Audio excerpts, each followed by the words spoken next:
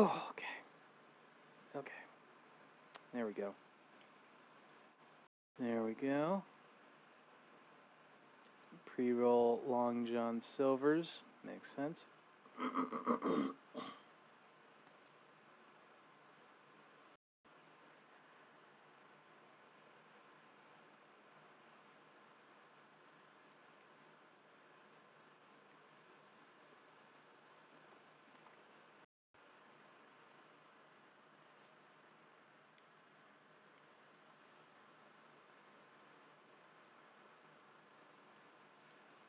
Even though I don't eat fish.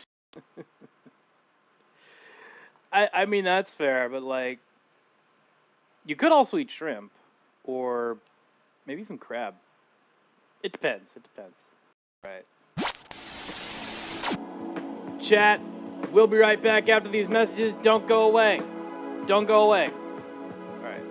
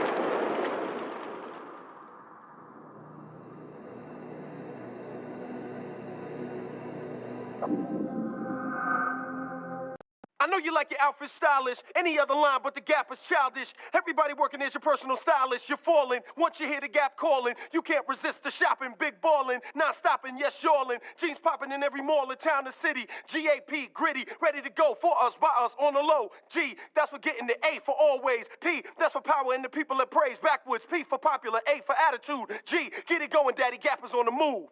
How easy is this? Fall into the Gap.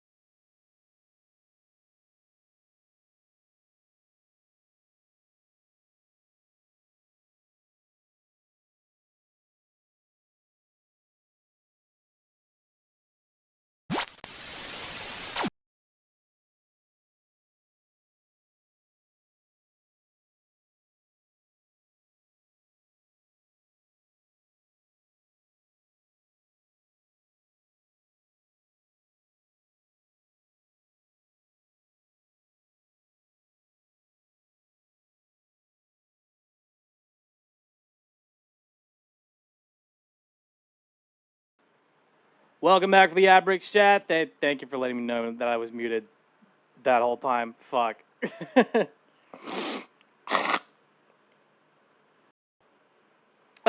Redo. Mulligan. Metal Gear Solid Delta.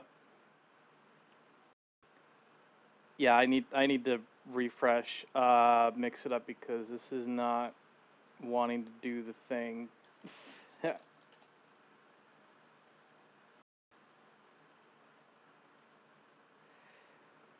That's weird. It did the text in chat, but not the Let me check. What's going on there?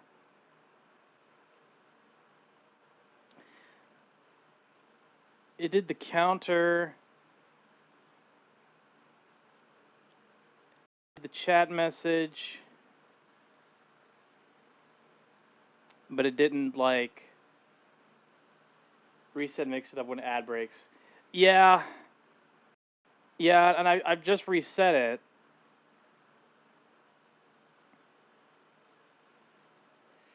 Like, I just reset the cache again, so hopefully it'll work. I'm not sure if it will. I genuinely don't know if anything is going to work. I just really don't. I have no clue. But welcome to the stream, Kibo. Hope you're doing well. And anyone else out there watching, I hope you're doing well too. I do apologize for starting the stream a bit late. Honestly, I kind of just needed to cool down. I had to go to the grocery store, buy some paper towels, and I also got a payday bar, and that was good. It tasted good, okay?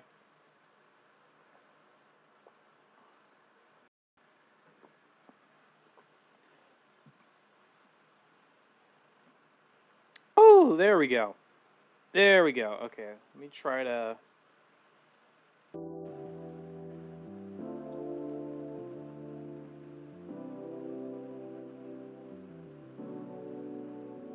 There we go, about there.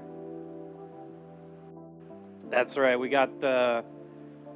We're gonna try to get the music incorporated back into the stream. I think the reason why I haven't used it in a long time is just because... I don't know what it is, I kind of feel like I've been making a lot better stuff, you know? And like, a lot of this music I made last year, as far as I'm aware of. It's a great playlist, don't get me wrong. Don't get me wrong, like 32 songs, it's pretty cool, but like,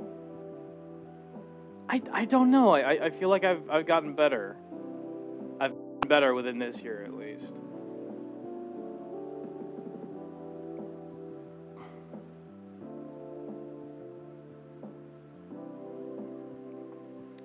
What if I compiled every single track? I'm trying to think, hang on. What if I compiled all the tracks that I make in like the Alien series of albums and make that the background music playlist? I'm not sure. I don't know. I feel like it's an interesting idea, at least.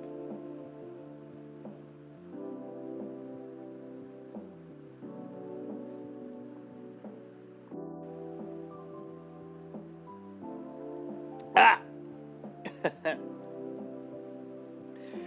Because keep in mind too, I do like the background music. I do. I'm just like, you kind of just look back at some of your work, and again, you're just like, I feel like I've made better than this. Some of it is still pretty heat. I'm just like,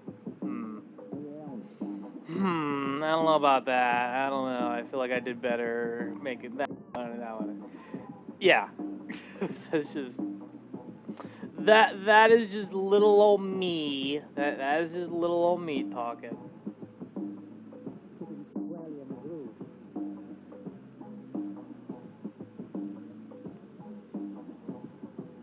Peggy, I'm going to return the tank. Thank you for the alert, Kibo. Always appreciated.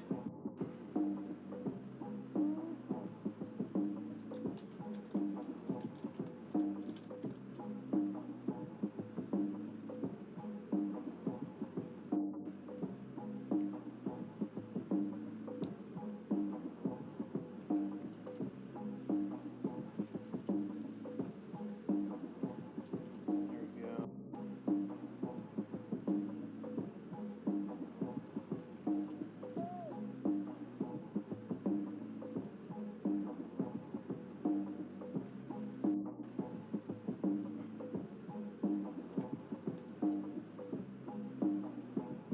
Oh, gotta help my mom quick. BRB. All right, that sounds good. That sounds good.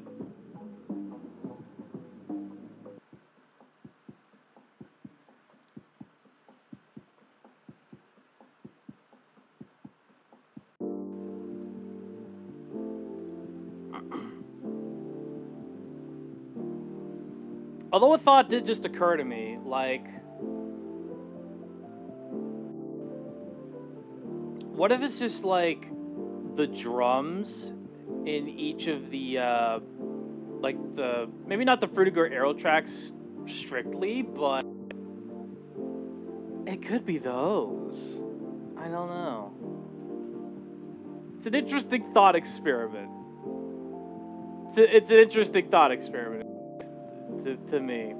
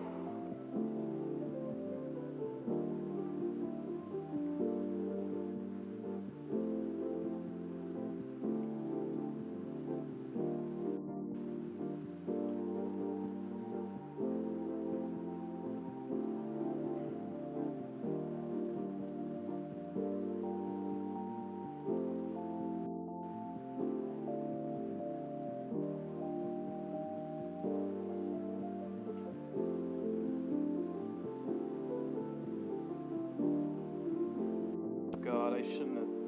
Hang on. I fucked up my mail. That's great. I archived a few messages and I'm just like, wait, I did not mean to do that.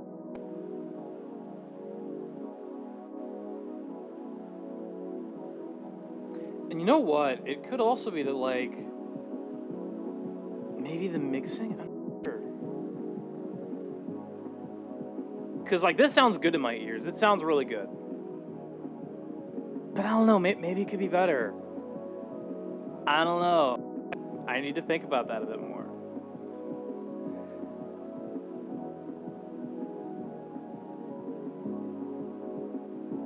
Remix, possibly? No. I don't know. I need to think about that a bit more. Regarding the music in the back.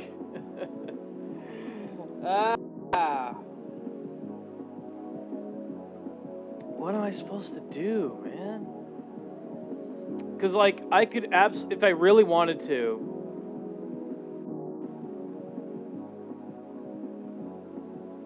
If I really wanted to.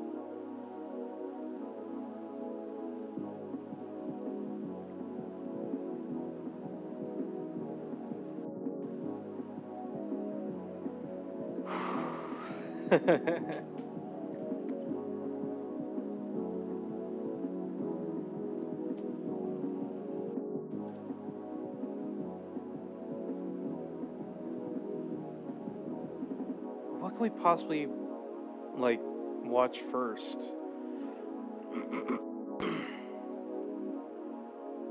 Okay.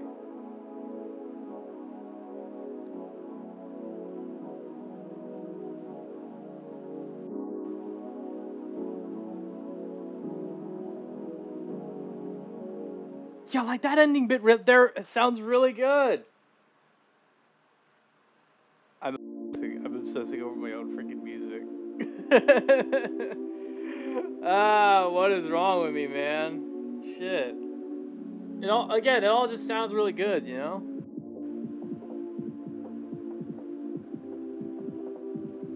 I kind of like this too. I don't know, man. I don't know.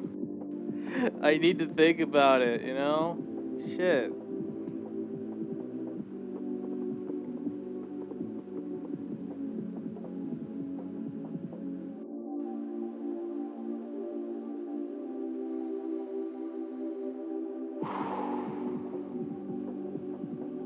I think once we get to 20, then we could transfer over to desktop view. Desktop.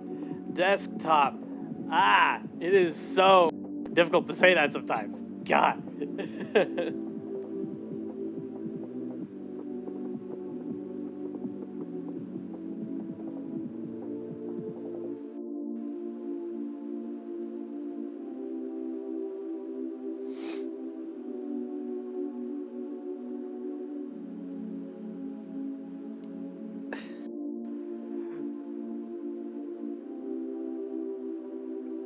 And you know what? It could also be too that like I need to export these as WAV files now instead of MP3s.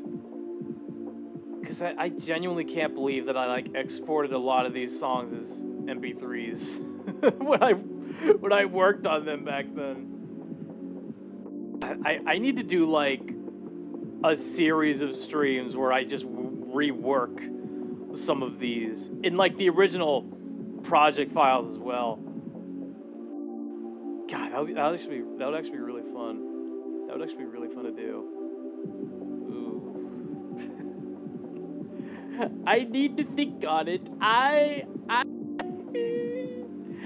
need to think on it. I absolutely need to think on it.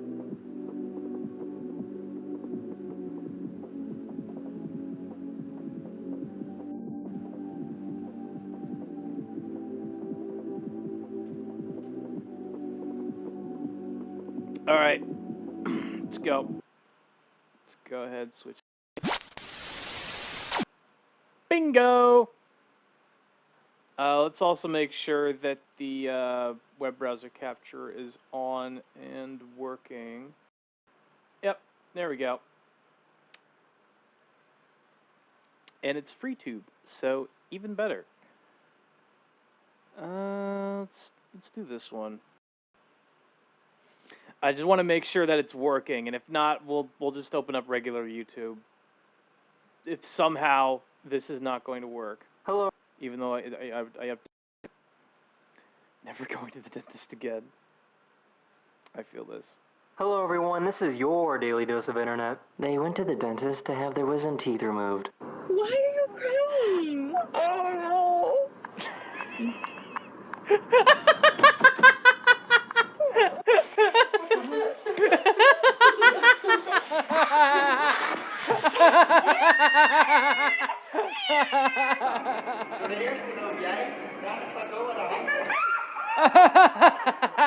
Oh God.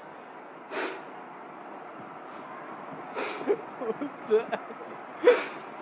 This dog is overly protective of this watermelon. This is where we're at, bro.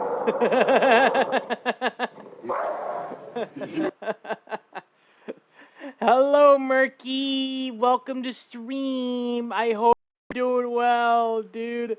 I hope you're doing well, dude. We're just watching. We're just watching the dog protecting a watermelon. Look at his eyes. Look at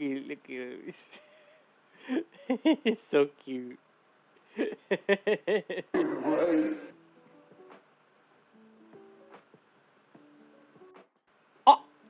Oh, get out.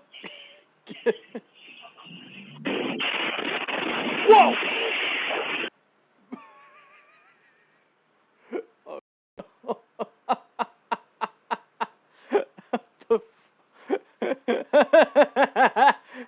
Look at this first dude. This first dude is just unfazed.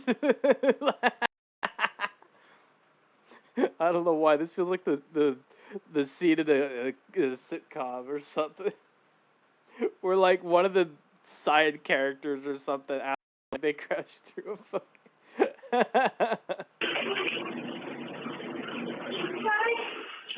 This pedestrian thought that they needed to wait at this traffic light. Oh I god. swear to God, if this goes green and he starts moving, Amber, you can go.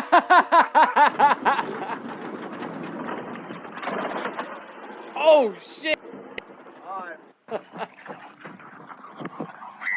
Sorry, I had to This stop by pilot the got- bathroom to throw up. Welcome back, Kibo. Hope you're doing well. Hope you're doing well. Oh, Murky, here's your daily boost of serotonin. You're a good boy. You're a really good boy, and I'm proud of you. Hope that helps. Got video footage of super rare red sprite lightning. What? Red. Okay, hold on. What? Red what? Red. Sprite lightning. Red Sprite. Got it. Red Sprite lightning. I got you.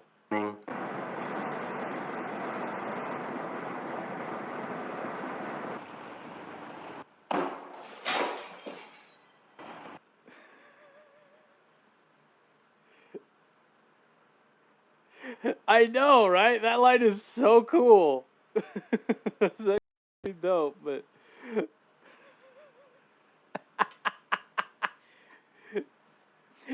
okay, let me go back.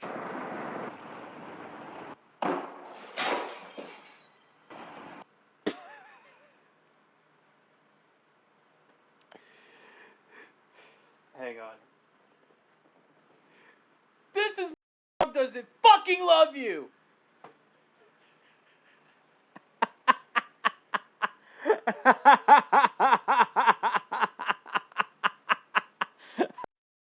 I had to. I think he can sense that the brain cell is nearby, so he's trying to stay extra still so that he can finally intercept it. And there's the brain cell.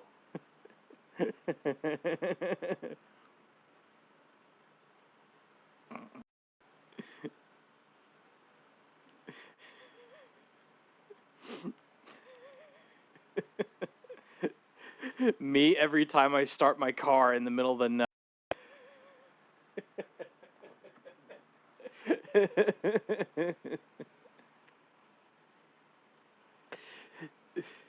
This could also be Murky every time he's addressed as a man. Or like every time he perceives Dracula or like another monster, I guess. Murky when he sees Dracula. I can see it. I can see it. This poor guy was just trying to move some dirt.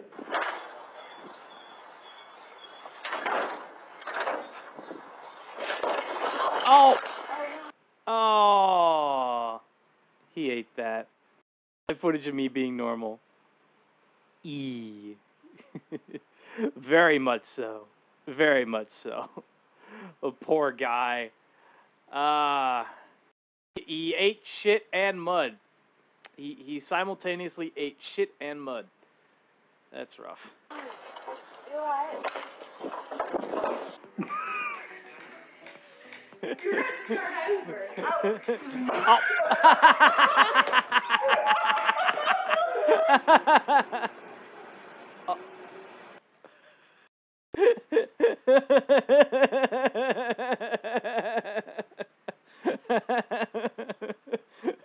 Oh god.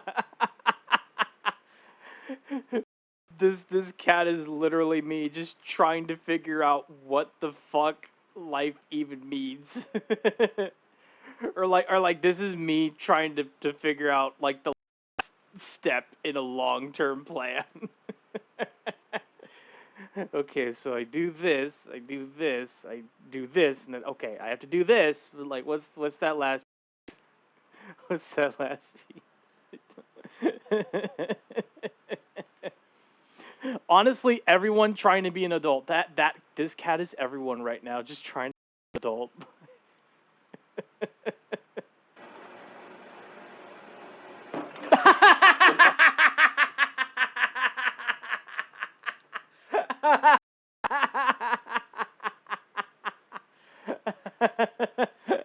It just jumped, and then it just jumped.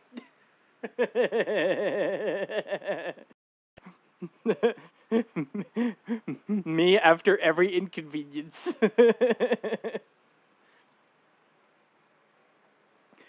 I want to smooch that cat head so bad, especially when it's sitting there looking confused. Exactly. Exactly. I think we all do. She found a dead shark on the beach, and turns out it was pregnant. So she saved the babies, and she put them in the ocean. Birth to them, and now I'm gonna put them back in the ocean. There you go. Where are they? I find uniforms. Ooh.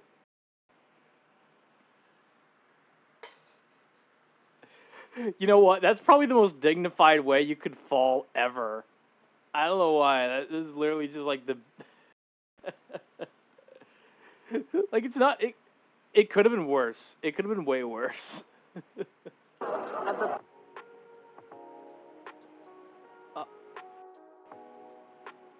Sometimes crabs will kidnap jellyfish, put them on their back, and use them as protection against predators. Oh, shit.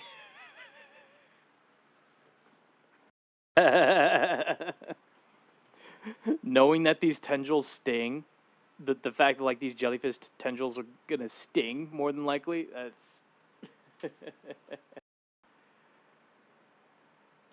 He felt like he wouldn't be bruised I'm going the to next return morning. the tank. Thank you for the lucky balls. Appreciate it. Got a BRB again. Needed to help my dad. The of life, ladies and gentlemen. One moment you're watching a live stream, and then you got to help your mom. You come back to watch said live stream, and now you need to help your dad. Circle of life.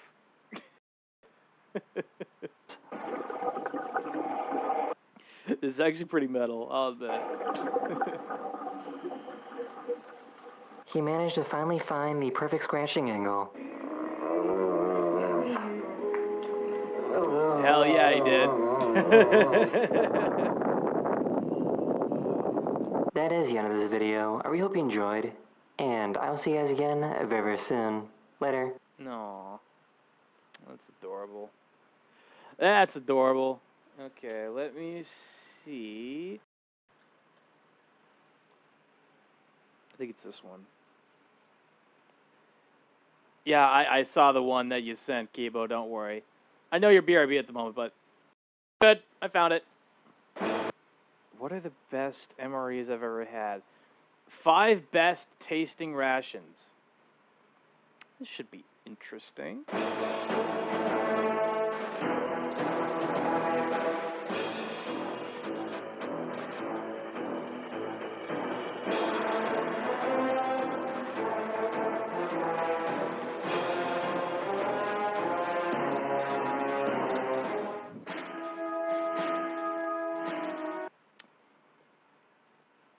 Coming in at 5, it's Greece. Okay. That kind of makes sense. Given all the debt. Anyway. Hello, my beautiful lovelies. Hi, it's Emmy. Welcome back to another military ration tasting. Today, I'm going to have my very first Greek ration. Ooh. Should be interesting. I didn't even consider rations of countries outside of the U.S. I know, right? It is kind of wild to think about how there are other countries that have different rations, different like food in their rations as well. I think most of them have either coffee or tea, maybe even like a snack sometimes. Again, it all depends. It all depends. And this cardboard box contains a ration that came all the way from Greece. thanks to Christos. Christos, thank you so much for sending this to me. And everything is written, thankfully, in 3 different languages, in Greek and English and French. If you enjoy these kinds of ration taste tests, be sure to check out the playlist where there are loads and loads of videos with more ration tasting. All right, let's see what's inside this box. Directions on how to use the heater and some tissue. Ooh, a can of meat of some kind. Let's see if the Google Translate app will work on this. Looking for Greek text. Use your finger to highlight. Water meat with rind flesh meat urbansen. So this is some sort of meat stew, which I think we could probably figure out just from the picture. Yeah, no, that makes sense. So it takes a picture and then you can highlight it. Mediterranean de Ethengrud. So it makes it sound like German. So this is some sort of Mediterranean tomato stew. Maybe? Ooh, another large tin. This looks like another kind of meat. This one looks like it might have some beans in it. Several packets of what... And you know how much we love them beans. Looks like to be crackers. Heater, sugar and salt, and tea.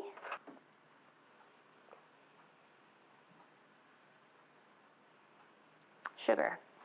2 candies, 6 packets of fuel, and some coffee. And these look like water purification tablets, I think. Let's see if it'll translate that. Yeah, more than likely. Alazone. I don't think these are water purification tablets because they're so large. And it also says 4 milligrams. They don't really look like vitamins either. All right, so I'm not quite sure what that is. Little black-headed matches. All right, so there's that. It's a pretty basic ration. Kind of reminds me of some of the Russian rations in terms of being very hefty and meaty and in tins. Right. And lots of crackers, kind of similar to my Kazakhstan ration. I'm actually going to use the heater for one of these, and the other 2 I'm going to boil in some water so they're nice and hot. So these were manufactured in 2017, and they're good to 2019. So ZSF1 is the meat, and ZS04 is the vegetable. So I'm going to take these paper labels off, so we'll have something to compare with after we've heated them up. The halazone, or the alazone as it's translated on the app, so these are indeed water purifying tablets.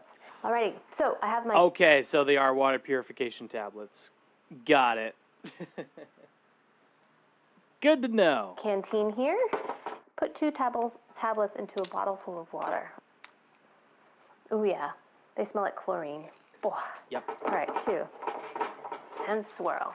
It says don't tighten it, so we'll let that sit for how long? It says after 2 minutes, stir it. All right, to demonstrate the stove, I'm going to take a cookie sheet. So these are the legs that go downwards. And this goes upwards. Okay. Place solid fuel tablets in the pocket stove and then light them using closed matches. Place kitchen utensil with content to be heated or boiled on the pocket stove. Use 2 solid tablets when boiling water. More for beverage. Use 1 and 1.5 when heating canned meals. I'm going to light this here and then I'm going to take it outside because this off-gases terrible fumes. But for demonstration purposes, I'm going to start it here. Okay. I mean, I know it's fuel, but I'm just curious to see what it says. Right, right. Solid fuel. Solid fuel. There you go.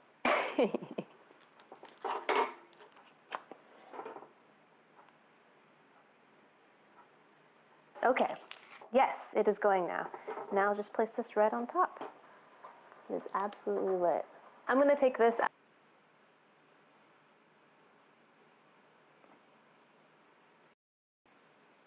Thank you for the hydrate, Murky. Much appreciated.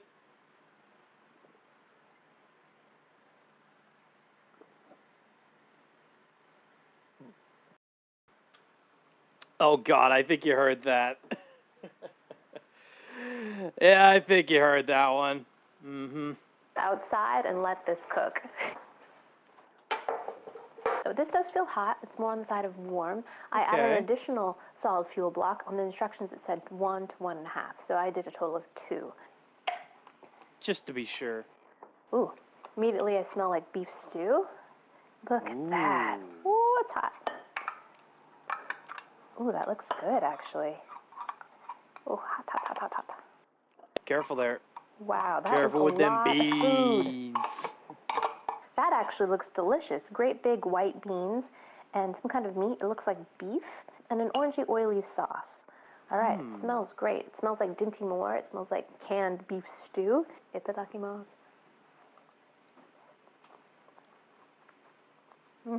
And that's pretty good. The meat is a little bit stringy and firm, but it's nice to be able to chew something substantive. The beans are really, really tender and soft, and the whole flavor of it is just like a beef stew. Tiny bit of tomato in there, nice and salty beans, and you've got the shredded beef in here. And definitely stick to your ribs hearty. Let's have it with a biscuit. Ooh. All right. Should taste pretty good. And I actually much prefer it on a cracker. That big crunch goes really well with the texture of the meat. And because it's a little bit salty with the cracker, it's perfect. All right, let's have a sip of our tea. And that's just straight up black tea. Tastes like a bag of Lipton's or Red Rose. Yeah. Delicious. Black tea, simple, unadulterated. Doesn't really need anything, but of course you could add sugar if Yeah, that sounds about right. When it comes to tea, anyway. you like. Let's grab these out. Now these are screaming hot. So it looks to be like a green bean vegetable of some kind. Ah. Here we go. Ooh, a lot of oils. Oh, yeah, And it's a these as well. lot. I'm going to take them all out so you can see how big the portion is. Careful there, America might invade that plate.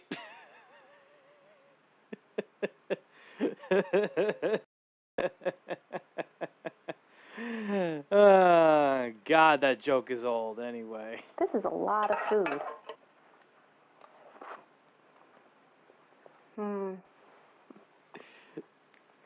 Those are pretty sad.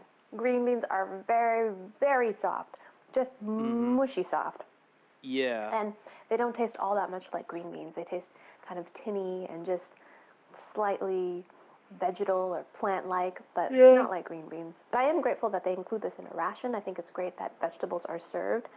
They're just not very well cooked. And I think that's part of the canning process. You have to bring the food up to such a high temperature and for a certain amount of time. It's going to overcook things like vegetables. But Yeah, more than likely. for what it's worth, it's not too bad. It's slightly acidic. I think there's a little bit of tomato in here. And they're well seasoned. They're salty enough. And there's a little bit of onion in here. Maybe it's a matter of putting it on a cracker.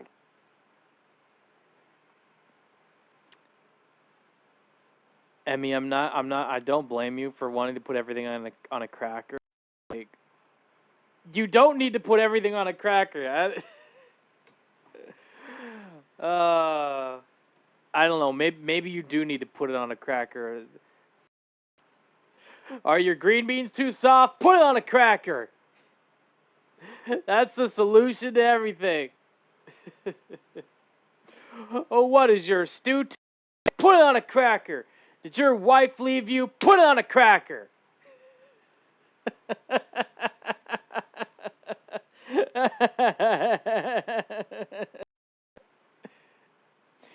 Did you get a whiff of them beans? Put it on a cracker. Again, let's do that. It always seems to be better on a cracker, right?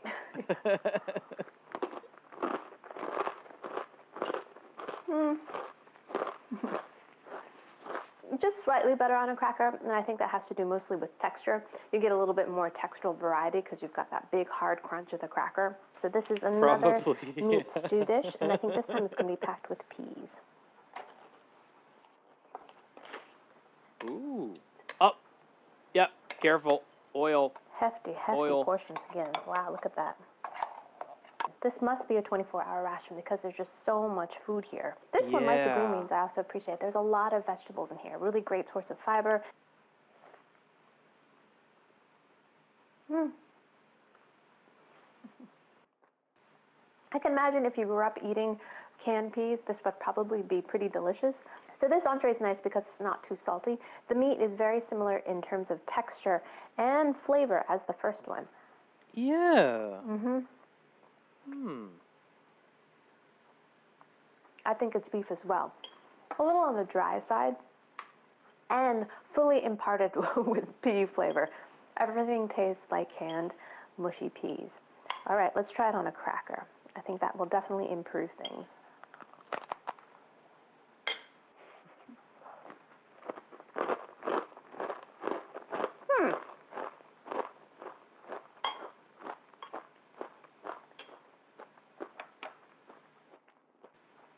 And it does.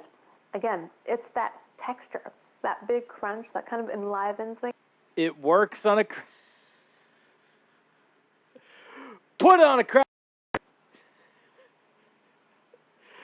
Oh God, I'm gonna run this joke into the ground every time she puts a thing of food on a cracker. Every time, man, I swear. It gives a little bit more stimulation to, I think, your mouth, your taste buds, and your brain. Of course, the flavors are pretty similar.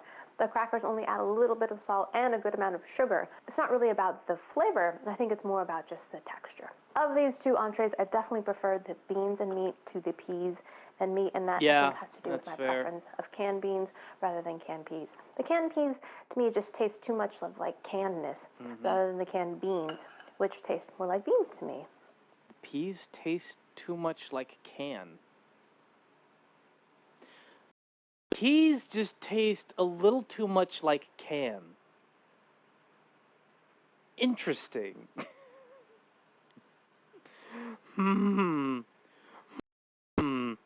Yes, this floor is made of floor.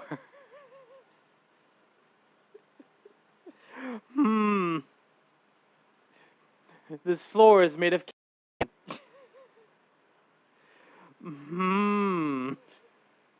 Yeah, but they both have that similar soft texture, which is nice. It's like a little dip, kind of like you're having hummus or something.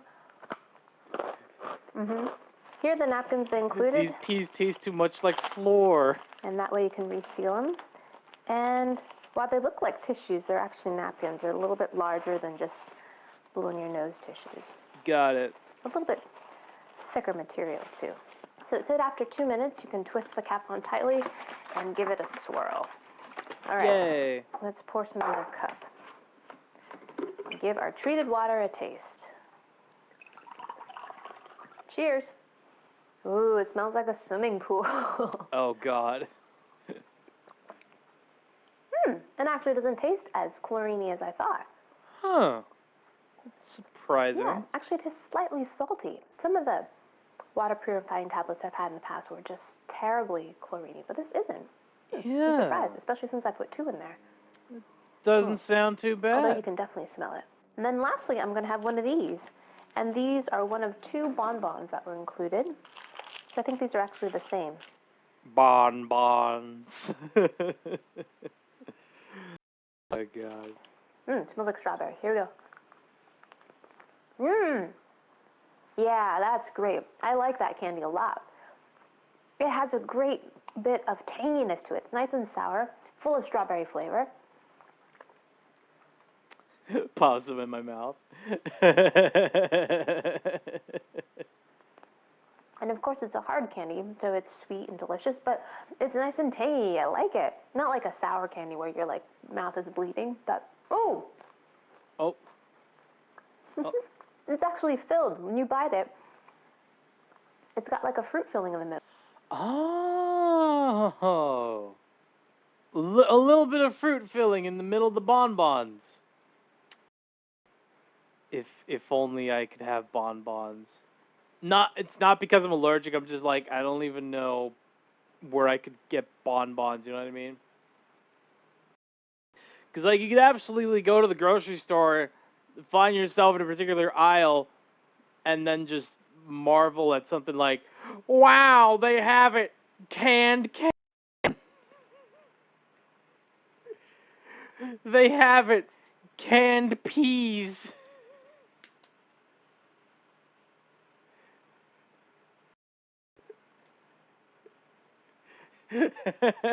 Canned peas. Wow.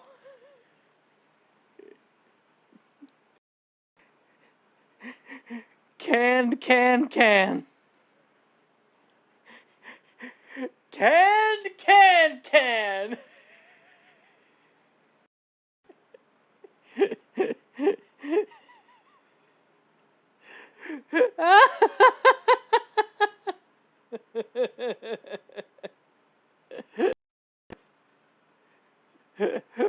Sorry, I had to stop by the bathroom to throw up. Welcome back, Kibo. Hope you're doing well. Oh, God. With the can background followed by canned laughter. Wow, they have it. Canned laughter. Oh,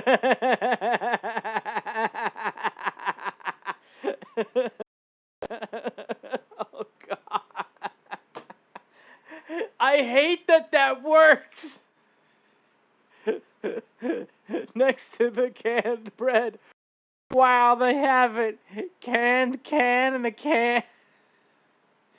Canned can.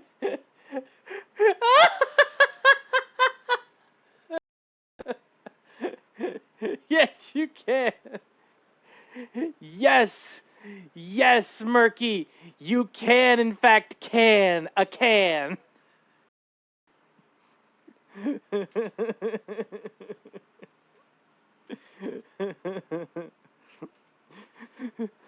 Eat, sleep, feel, another can.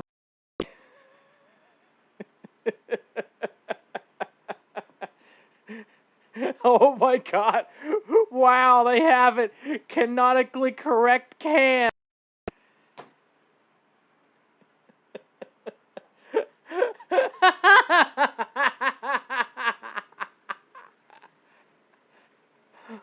Wow. Wow. Wow.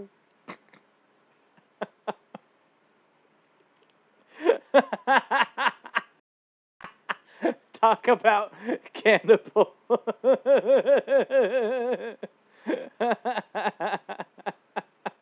Oh, God. Oh, God.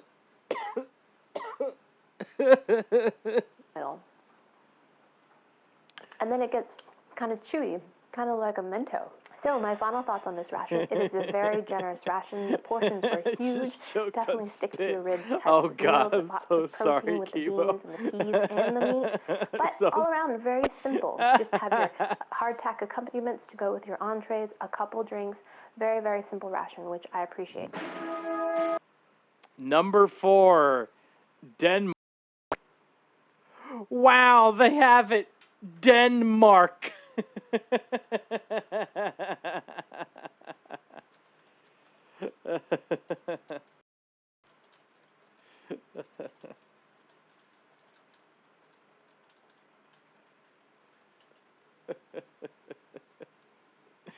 I can't set foot in Mark. I'm so sorry to hear that, Murky. I'm so sorry to hear that.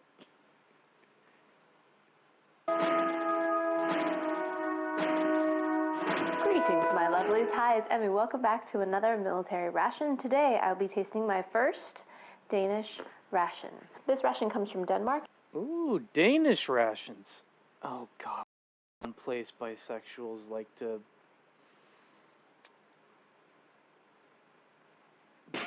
I had a joke. I swear to God, I had a joke for this. Just trying to think of, like, the one place where bisexuals love to congregate. And I'm just like, fuck, I can't think of one right now. I could think of, like, I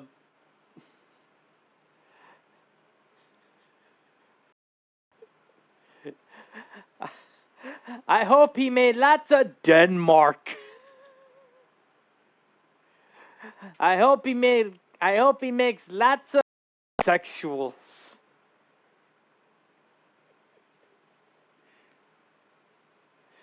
I hope he makes lots of can.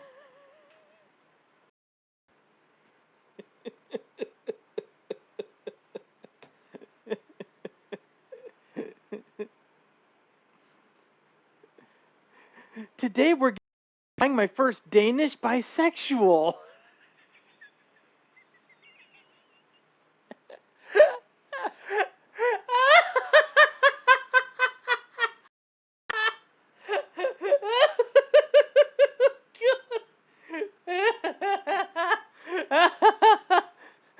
Lots of redacted.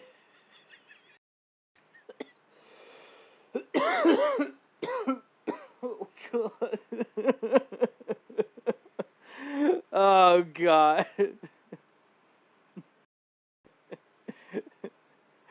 Wow, they have it. Canned bisexual.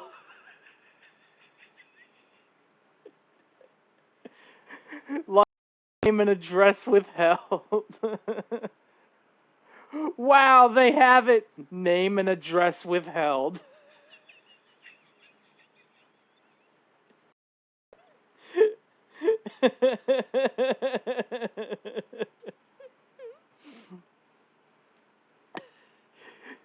Name and address withheld, by the way, be found in the... What was it? What the fuck was that? War Thunder. Name and address can be found in War Thunder forums.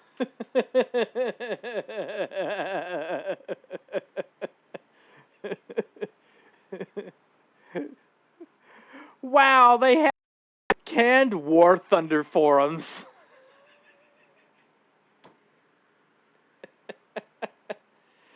Oh, God. And it was sent to me by my lovely viewer, Rob. Rob, thank you so much for sending this to me. Ooh. I'm super excited to taste this. This box is huge. Shit. I'm assuming this is a 24-hour ration pack because it is More so than large, likely. but we will find out. If you enjoy these ration tastings, be sure to check out the playlist down below, which includes lots of US MREs and international tastings as well. All right, let's go ahead and get started. So this is menu NR04 chili con carne. I was surprised by this flavor, chili con carne. Ooh. It's something I associate more with the state of Texas rather than Denmark. So it definitely has my curiosity. That is a curious discovery. Chili con carne being in a Danish ration. Huh. Heat. So let's see what's inside. Here's the package. Oh, it has a Y on it. Danes, do tell me what this is for. What does that mean? It must have some sort of purpose. What? I don't know. Here's the main entree, chili con carne. This is tuna and lime and pepper and tuna in water. And here's chocolate music. Hello, Raven. Welcome to stream. Hope you're doing well. Paperwork? Fair enough. Totally fair.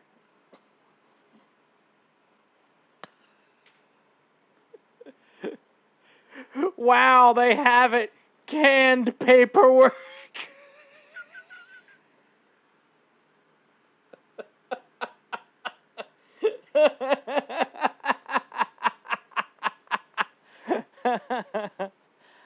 I hope he makes lots of paperwork.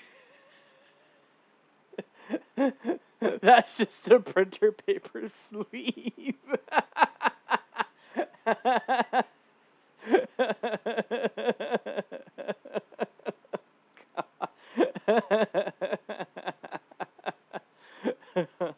Mostly usable fruit packet, a little energy bar. Lots of bimbo bread. Yep. Dry If you couldn't tell already, head empty. cranberries, cashew nuts, 2 packets of jam, some farmhouse pate, a chocolate bar. Looks like it might have gotten melted. Probably. Ooh, spicy sauce. Yay. Another pate, this time it's Brussels pate, a sundries pack, raisin, peach flavored drink, cocoa flavored drink, lemon flavored drink, peanut butter, whole grain biscuits, whole wheat bread, and a toffee protein bar. My gosh, that is Ooh. huge. And in the bottom of the box, another Y. Oh, God. Wow, they have it. Canned Y.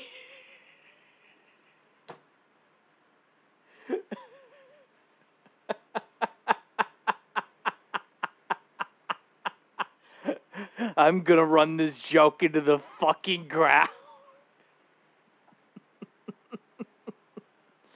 Jesus Christ. So the first thing I'm going to do is heat this up. I'm going to put the chili con carne into a pot of boiling water and boil it for about 5 to 10 minutes. Be right back. Just by its gestalt, it reminds me a bit of the UK ration because there are several different kinds of brands and tons of different items. This particular kind of packaging reminds me a lot of the Swedish ration that I had. Lots of kind of flat envelopes that you can eat directly out of the package. I think first I'm going to open the whole wheat bread.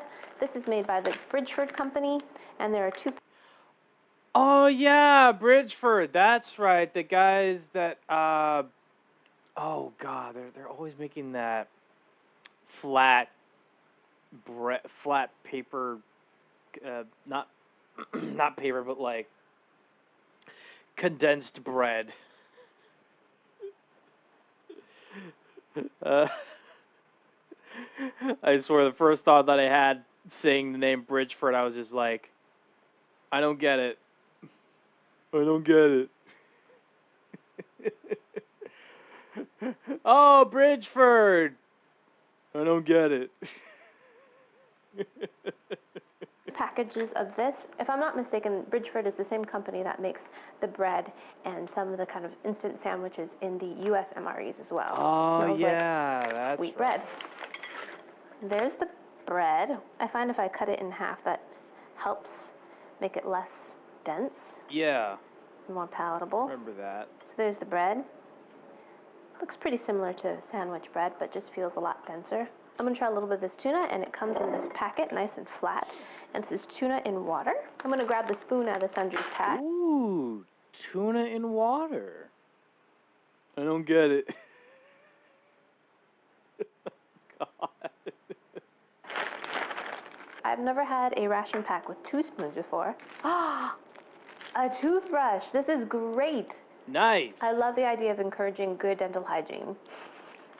Looks like a mint, several wet naps, 3 packs of coffee, another mint, 2 packets of black tea, a few packets of salt, 3 packets of pepper, 3 toothpicks, excellent, and 2 packs of sugar. Looks like 3 mints. Great Sundries pack, very, very thorough. I am surprised that this does not includes matches. Most of them do. Yeah, but no toothpaste. That is the only thing that disappoints me a little bit, but can't win them all, I guess. Interesting. Now I'm going to use my spoon and take out some of this tuna fish onto my bread. Plain tuna fish in water. And let's grab the other one, which is the tuna lime and pepper. I've never heard of lime and pepper. Here in the US we have a lot of lemon pepper, but not lime. So I'm curious to see how that tastes. So this one's packed in oil, while the first one was packed in water. So let's try the plain one first. Itadakimasu. Okay. And that's not surprising. It tastes just like regular old tuna fish, nice and salty. Yeah. And I like the fact that it's drained of the water, so you don't have to deal with all that tuna water and draining it and stuff. And it doesn't have that metallic taste as well because it's packed in those nice little plastic envelopes. Great. And the bread actually tastes pretty good. It's a little dry and, of course, denser than regular sandwich bread, but still pretty close. And let's try the lemon pepper one. What a great snack. Great injection of a little protein. So I'm back with my entree. You know what's funny?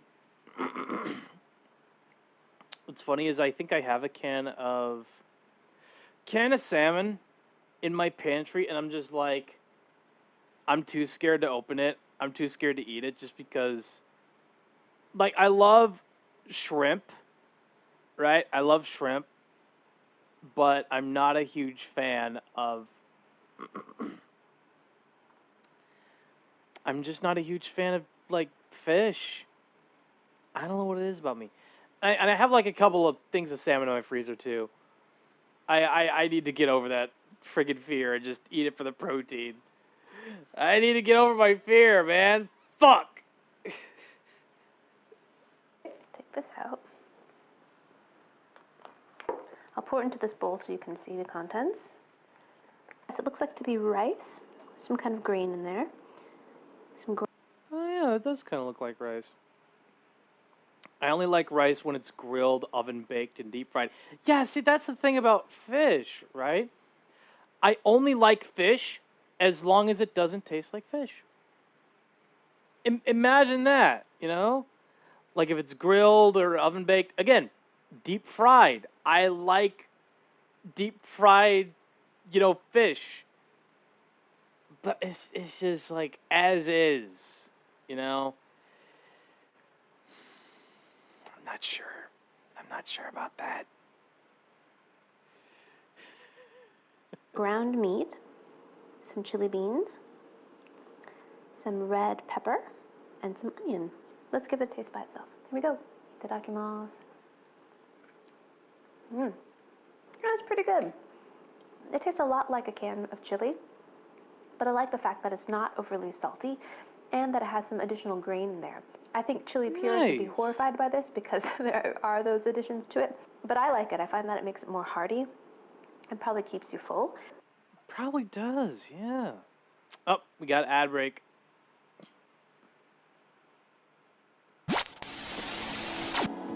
Chat, we'll be right back after these messages. Don't go away.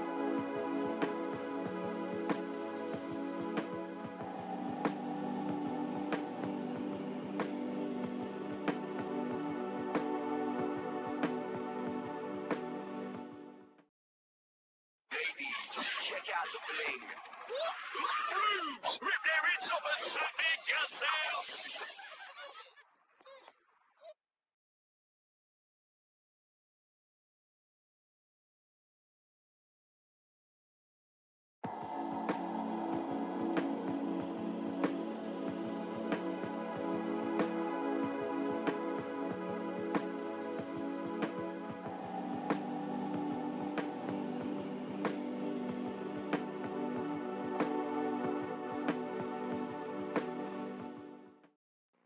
お湯をかけるだけでトロトロのシチューがカップでできる魔法みたい。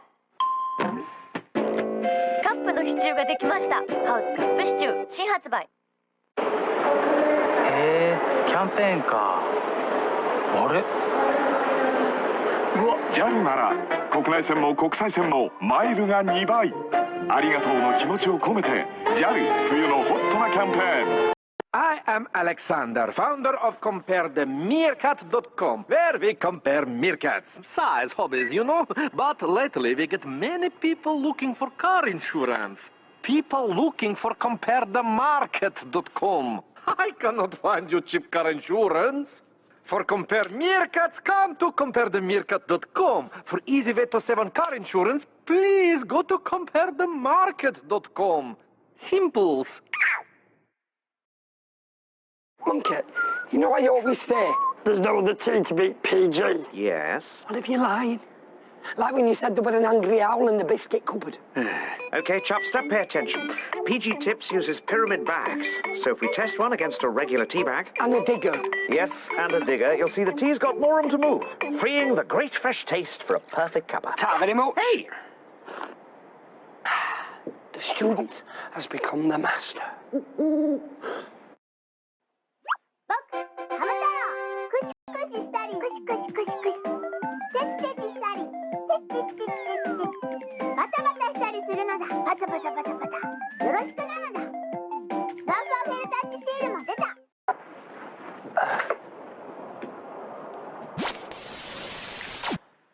Welcome back from the ad breaks, chat. I have no idea if any ads even popped up. I don't know.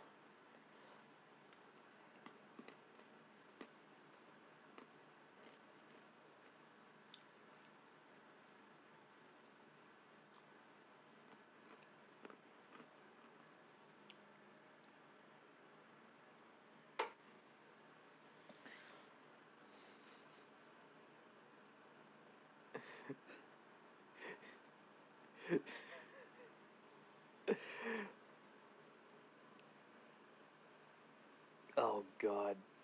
You know what's surprising about like Emmy's early videos is that she looks so young. You know what I mean? That is what is so surprising to me about her. I'll admit that. You don't look old. Old? I'm 38 years old. What? I'm old. Old. I'm old. I'm old.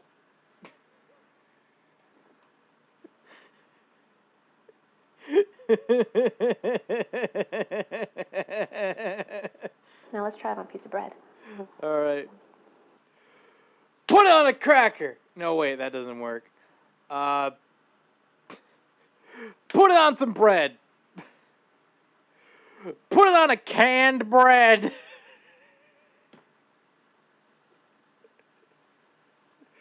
Put it on a bread.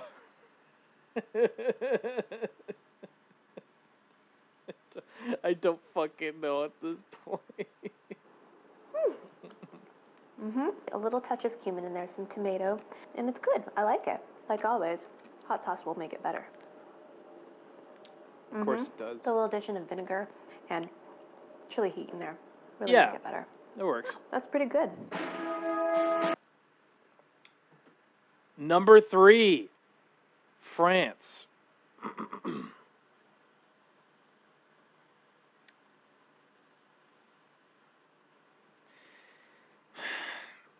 You know what? I wanted to... Chad, I don't even know if you're there right now. I know that we're live. I know that we're still live, which is good. But I'm just like, hopefully someone is still there at least. Chat, you know what? I wanted to make a joke about France, but then I gave up.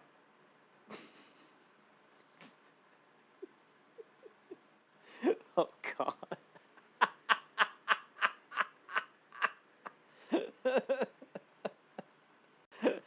Oh, shit.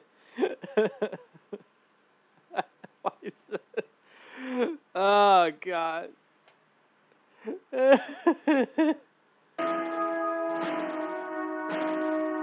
Greetings, my beautiful lovelies. It's Emmy. How are you? It's great to see you. How am I doing? I'm alive. I'm being perceived. And that is good enough for me.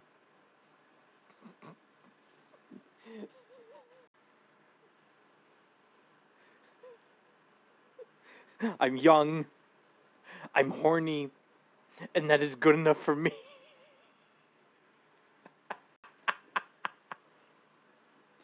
I'm canned can. I'm bread. And that is good enough for me.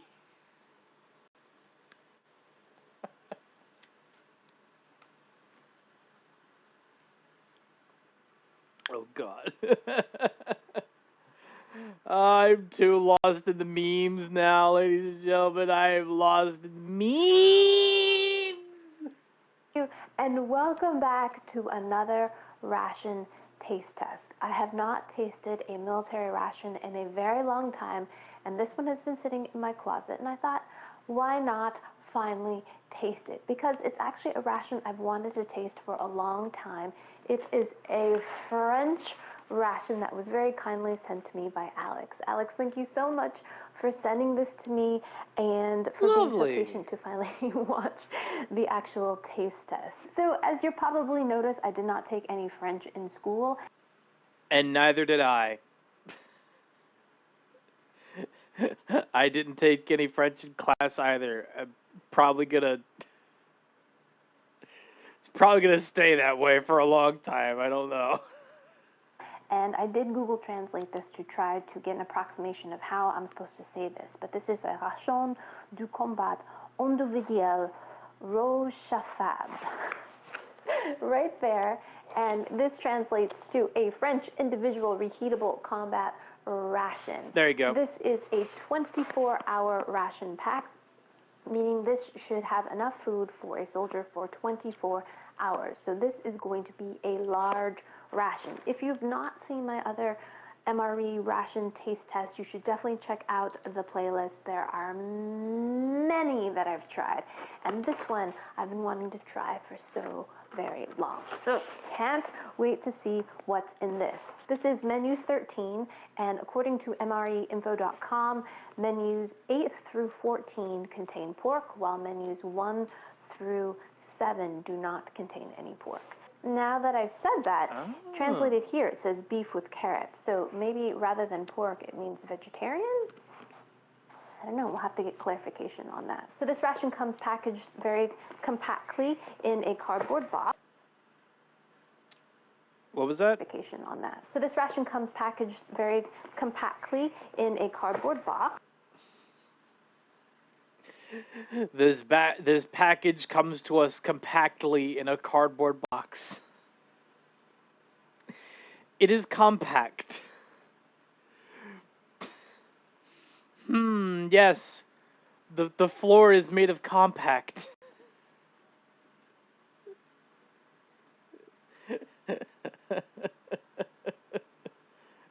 Hmm.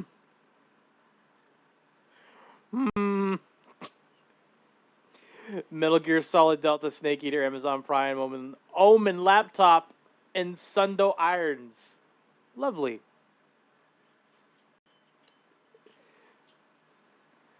Oh, come on.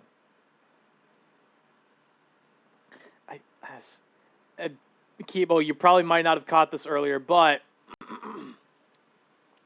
Emmy is currently opening up a French ration that comes to her compactly in a cardboard box. The floor is made of floor.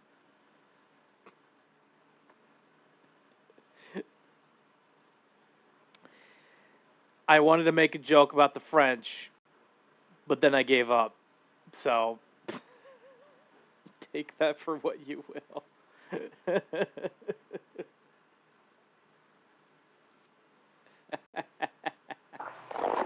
As opposed to retort packages or plastic bags that often many of these rations come in.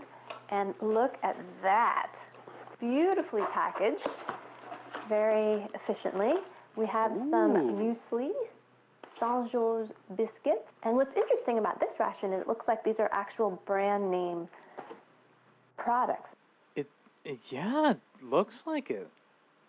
Huh. As opposed to a lot of kind of generic packaging. Instant soup, a cereal bar, and a nougat bar, a large energy drink, strawberry jam, tea and coffee. This is the actual heating kit. So it comes with a little stove, along with instructions on how to fold it up. Ooh. There you go. There you go. That looks like a really good heating kit, actually. Very compact, but it could work. And use it. Oh, cool. So it looks like there's a little handle that we use to heat up our tins. Like that. 70% chocolate bar. Nice package of tissue. Ooh, rillettes de fond. And fromage. So this is cheese. Lovely. Candy. And this is some other kind of bar. Wow, two very hefty tins. This is a beef carrot stew. This is a huge tin. Look at the size of my hand.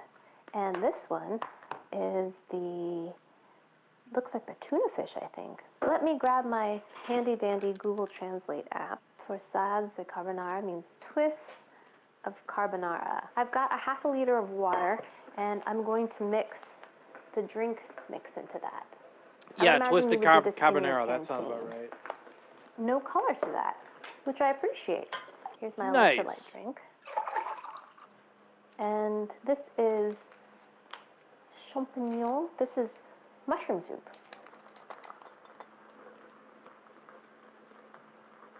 Look how that thickened up. That's like glue. Ooh. Cream of mushroom soup. Carbonara twist. The pasta dish. This one I'm not going to heat up. I want to have it cold because in the field, this is often what happens. You know what, that makes sense, but like, you could just use the portable stove, you know? Because like, I would imagine that it's like reusable, and maybe you have fuel packets that you could use to just like put on the stove and heat it up. I don't know. I could be wrong there. Pull this up. Whoa, look at that. Ooh. I have to say, that does not look very appetizing. I don't know. I would probably eat that. That does look pretty appetizing. It looks like. Let me go back a bit. Pull this up. Whoa, look at that. I have to say. That looks like mac and cheese with chunks of ham in it. I would totally eat that. I would actually eat that. It's so sick. That does not look very appetizing. And we've got pasta in here, but lots of protein. Rigatoni kind of pasta. Here we go.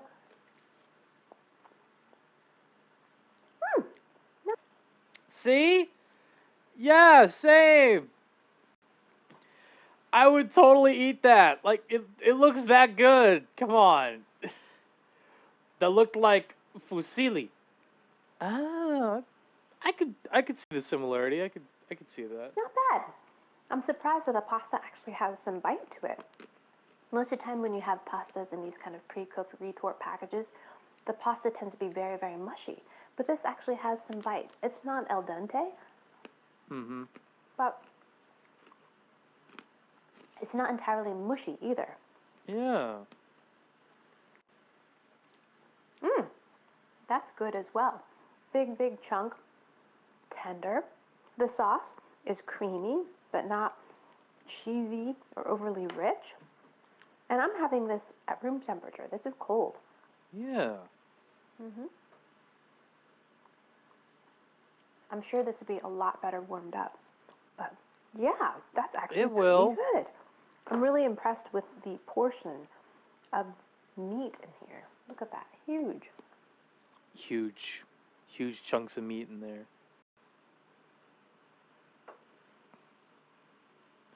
I'm sure there's a couple people out there that want a huge chunk of meat.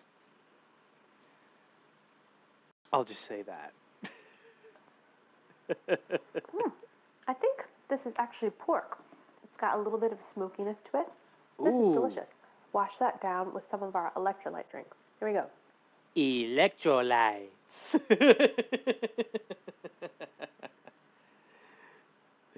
Yeah, don't forget your electrolytes.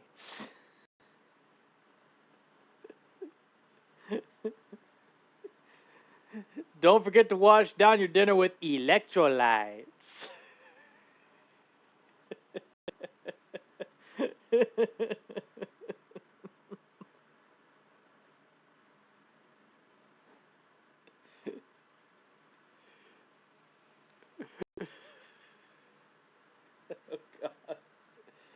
Oh, God. Definitely electrolyte drink. It has a little bit of that Yep. kind of Gatorade viscosity to it in terms of mouthfeel. Fair bit. It's slightly sweet. Tastes a bit artificial. Maybe there's some artificial sweetener in there. And it's got a light lemon lime flavor to it. And with that, we're going to try our mushroom soup. It is very gluey in consistency and doesn't look all that appetizing, but the taste is pretty good.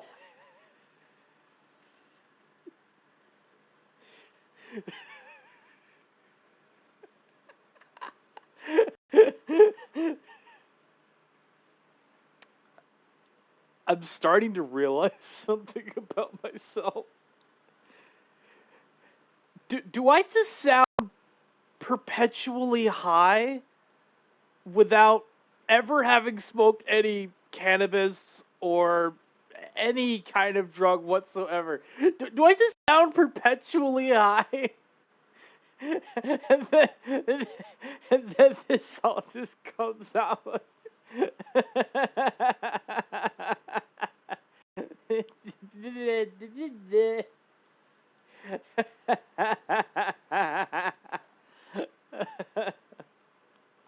It's actually better than canned cream of mushroom soup that we have here stateside. It has a really great mushroom flavor.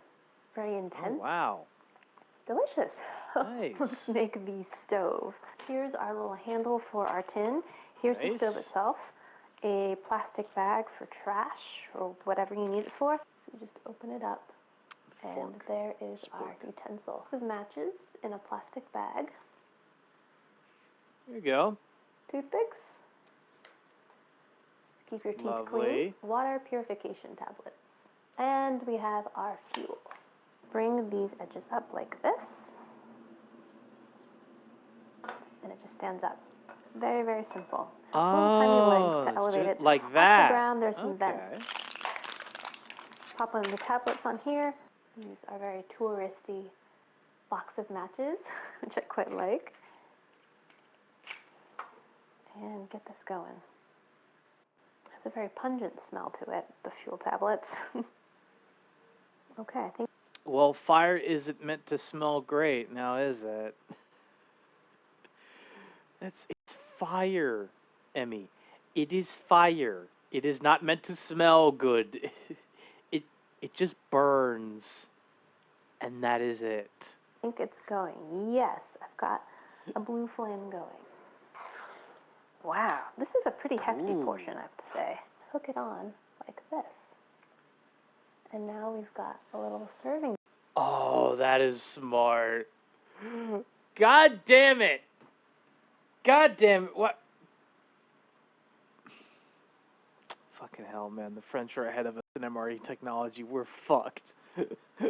We're fucked. Tray. Oh, genius. So smart. Now we're going to place that right on top. And now we can cook There our you go, meal. yeah. I'm going to use the provided spork and give this a stir. Looks like there's some carrots, as they said, and it looks like the beef is on the bottom. I'm going to give this a bit of a stir. It's like we're cooking. This is great. Love it. And already I can hear some bubbling. Oh. Very Hold cool. on. Maybe a little bit. Impressive. Yep, Flameless there ration you heaters go. do not create a There flame, you go. but I have found in my experience they don't heat up your meal all that well. Damn. This, on the other hand, wicked hot right away. And I'm going to extinguish this Lovely real quick. hot. Okay, so There now we go. here is our dinner, our beef stew. Looks very substantial. We've got carrots, we've got potatoes, and big hunks of beef. And it looks actually very appetizing.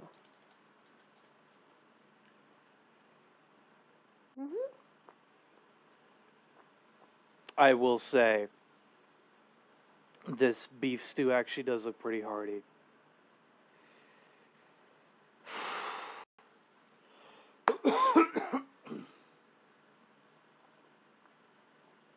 The beef is well cooked.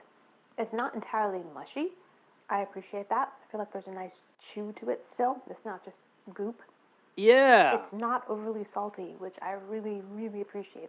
A lot of canned beef stews are too salty for me, and this is not. Let's try potato. The potatoes are tender, a little bit mealy, but that's what happens to potatoes when you have them cooked for a while. Yeah. And let's try the A carrots. little mealy, a little hearty, They've soaked up. a little beefy, a little tinny, a little can. Wow, they have it. A little can.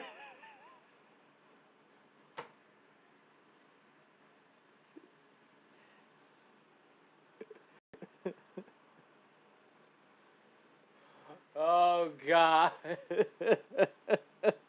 All the flavor of the gravy. They taste very beefy, yet they're slightly sweet and very, very tender. This is great. A very hearty meal.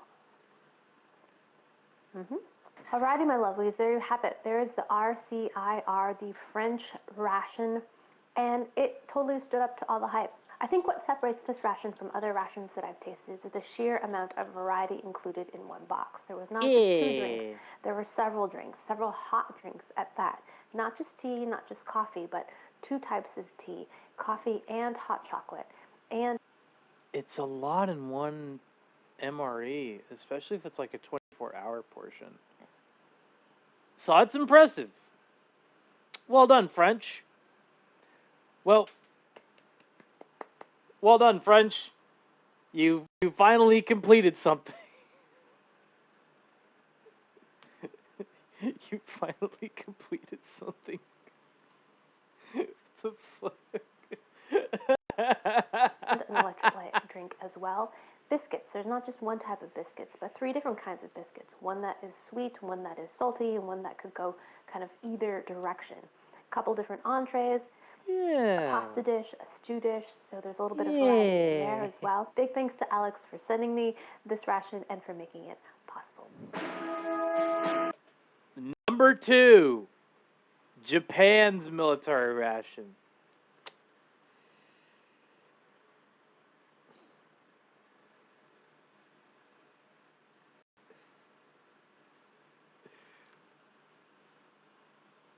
too easy.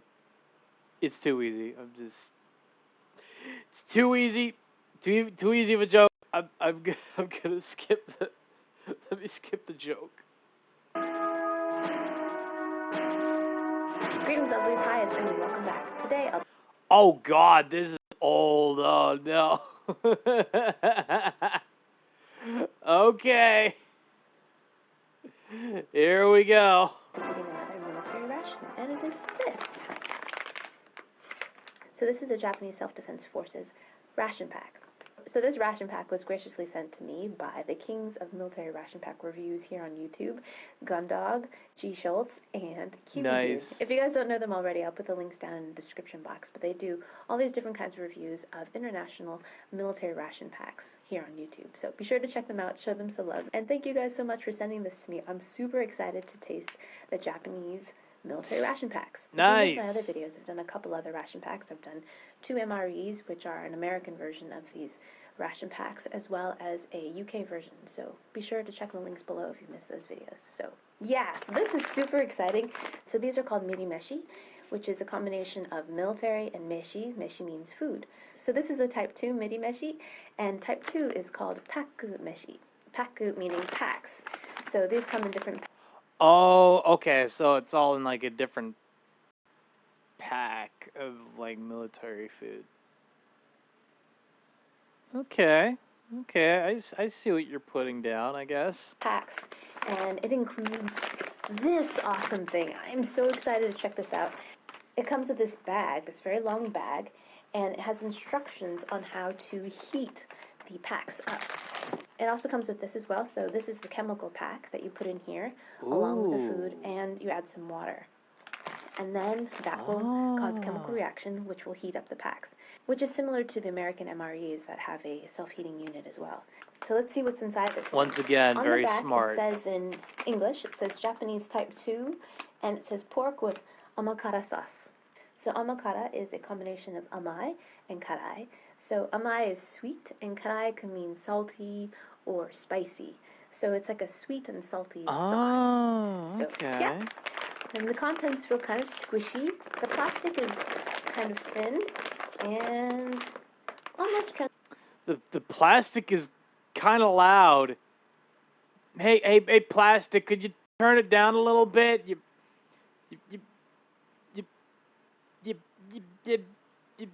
You're making a lot of noise. Come on, plastic.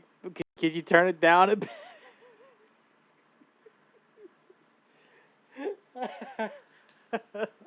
Oh God. translucent. You can almost, the light kind of passes through it. So yeah, let's see what's inside. It has a little notch so we can open it this way. You don't need a knife.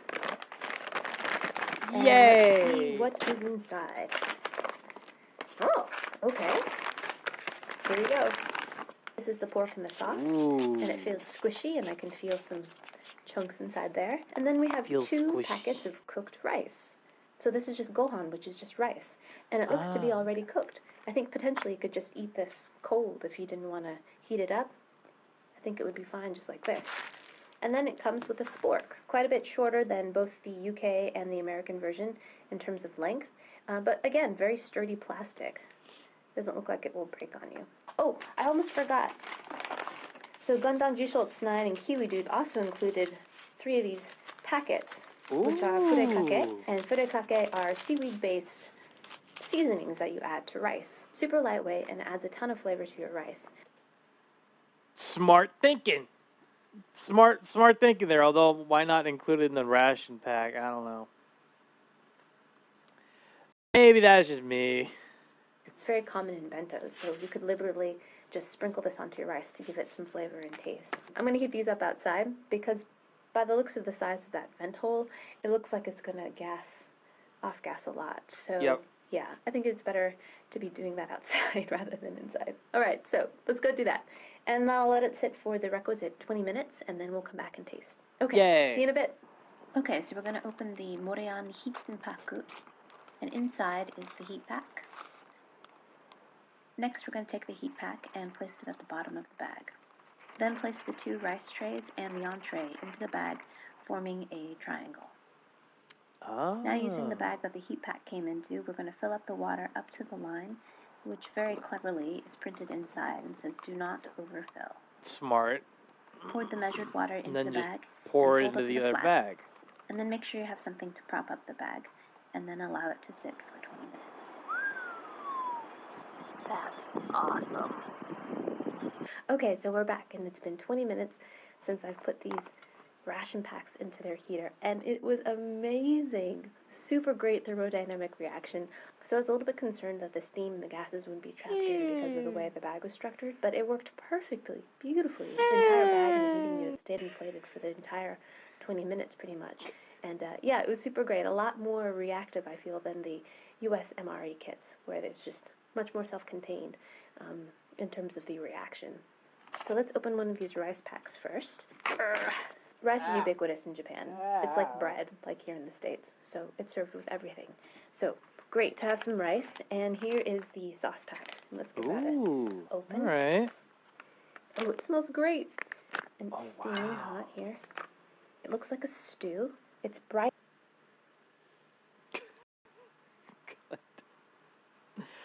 I hope he makes lots of.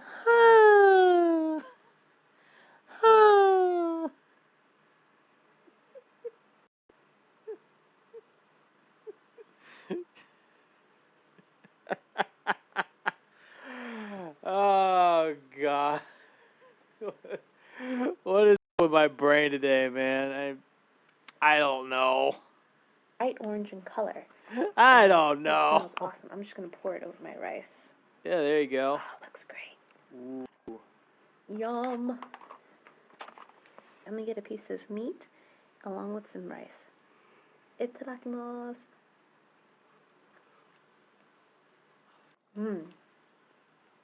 It's quite good. It is a little bit spicy. It's delicious. The pork pieces are actually very, very tender. The pork belly pieces. So they're nice and fatty and super tender. Ooh. And it doesn't taste like cafeteria food. It's great. And it doesn't have a tin. That's a miracle in itself when the food doesn't taste like it came from the cafeteria. But hey, I'm one to talk. I had cafeteria a lot, especially when I was in the hospital. So, who am I to judge? Fun fact, itadakimasu means I humbly receive. Thank you for the reminder, Kibo. I think I might have forgot that a fair bit at one point. Oh God. Didn't flavor it either because it's in this pack. It's really great. And a little bit spicy, which I find kind of surprising for Japanese food. Nice. The rice is delicious as well. Tender, slightly sticky, very much the style of Japanese rice. It's really great. The sauce is a little bit oily, a little fatty, but it's delicious. Nice and oniony, again with a little bit of soy and a little bit of spice, which I'm actually quite surprised by. And in my opinion, much better than any other ration packs that I've had, both the UK and the US version. I feel like the food doesn't taste like cafeteria-like because it's slightly spicy and so flavorful. I think if you couldn't heat this up in the ration heater, that it would still taste delicious. Fantastic. I love it. All right, so let's try just the regular rice with a couple of these furikake seasonings as well. Okay, so there's the other rice pack. And let's put the wasabi furikake. And wasabi. Put some of that on there. That's pretty generous. Ooh. And we'll put on the... This is going to be spicy, isn't it? As well. This is going to be spicy. That in the middle. That looks very similar to the wasabi. And then we'll put the salmon one as well. So let's taste the salmon one first.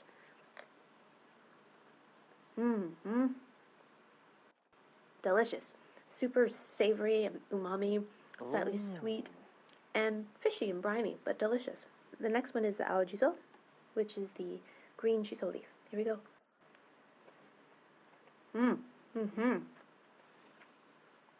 Full of shiso flavor. Shiso has a very unique flavor. It tastes a little bit anisey, a little bit like basil, and slightly floral.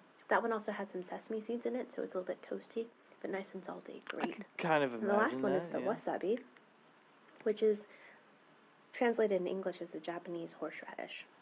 That. You know what, Emmy? That makes a lot of sense because, like, couple days ago, had lunch with my mom. I put a thing of wasabi on some sushi. And woo boy, did that cleared out my nostrils. No wonder it did that. It was Japanese horseradish. Still, whew.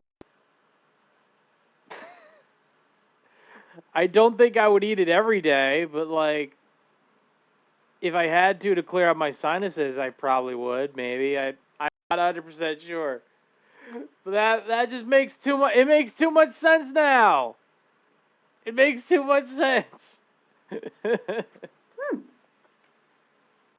That has some fish flakes in it as well, and salty and wasabi, so it has a little bit of that nose flaring action. Great. I think I actually like the salmon one the best in terms of just having an all-around really delicious seafoody yummy flavor. This rice, I have to say, is wonderful. For those people out there that eat rice, you guys know that nothing's worse than cold rice. It has this really hard, terrible, stale texture. But because this has been heated so thoroughly, it's nothing like that. It tastes like fresh steamed rice. I am super impressed with that. So good and sticky and delicious. Love it. So that was my Japanese Self-Defense Forces ration pack tasting, and it was marvelous. Thank you guys so much for sending me this packet. I really loved it. Not only for its wonderful flavor, but I really love the simplicity of it. All it had was the heater and the dishes. It was really simple and easy to put together. Oh God. Number 1 was Poland.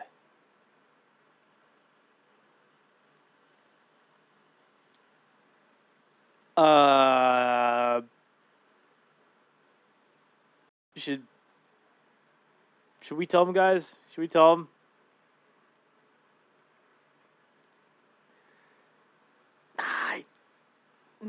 Nah. I don't think we need to tell them.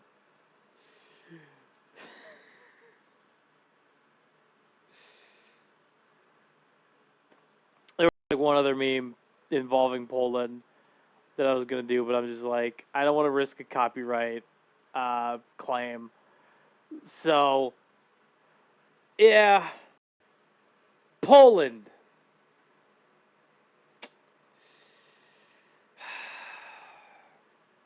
It just had to be Poland. It had to be Poland. Greetings, my beautiful lovelies. Hi, it's Emmy. Welcome back to another military ration taste test. Today, I'm going to be tasting this. And this is a Polish 24-hour ration sent to me by Matt. Matt, thank you so much for sending this to me. This is going to be my first Polish ration taste test ever. And look at the size of this thing. That it is huge. That so is along with the big. ration pack, Matt also included this, and this, and this. How great is that? Velcro Aww. this. That's actually really cool. Hat. And I've got my Polish flag. Yep, Polish flag. Yep, there you go. Awesome. That is. Alrighty, so now that I'm officially cool. outfitted, let's go ahead and open this. Yay! Look at the size of this thing. It is huge. It is very heavy. And Matt also included 4 pages of notes, so I can go ahead and tell you in detail what is inside this ration pack. So it contains enough food to feed someone for 24 hours. This plastic feels very similar to the plastic found on a US MRE, very thick mill. The color, of course, is different, and the package is quite large. Right. This is a dark forest green, and it does not have a peelable. It's so big. It's such a big ration. It's just a huge ration, man.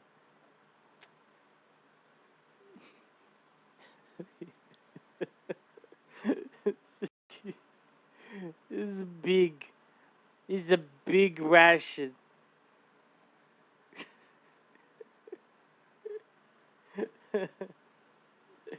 It's so big. Yeah. Exactly, Kibo. You get it. It's just that big. Seal.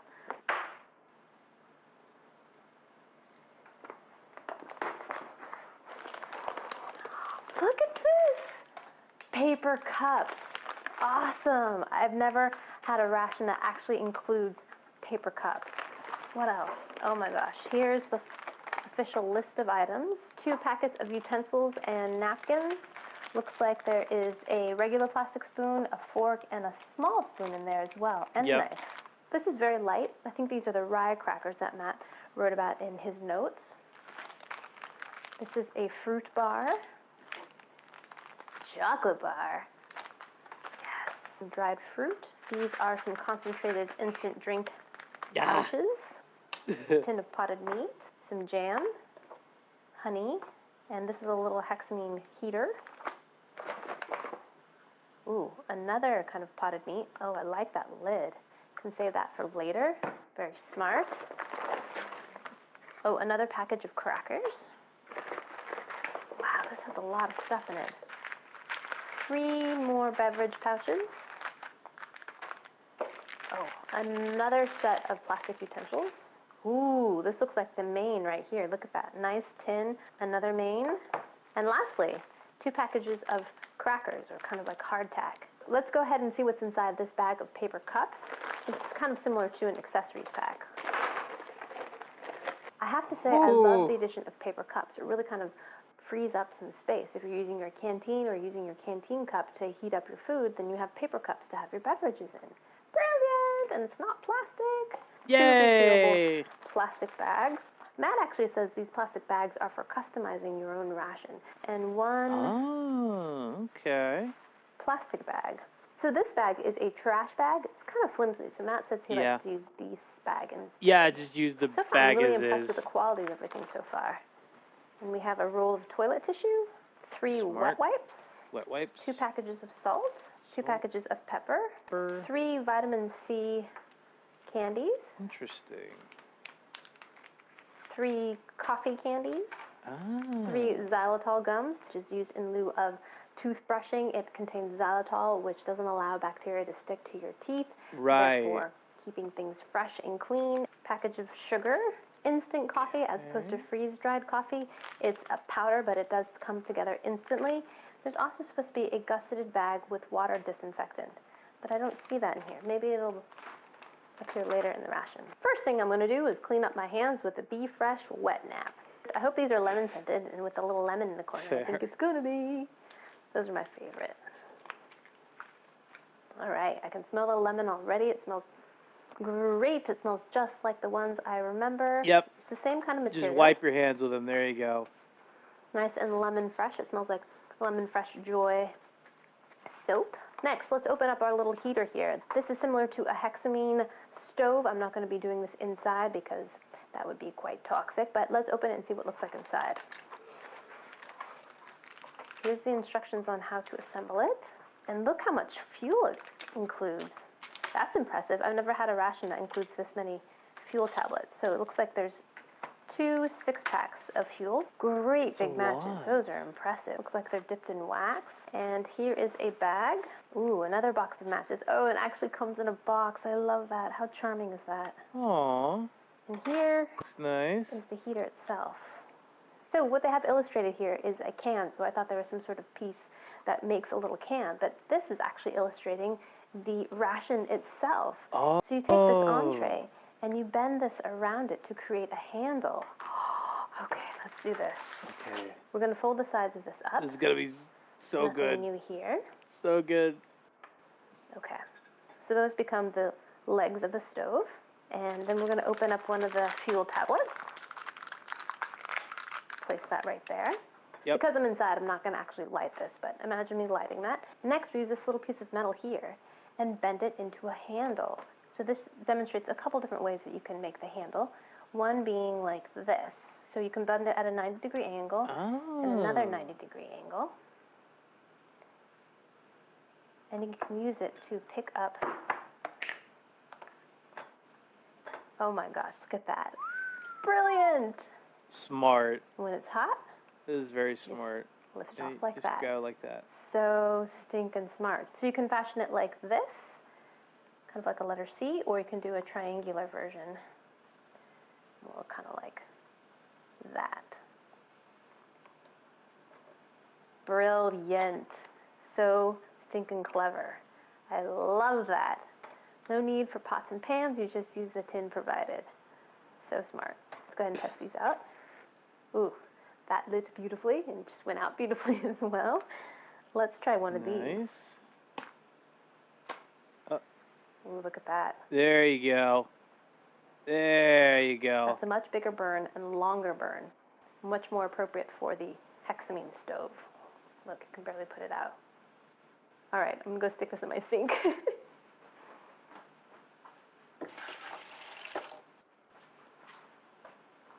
So those both work beautifully. Since I won't be using the provided stove to heat up my food, I'm going to just use some boiling water. So Matt just explained to me something new that I never knew about, but traditionally in Poland, people have 2 meals a day. One big meal a day, what we would call breakfast, but in Polish they call it something more like dinner, a kind of lunch, brunch dinner. Big meal, usually has some kind of savory item. And then they would have their supper, or what we might call in the US, dinner, later in the day, so 2 big meals. So that's why there are 2 main meals in this ration, based on that tradition. Okay. Okay, so this one is pork neck and gravy with vegetables, and I'm going to heat this up in some boiling water, but he told me it's important to give this a crack and open it up a little bit for venting. I'm going to go ahead and do that.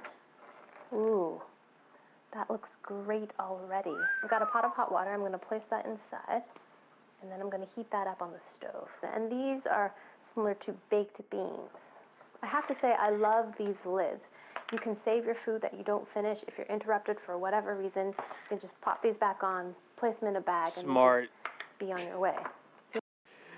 Oh, God. I hate how smart this actually is. Like, if I was ever in battle or combat or something like that, I'm not saying that I would, but, like, if I was and I had an MRE with that kind of plastic lid that I could, like, put on the can, save my food for later. God, that's so smart. I love it. Damn. Here are the beans. Wow, look at the size of those beans. That looks like a bean stew. Look at all them beans. Place that in the hot water of this pot and heat that one up as well. So while the main entrees are heating, let's go ahead and try these. And these are 2 types of potted meat. Let's go ahead and open this one first. Okay. This one I think is going to be the more spreadable one. Yes, indeed. Ooh. And with that, we're going to try this. This is a very lightweight package. Feels like air. And these are little rye crisps. Okay. And here they are. Look at that. So lightweight. Ooh. Almost weighs nothing. And cracks almost like styrofoam. Damn. Our spread. Hope you're careful.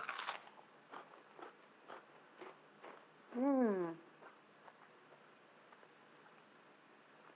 Delicious. Really smooth consistency. Great crunch of the cracker. The cracker does have a styrofoamy texture, but it's fresh and has a nice crisp texture, which is a great contrast to the smooth and creamy pate. Yep. The pate tastes pretty livery. If you don't like liver, if you don't like pate, you might find this a bit difficult to ingest. And when I say livery, I mean... I think it just depends on culture and the like, probably. I don't know. Kind of irony, a little bit metallic tasting. To me, it's scrumptious. And these crisps are delightful as well. A really great, light, crunchy texture. They actually remind me a lot of Japanese senbei, although it doesn't have that kind of MSG-laden, sweet and salty coating on the outside. The texture is quite similar. All right, let's open our other can of meat. Ooh, yes. Ooh. This has a much coarser texture to it. You can actually see the kind of chunks of meat in there. There's a little bit of meat jelly. And this looks a little bit more like luncheon meat. Yeah. Smells a little bit like Vienna sausages. Here we go. And that's absolutely delicious. It tastes a little bit chickeny to me, but it's not overly salty. Has a really soft texture, actually. I was expecting it to be a little bit more resilient, but it's not. It's soft, and it's not like earth-shatteringly salty like Spam is. Right. It's great. Like there's like a happy medium there. I love that. Regarding the taste of absolutely delicious. meat. I would make a sandwich out of that any day. Here are my main entrees. So this one is the pork neck stew. And with these, I'm going to have these. And these are like hardtack biscuits. And Matt told me to be very careful because it's been known that people have chipped teeth on them. Rather than being square, these are red. Bro, why are you eating a biscuit that's been known to cause people to chip their teeth? No! No, Emmy, please. Don't do this to yourself, man.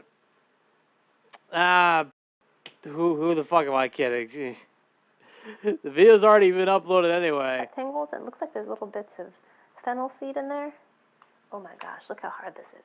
Oh, super hard. This looks hardy. Lots of vegetables, might be cabbage. I see carrots, I see some beans. A nice big hunk of pork right. What I'm gonna do is soak my cracker right in there. Okay. But absorb some of that broth. All right, here we go.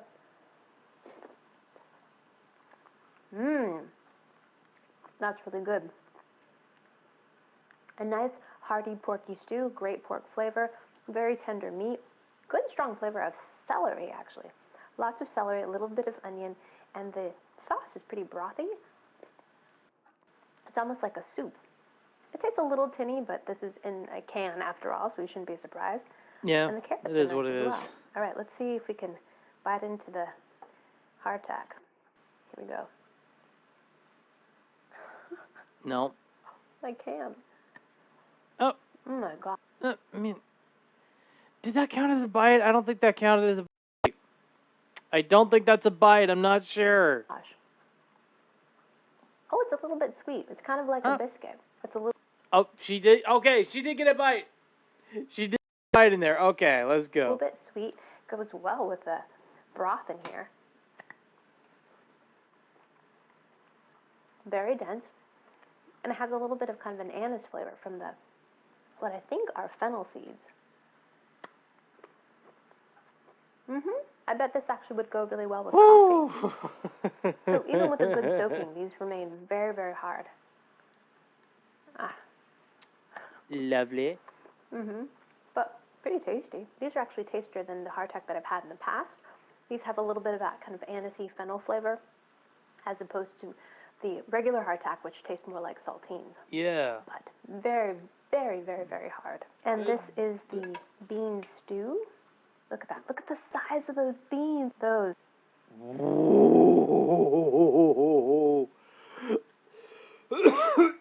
Oh, God. Those are some big beans.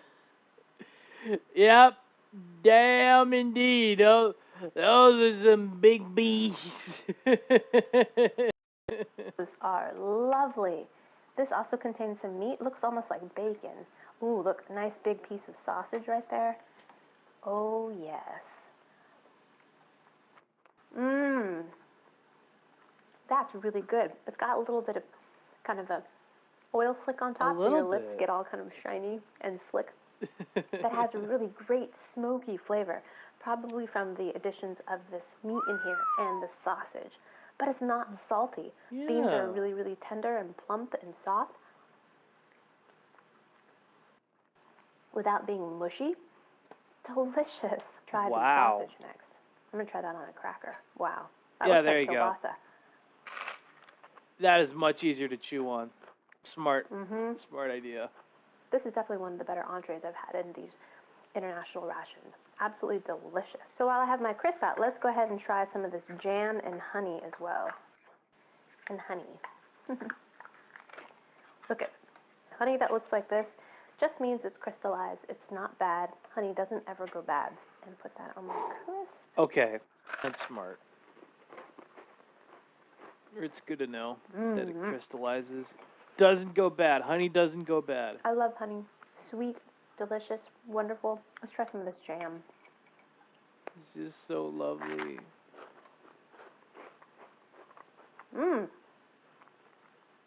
That jam is delicious. Has a nice tang to it.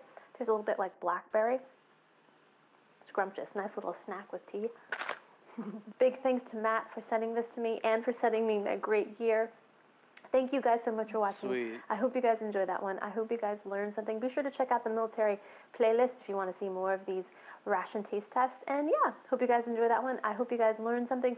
Share this video with your friends. Follow me on social media. Subscribe, like, and I shall see you in the next one. Toodaloo. Take care. Bye. Bye. That is lovely. That is absolutely lovely in regards to food rations and stuff of that nature.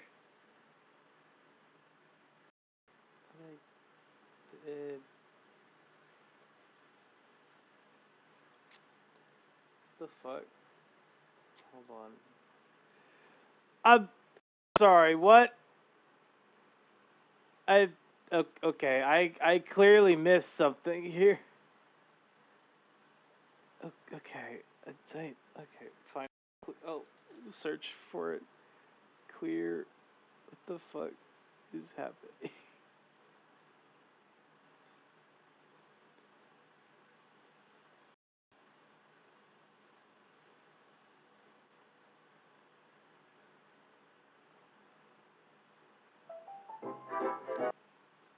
I make clear foods.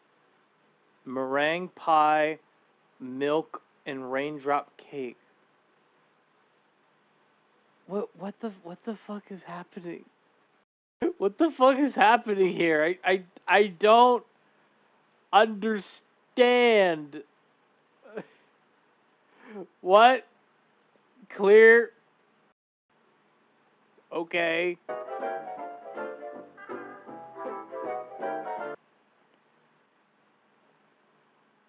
What in the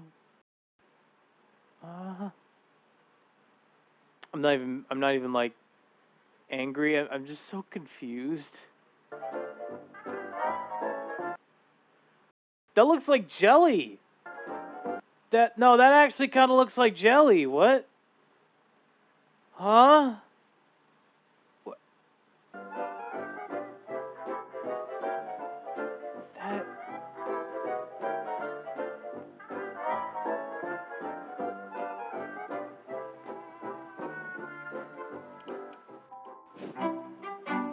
You made what? Yeah, same question. Same question that I'm having to ask because I'm just like, what is? Ugh. What is this? What is any of this?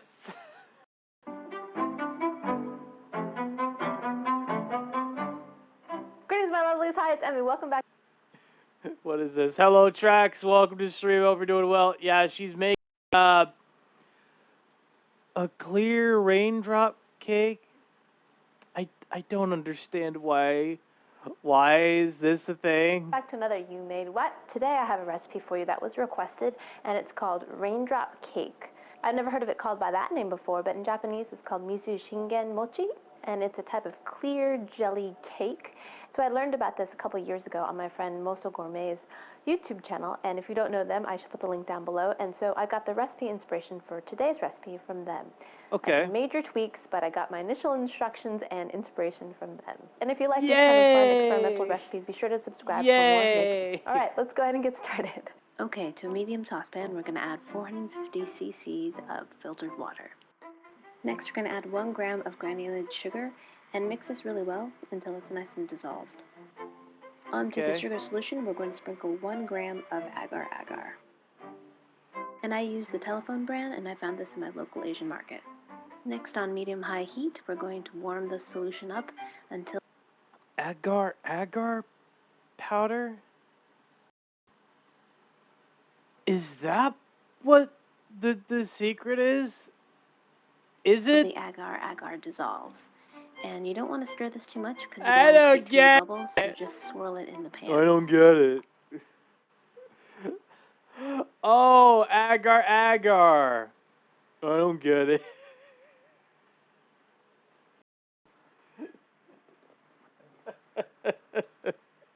I don't get it. So after a few minutes, you want to check to see if the agar-agar has dissolved, and once it's dissolved, you can remove it from the heat. Well, you big new himbo. So.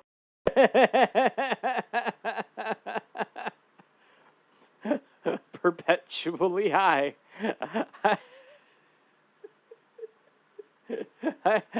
Perpetually high. So here are the molds I use. They're actually used to make spherical ice cubes. And we got an ad break just like that. Okay, give me a sec. Chat, we'll be right back after these messages. Don't go away.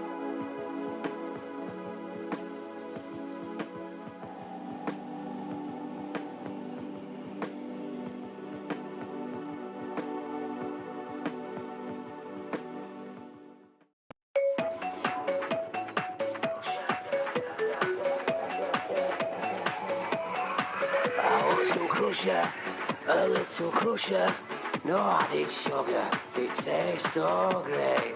I want some crusher, a glass of crusher, it's tough enough to make milkshake. Add milk, or we'll crusher.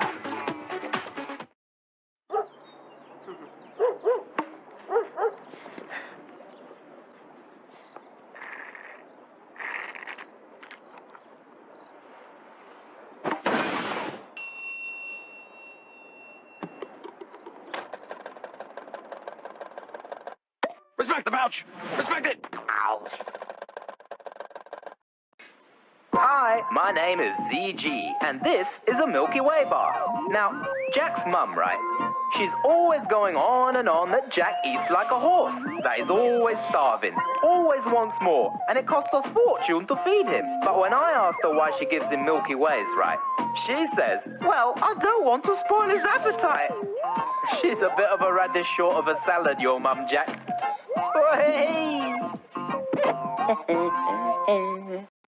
In 1991, a supersonic hero was born. Today, still wanted the world over, he works as part of a crack team, united in the fight against evil. If you have what it takes, and if you can afford them, you too can join the Sonic Team.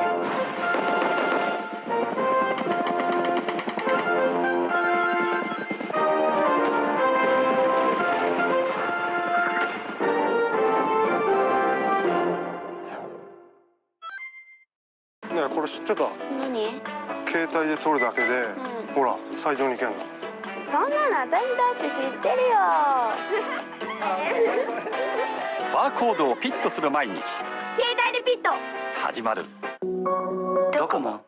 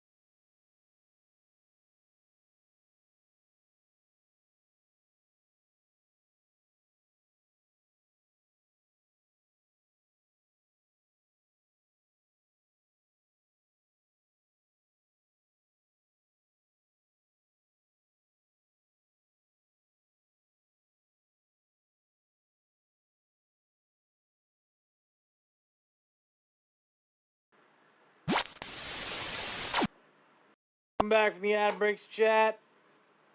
I apologize for making you wait. I have dinner. I have dinner. I have finally cooked dinner. Are you gonna finish that dinner? Jesus Christ. Okay. Let's see what we got for ads. DirecTV, My Entertainment, Omen 16 laptop, Amazon Prime, and Evergrace Ridgeline faux fur throw blankets. Faux fur.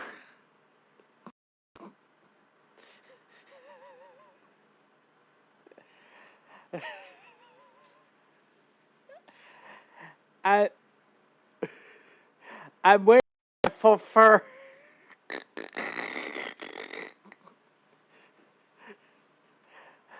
Sorry, but I'm just waiting here for my full fur to pick me up, just so I can finally go out for dinner.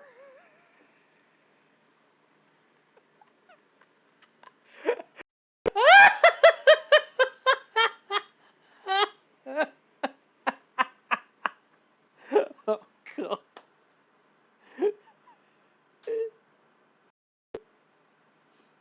Have you seen my full fur? Has anyone seen my full fur?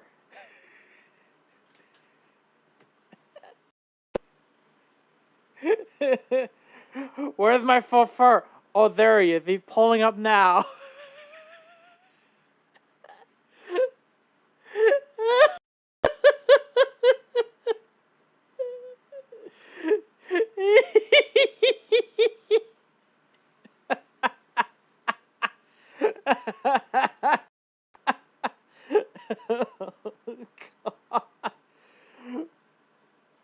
Oh my God. Oh God. What is Where's my full fur?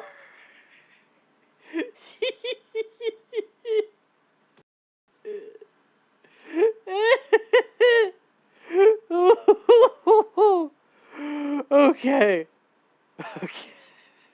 Let's continue. But they work perfectly for this project.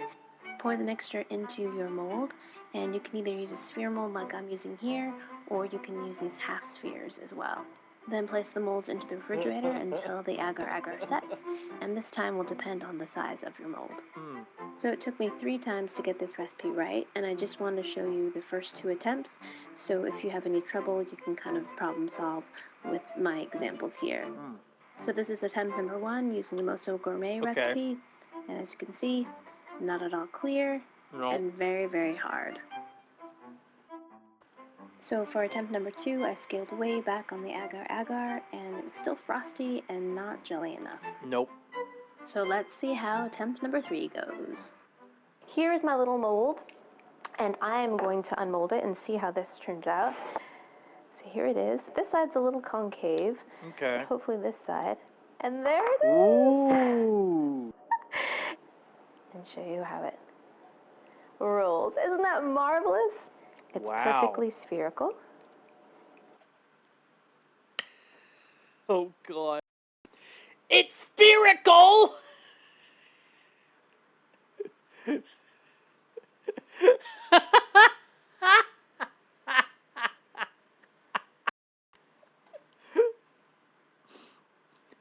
If I ever drive up, no, not drive up. If I ever find myself driving around the fucking, what was it, the sphere? If I ever find myself driving around that thing, I just point to it and be like, look, it's spherical.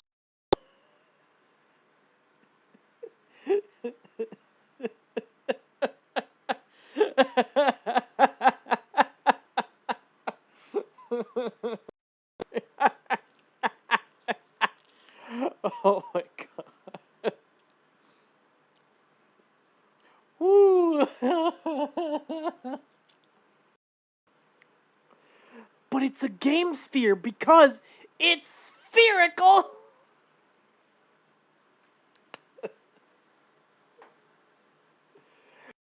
Oh, God, I'm losing my mind today. Although Kibo's probably going to respond and be like, when are you not losing your mind? And clear. Love it.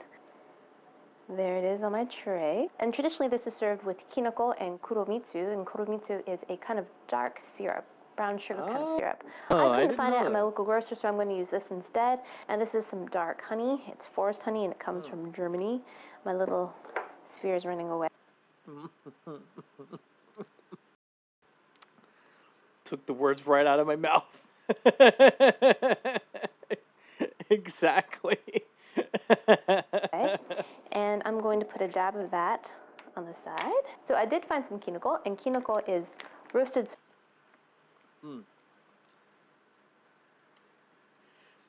And the balls are sliding. I mean, yeah, of course the balls are sliding because it's spherical!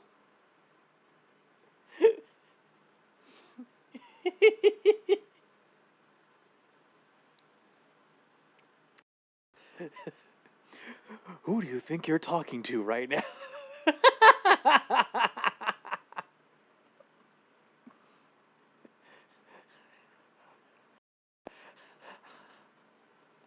I'm not in the ball, Skylar. I am the ball. I am the one who slides.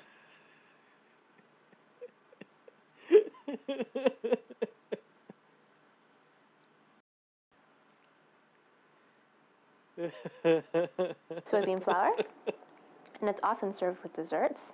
So I'm going to put a little bit of that next to my mochi and add a little dollop of honey as well.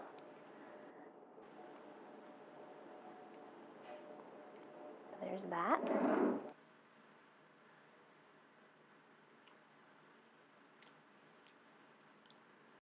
There's a raindrop cake, and it's so beautiful, I don't want to eat it. So let's try this by itself. Okay. And there it is. It just kind of breaks. It looks just like Jell-O. All right, let's give that a taste. Yeah, exactly. It looks like Jell-O. That's what I said about the fucking meringue cake. Itadakimasu.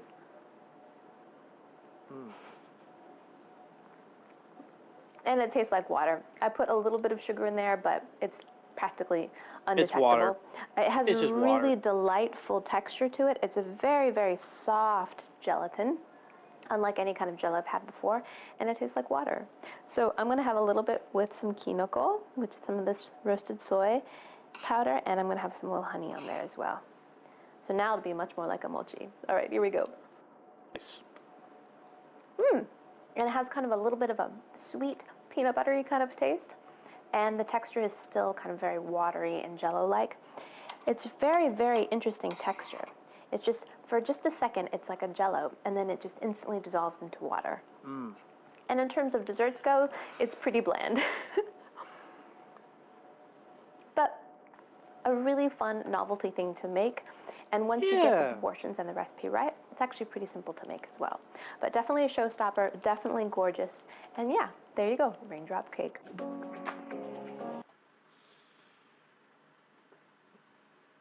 Oh, God. Ah. Clear. Clear. Clear.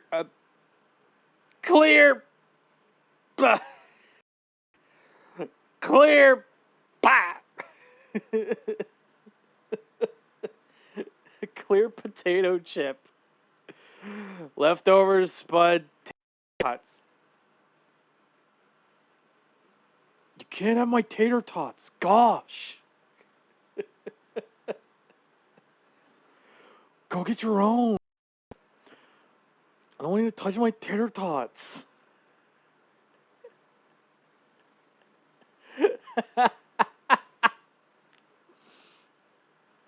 Ooh, boy. Yeah.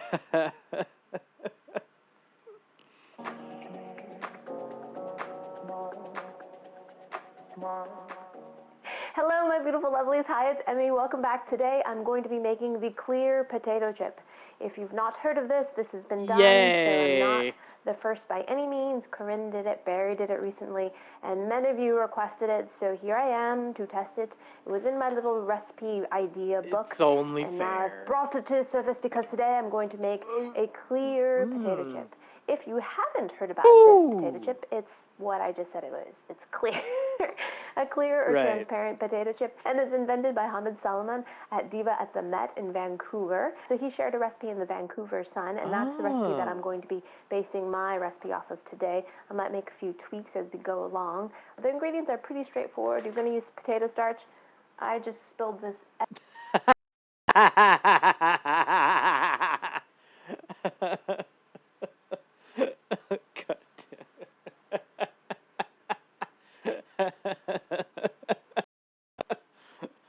I'm sorry, Abby. Continue. Everywhere. I found this in the health food section at my grocery store, but you can also find it in the Asian market. It makes great karaage. If you've never made karaage or Japanese fried chicken with potato starch, highly recommend it. I'll put my recipe down below.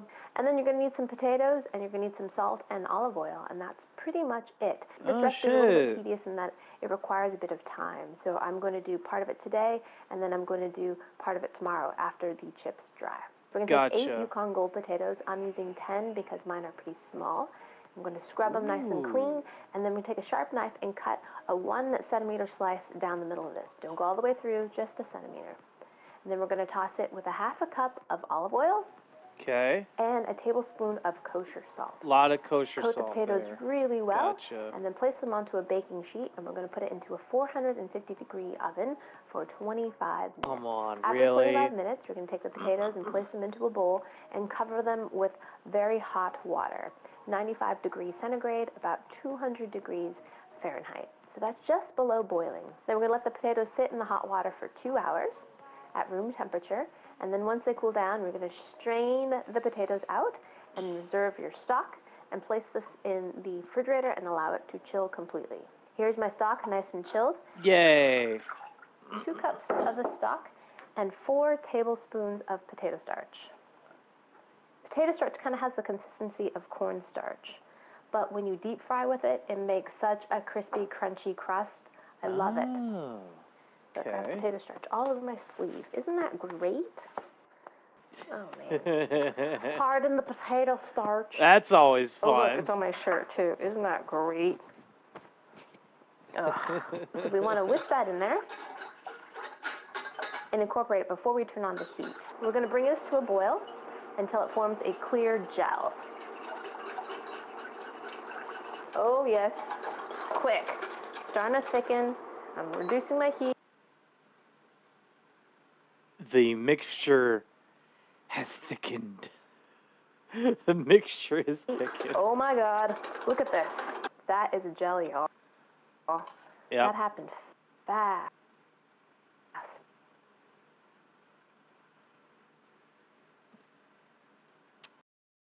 Come on, guys. You know the redeem by now.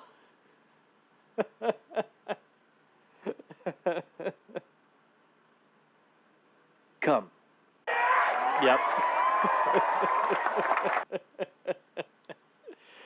Yeah. Come.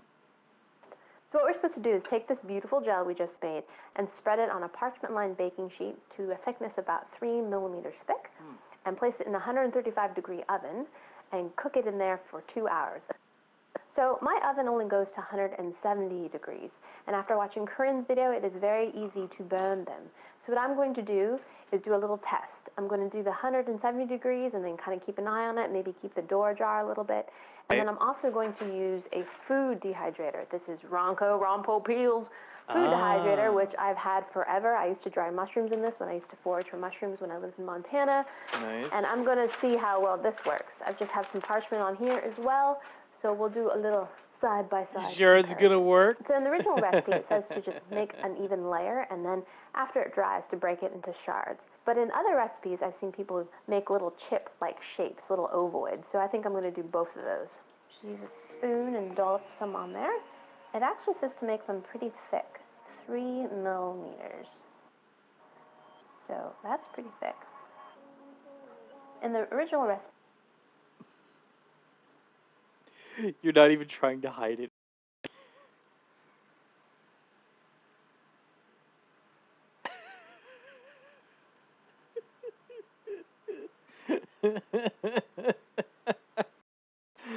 Oh gosh.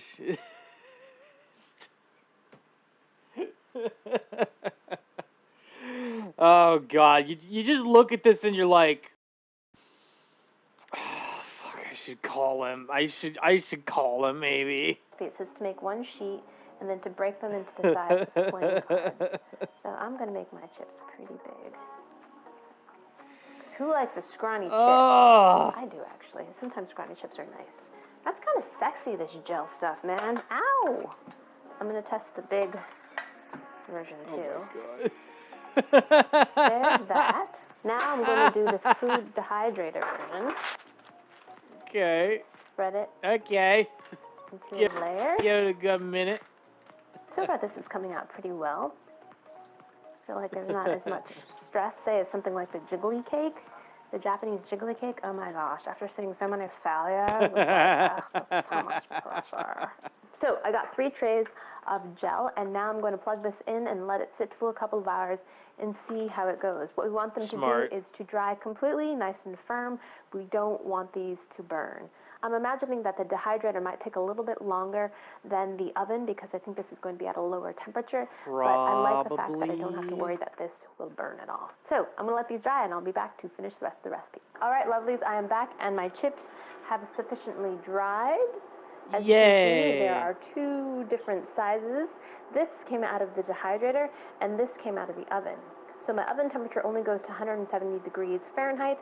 My dehydrator was significantly cooler. Took twice as long. It took about 4 hours. The dehydrator really didn't shrink all that much, while the ones that were in the conventional oven, they shrunk to about 1/3 of their size.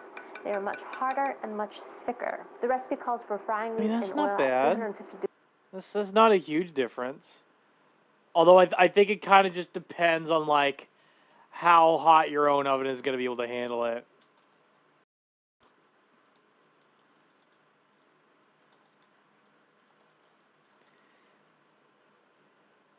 It's all just gonna depend on your oven.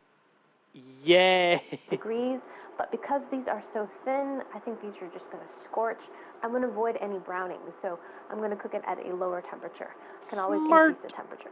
And here is the giant chip that I did in the oven, and I'm going to break this one up as the original recipe calls for. Oil's at 275. Let's use one of the thinner chips and see how that turns out. All right, here we go. Using a little pair of chopsticks here. Okay. Oh yeah. Sizzling a little bit, and it's turning glassy. Ooh. Awesome. Ooh, popping a little bit. Careful. It's important to make sure you get these as dry as possible because you don't want these to pop too much. Okay, a little bit longer. Don't want these to get too close. It's turning totally clear. Yes. Yes. Love that. I'm going to increase the temperature to 300. This is an induction burner, so I can do that, which is really nice. Okay, I'll take this first chip out. That looks gorgeous. All right, so now I'm going to try a thicker one. This was the one that was dried out in the oven. Place that one in there. See some tiny bubbles here. Whoa.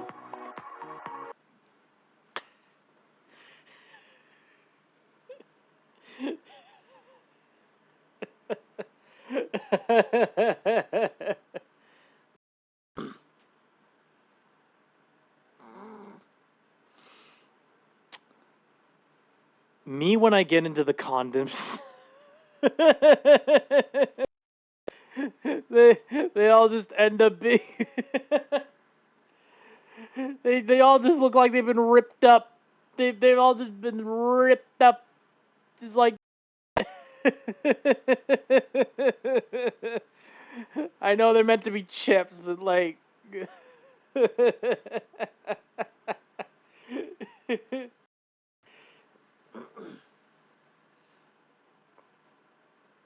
Carl, Weezer's probably gonna look at this and be like, "Are you gonna finish that chip?" They look crispy and stretchy. Ah. Ah. Ah.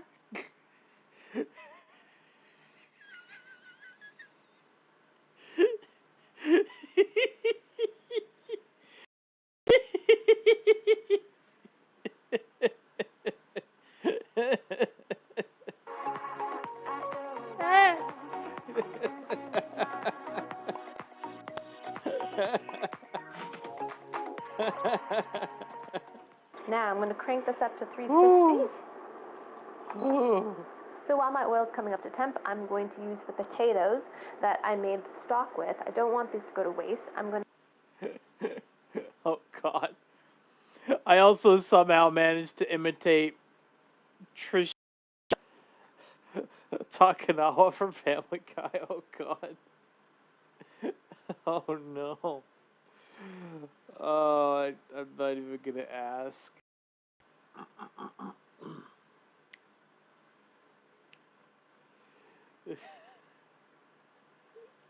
An attempt to make tater tots.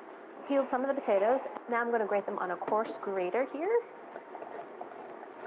There you go. These potatoes are probably about 90% cooked. They're a little bit hard in the middle.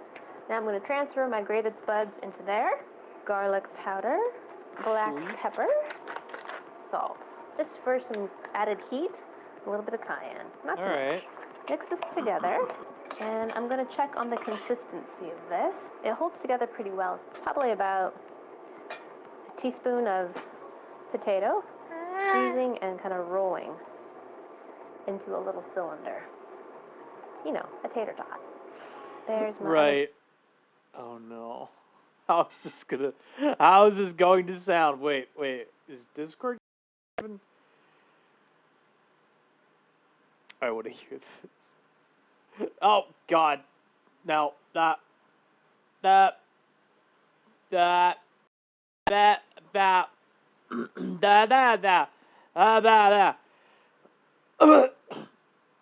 Ah! How about there? Okay. Because why not? Here's an imitation from that hurricane episode. Dion, I'm hearing...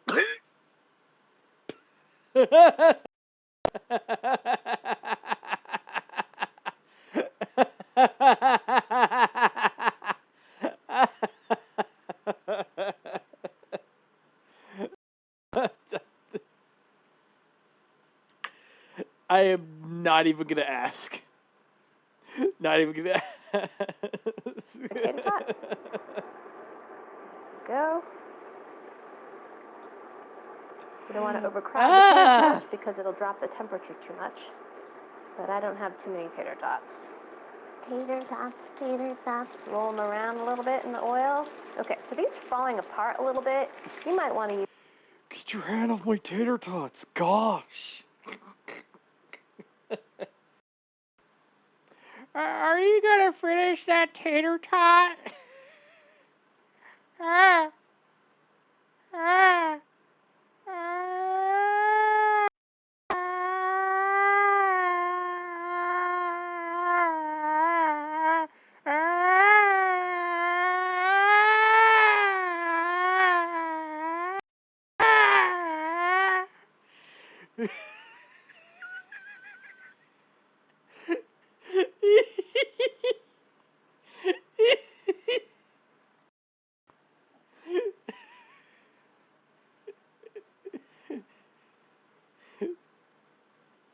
Carl Weezer as a siren.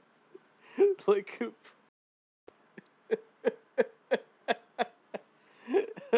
or like Carl Weezer as a... Carl Weezer as a race car. This is a race car. Use some egg in your tater tot mixture because my tater tots are falling apart. That's not good. My tater tots are turning into That is dust. no good. So we should probably put an egg in this, I think. Check this out. I have a few quail eggs left over from my egg recipe. Look at that. Quail egg. Mix that into there. Oh yeah. Much better. Oh yeah.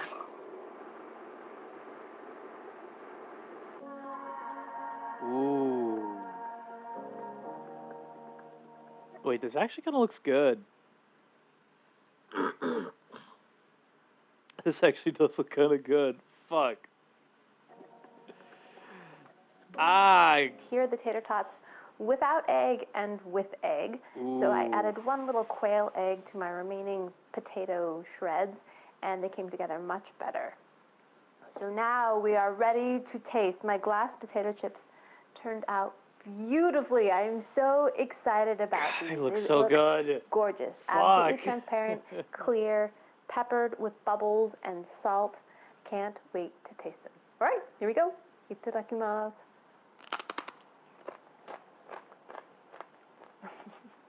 Well, they don't really taste that much like a potato chip. Yeah. The texture is much more brittle and crunchy and kind of shardy Right.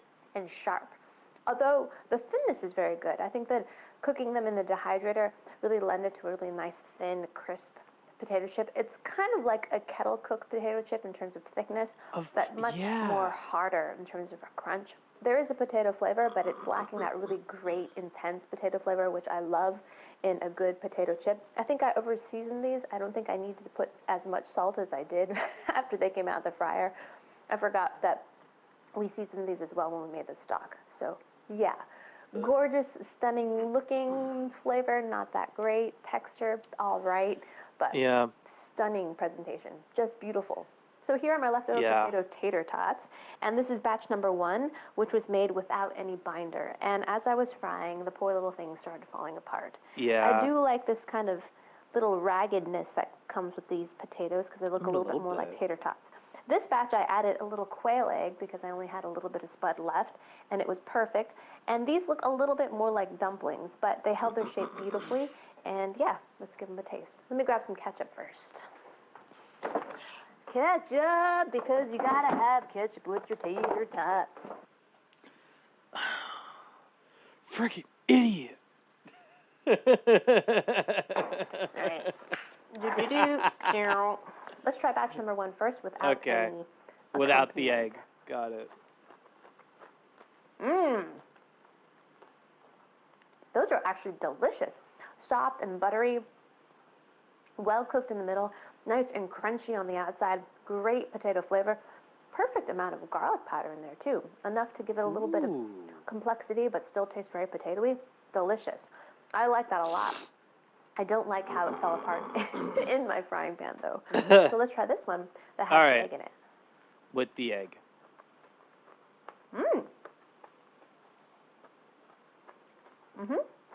Nice. That actually is very good too. Has less of the flaky potatoey crust on the outside, but held together very well. Kind of like mashed potato in the middle. Great flavor all around. Delicious. I think the perfect recipe would probably be a little bit of a hybrid between these two. It would be a little less egg or more potato. So it would be a little bit more flaky on the outside, and then you've got the perfect tater tot. But this was just made with leftover potatoes, so I feel like it's a win-win situation because I didn't let my potatoes go to waste. Oh, I didn't have one with ketchup. Yep, ketchup. Yep. Yeah, that's how you do it. Now that tastes like breakfast. That's delicious. Now that's breakfast. Yes, that is definitely worth making. Make yourself some tater tots. Actually, I'm not a huge fan of just regular tater tots, but homemade tater tots, do it. It's so good. Fair. Totally fair. Transparent lemon meringue pie.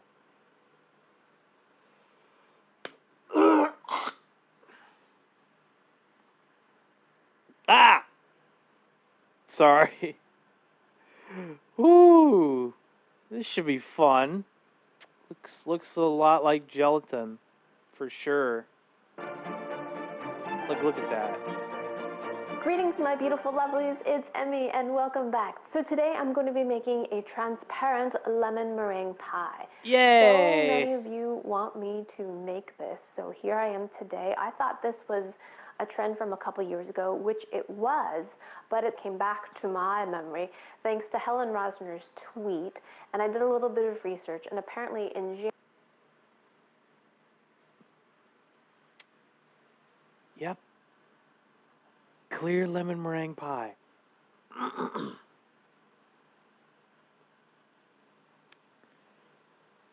Unbelievable. Just unbelievable. January, a chef named James Dempsey in the UK made his version of the clear lemon meringue pie, calling it Lemon Meringue Pie 2.0. I'm very curious to see what the taste and textures of this pie are. Is it even going to taste like lemon meringue pie? I don't know, the ingredients sound legitimate, and the recipe that I'm going to be using comes from Tastemade UK. The recipe seems very thorough, which gives me hope that this recipe is going to turn out. So let me walk you through the steps of what I've done so far.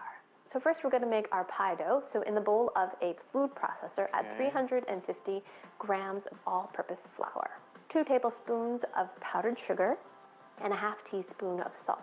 Give this a couple pulses to mix everything together. And then you're going to add 130 grams of chilled butter that you've cut into small cubes. Get all the butter in there. Look at all that butter. It's just butter and nothing but butter. Are you gonna finish that butter?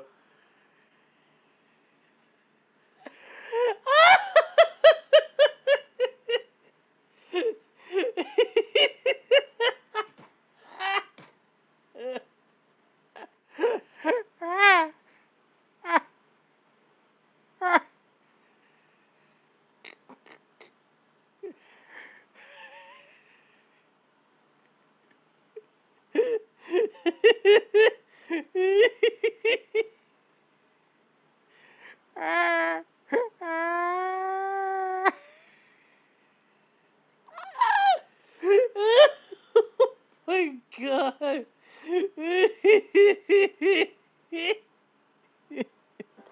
Now you're going to pulse this in your food processor until everything looks like fine breadcrumbs. Oh, then you're going to take a medium egg and beat that up. And then nothing beats a jet to holiday. Nothing beats off a jet to holiday.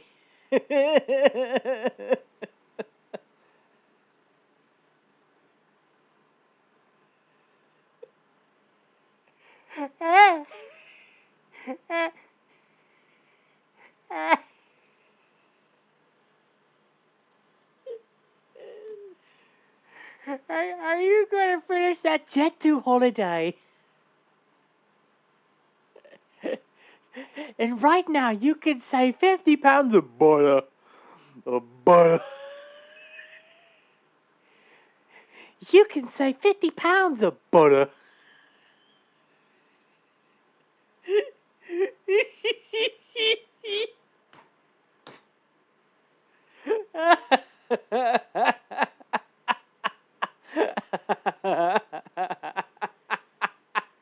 while your food processor is running, drizzle your egg in. And then you're going to add 100 to 120 milliliters of ice water, just until your dough forms a ball. At this point, you're going to tip this out, press the dough out into a disc, gathering any loose crumbs, and then sandwich it between 2 pieces of parchment paper and roll it out. Sandwich it between 2 pieces of butter.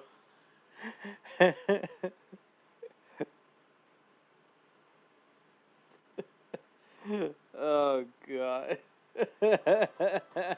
Once you've rolled it out into a vaguely round shape, you're going to line your dish. I'm using a standard 9-inch pie dish because I wanted my filling to be nice and tall. I used some scissors to trim off any excess, and then I rolled it under. So this is how I like to crimp my pie crust. I take my thumb and pointer finger from both hands and make little bird's beaks. And then I interlock them together, pressing them, and going all the way around the pie dish, forming lovely little crimps. Now that everything is shaped, wrap it in plastic wrap and place this in the refrigerator and allow it to chill for 1 hour. So Smithers, I demand a pie crust with crimps. Oh, Smithers, I've got a crimps. Crimps.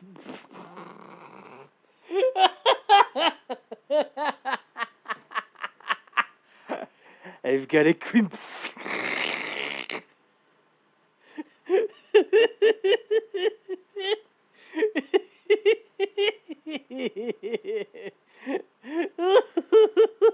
God.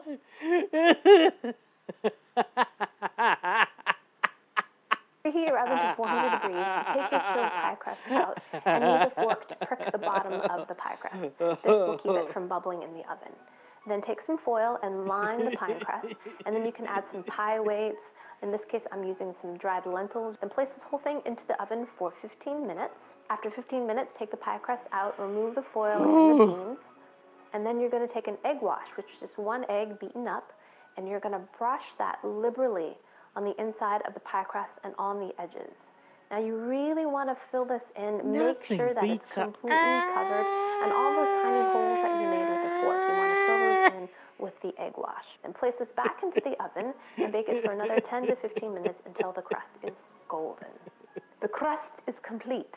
Now we're going to make the clear portion of the pie. So in a saucepan, you're going to measure 600 milliliters of water and add 350 grams of castor sugar. Now this is castor sugar. I purchased this in the baking aisle at the supermarket, and it is finer than granulated sugar, so it melts much more readily, but it's not as fine as powdered sugar. Powdered sugar also contains cornstarch to keep it from clumping. So it's really fine stuff, but it makes it really easy to dissolve into meringues and desserts. So it's important to gently heat up this sugar syrup. You want the sugar to be completely dissolved, but you don't want it to come to a boil. So I heated mine up to about 120, 130 degrees. At this point, you're going to sprinkle 24 grams of powdered unflavored gelatin on top of this mixture and whisk it in. So once all the gelatin is melted, you're going to add 1 tablespoon of citric acid and 1 teaspoon of lemon extract. Combine everything and allow this to cool. There you go. So I allowed mine to cool to about 100 degrees before I carefully poured it into my cooled crust. And that filled it perfectly right to the very top. And then I very carefully placed this into my refrigerator, and you're going to allow it to chill for at least 6 hours. I went ahead and left mine overnight. I've never actually made a lemon meringue pie. I've whipped up plenty of meringues before, but never one intentionally for a lemon meringue pie. In a small saucepan, we're going to combine 230 grams of castor sugar with 100 milliliters of water. So we're going to heat this up to 130 degrees centigrade or 265 degrees Fahrenheit. Now, we don't want to stir this or agitate it because it can crystallize, but we can swirl it a little bit. I'm going to set this to the side. Now we're going to take 4 egg whites and we're going to beat them up in our stand mixer.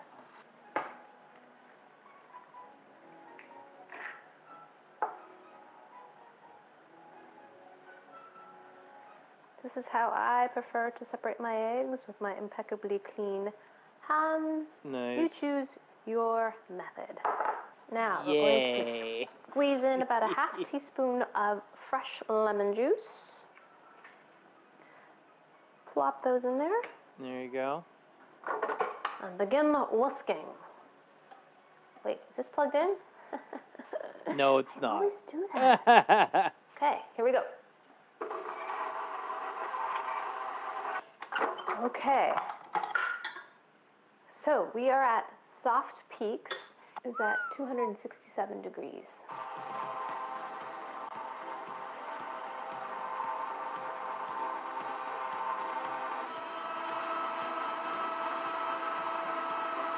Whipped up nicely. It came together very quickly, which I was very, very pleased with. Nice and shiny and glossy. Lovely. Nice stiff peaks.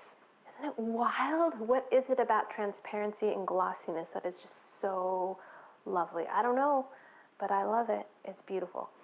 I can't wait to test this. So rather than mounting all the meringue on top of the entire pie, which is traditional for lemon pie, I'm going to go the route of James Dempsey, where I noticed he did a slice of pie and then put the meringue on top in a little star-shaped pattern on top. So I'm going to attempt that. All right, let's see if we can get a slice of this creation. Now, I've got my knife sharpened. Ooh, yeah.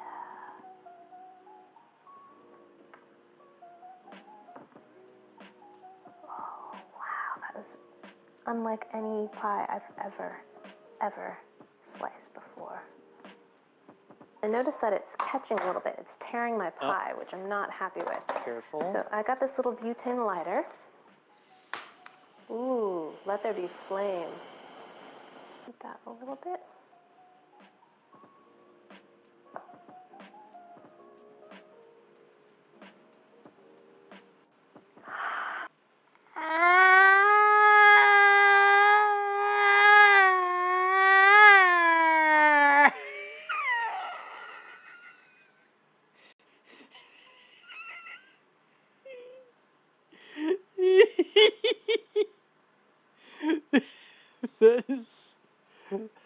That is such a... Holy fuck. Like, holy fuck. Look at that cut, man. I like a cut, G.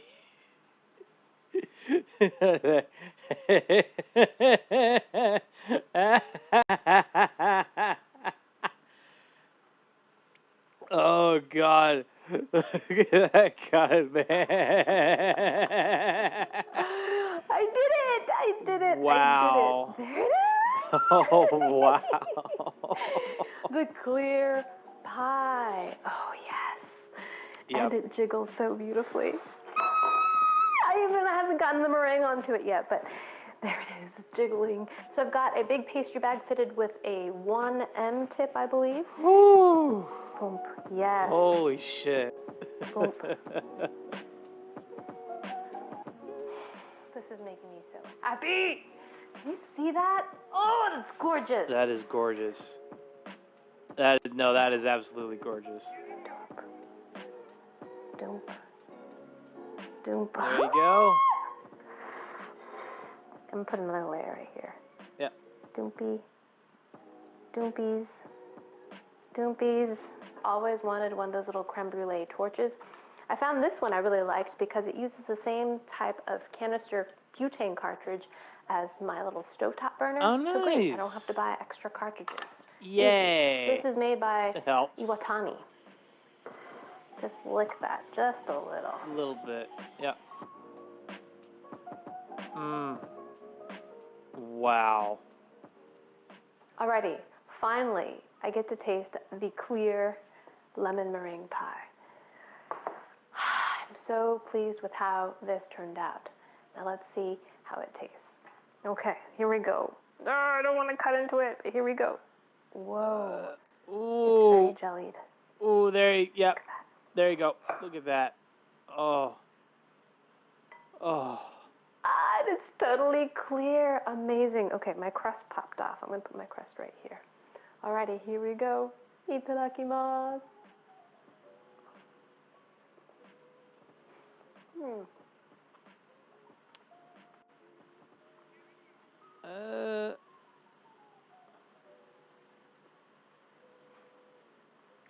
It is odd. The first thing I taste immediately is the flavor of gelatin. Yeah. Gelatin to me has a very distinctive flavor to it, even though I used unflavored. Yeah, the gelatin taste. Kind of obvious, you know? Like, you would think a lemon meringue pie would taste like what? No. I lost my train of thought. You would think a clear lemon meringue pie would taste like the regular lemon meringue pie, but it doesn't. It just doesn't, man. Shit. For gelatin. Gelatin in itself has a flavor, and I taste that. Yep. But then you get the punch of the citric acid, which is nice and acidic. I really like the amount of acidity in that. It reminds me of a puckery lemon. And then you get the lemon extract flavor, which tastes like lemon yogurt. But it goes really well with citric acid, a really believable lemon flavor. The crust is delicious, buttery and flaky, absolutely delicious. It's the jello-y center that's very strange. It has almost the texture of a jello jiggler. It's firmer than typical jello that you have in the jello salad. Right. It's got a firmer jiggle. The meringue topping is fluffy and light, like marshmallow fluff, sweet, and actually goes really well with the tangy sour filling. I guess it kind of does. It's just very unexpected. You have this Right. jello jiggler combined with meringue topping and buttery pie crust. It's a very playful dessert, playful textures, and it just aesthetically is beautiful and stunning. And it is It a looks bit of very, a bear to make. very lovely. So, would I recommend attempting the transparent pie?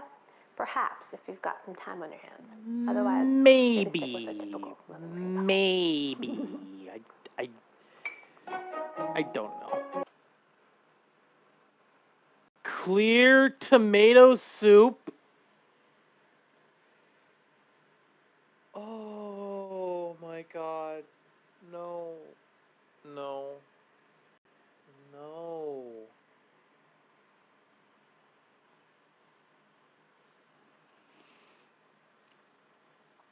Of all the things I would have expected to be made transparent, to be made clear, tomato soup. Are you kidding me?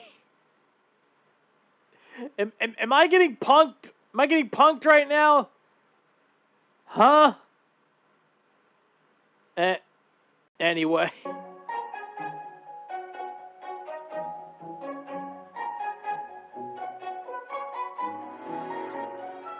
Greetings, my beautiful lovelies. It's Emmy. How are you? It's great to see you and welcome back. Now today I'm going to be making clear tomato soup.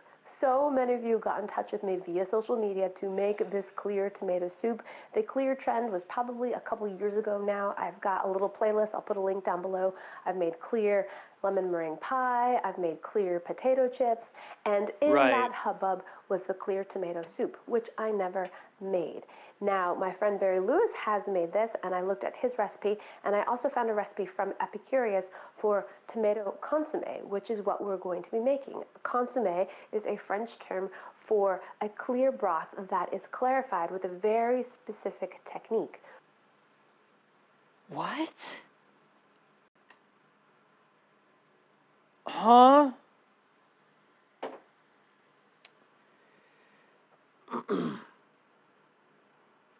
If there's one thing that the French have never given up on, it's confusing the hell out of us. It's just straight up confusing the fuck out of anybody. Out of any foreigners. What? Tomato consommé? Consommé? My apologies if my pronunciation is shit. I know it is. Okay. I am just so confused. I am genuinely confused. We're going to be using egg whites, and it sounds totally nuts. We're pouring it right into the soup. When we cook the soup, the egg whites coagulate, drying all the impurities in the broth, creating a perfectly clear and lovely soup. So that is reason enough to attempt this recipe. I've never clarified soup using this technique before, although I have used it to clarify coffee grounds before. It's a Scandinavian style of making coffee. Absolutely interesting and delicious. And Oh. Okay. Good to know that now, I guess. I think I'm most curious about two things, of course. Number one, the taste. Number two, how clear can we get this? Tomatoes are very pigmented. They have lots of lycopene. They're red. How can we get something that's red into something clear? Right. Egg whites, apparently. Egg whites. Alrighty, let's do this. Egg whites. Okay. I guess that makes sense somehow. Huh? So I'll put a link down below to a printable version of this recipe. The version that you will see filmed is a half batch because I only had half the amount of tomatoes. We're going to first start with some fennel. This is fennel. It has a lovely anise smell. It has this great big bulb. We're just going to use the bulb portion, and we're going to chop that up coarsely. Next, you're going to take 2 medium onions and chop those as well, along with 2 cloves of garlic. In a Dutch oven, you're going to add a couple tablespoons of oil and add your fennel, your onion, and your garlic. And you're going to saute these and kind of sweat these down for about 10 minutes until all the vegetables are nice and tender. So while that's sauteing, you're going to take your plum tomatoes and quarter them and then give them a whiz in your blender so you have a nice tomato puree. After 10 minutes of sauteing, add your tomato puree to the pot. Give that a good stir. Bring it up to a boil, then reduce it to a simmer and cook it for about 20 minutes. Next, you're going to pour the soup through a fine mesh strainer to remove all of the solids and gently press that to get all of that precious juice. Now we have this beautiful... I need a gentle, fine mesh strainer for this recipe. You know what? I should have guessed. I just should have guessed. I should have guessed I would have needed that for sure. Yeah. Oh my God. Oh. I'm just waiting on the ads at this point. I'm waiting for them to show up.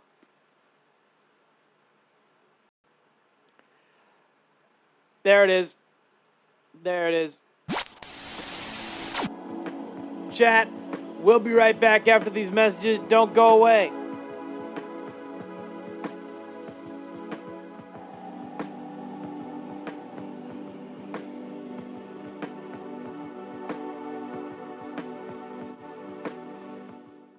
Bsky 2人で飲みに行きません？いや、2人っきりっていうのはちょっとまずいんじゃないかな。ちょっとぐらいいいんじゃないかな。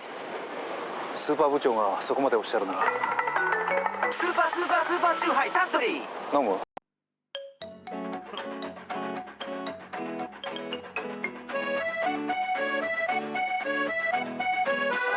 ？Some crusher, a little crusher. Milk keeps me fit and tastes so great. I want some crusher, a glass of crusher. It's tough enough to make milk shake. Add milk, or will crusher. It's nighttime in a kitchen just like yours. All is quiet. Or is it? The North American house hippo is found throughout Canada and the eastern United States. House hippos are very timid creatures and are rarely seen, but they will defend their territory if provoked.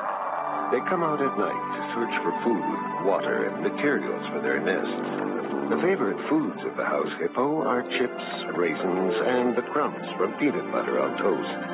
They build their nests in bedroom closets, using lost mittens, dryer lids, and bits of string. The nests have to be very soft and warm. House hippos sleep about 16 hours a day. That looked really real, but you knew it couldn't be true, didn't you? That's why it's good to think about what you're watching on TV and ask questions, kind of like you just did. A message from Concerned Children's Advertisers. 山本山の特選焼き海苔、手巻き、海苔巻き、美味しさを優しく包む舌触り、海の幸をそのままパック。海苔はやっぱり山本山ですね。Hello, I'm a Mac. And I'm a PC. You know, we use a lot of the same kinds of programs. Yeah, like Microsoft Office. But we retain a lot of what makes us us. But you should see what this guy can do with a spreadsheet. It's insane. Oh, shucks. Yeah, and he knows that I'm better at life stuff, like music, pictures, movies, stuff like that. Whoa, what exactly do you mean by better? By better, I mean making a website or photo book is easy for me, and for you, it's not. Oh, that kind of better. Yeah. I was thinking of the other kind. What other kind? When you're looking for local quality tradesmen, it's important to find the right one. At Checker Trade, all our tradesmen are interviewed and recommended. We check their references, qualifications, and insurances, and continually monitor their workmanship and the service they provide through customer feedback. For local quality tradesmen, visit checkertrade.com today. Checkertrade, checkertrade.com.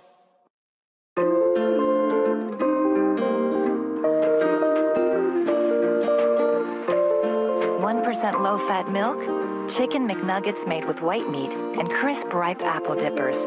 McDonald's Happy Meal, an excellent source of happiness.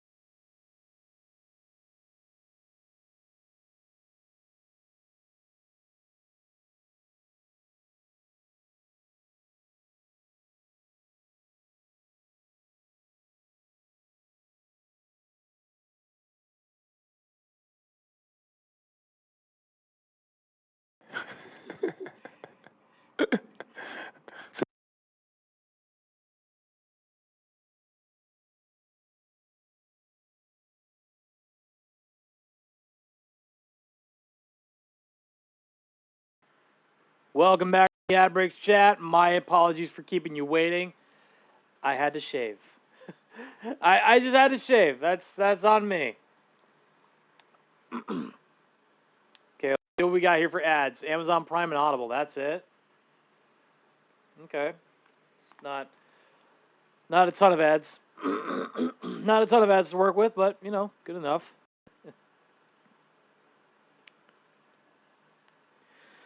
Oh, my God, man.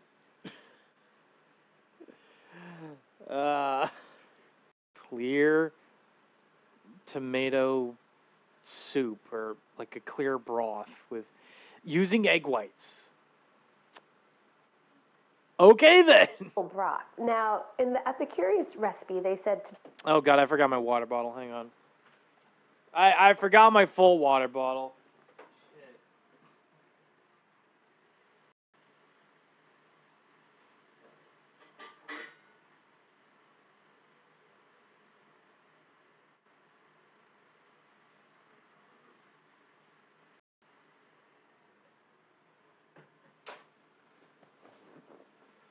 All right, we got it.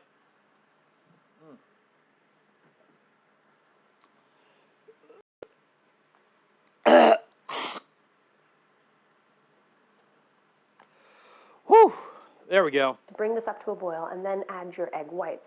In other recipes, it says it was important to cool the broth first and then bring it up to a boil to ensure that the eggs do not coagulate too quickly. So I've got conflicting reports. In Barry's video, he said to cool it before bringing it up to boil. So that's what I did.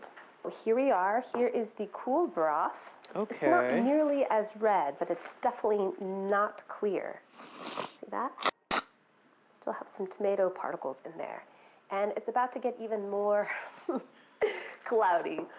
And in this bowl, I have 4 egg whites. And to that, Cloudy with a chance of balls.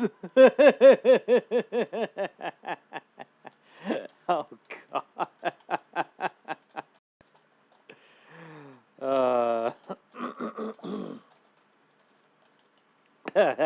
I'm going to add about 2 tablespoons of parsley, about a tablespoon of tarragon, some sliced basil, about a tablespoon as well. Yay. Now we're going to add some crushed ice. And whisk it until it's frothy. So nuts. That I'm going to call frothy. Now we're going to take a saucepan. Now we're going to add our frothy eggness. Okay. And now we're going to slowly bring it to a boil. And as the eggs cook, it should create a raft. The first time I saw this, of course, was from Jacques Pepin. In one of his many episodes on PBS, I saw him do this technique, and I was like, what? Totally works. But I've never done it myself. So as this raft is formed, it's going to create a natural break in there. And when that break happens, we're going to enlarge it slightly so that the broth can kind of percolate through. And we're going to simmer this for 15 minutes. I've got a fine mesh strainer in a bowl, and you can use some paper. Why does the... Oh, God. Why does the... Kind of looks like a pool being formed here in the middle, whereas like everything else is kind of like... You got mountains here and some shrubbery, trees and shit like that. Huh. Simmer this for 15. Looks like a pool of piss.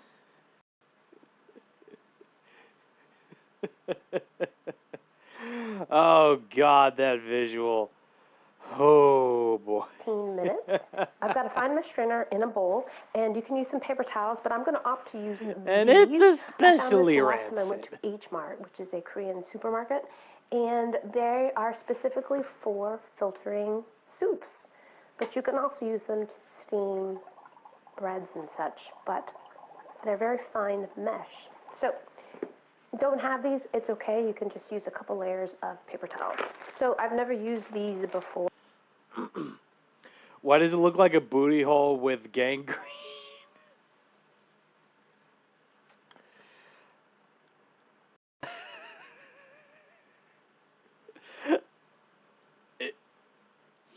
It kind of does. I hate to admit it, Kibo, but it kind of does. Oh, God, yeah. Oh, boy. Soups. But you can also use them to steam breads and such, but they're very fine mesh. So don't have these, it's okay. You can just use a couple layers of paper towels. So I've never used these before, and looks like this. Square, and I'm going to open it up. I like that they're nice and big. Pour the hot broth over. And it's got a pale yellow color to it, but it's definitely clear. Pale yellow. And look at that. It has a bit of a yellow cast to it. So I think I'm going to filter it one more time, and then I'm going to cool this completely. This soup is supposed to be served cold. Alrighty, my lovelies, I'm back, and here is my finished tomato consommé. It is clear. There's no particulate in it whatsoever. No floaties, no nothing. Absolutely clear. But it does have a color to it.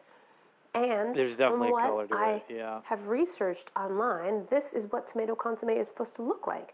It has a slight orangish, yellowish color to it. It does. So I filtered this twice through my paper, and it still came out this way. It doesn't have any fat on it whatsoever. The filter paper did a great job removing any of that, and it is beautifully clear, but it is not clear like water. No. So, is it possible to make clear tomato soup? Yes and no. Is it going to be clear like water? Very skeptical, but it is clear, clear, clear in the sense that there's no particulate in this whatsoever. No floaties, no nothing. None of the herb, not even the pepper that we added to this is visible. Nothing. It's absolutely clear. It's beautiful.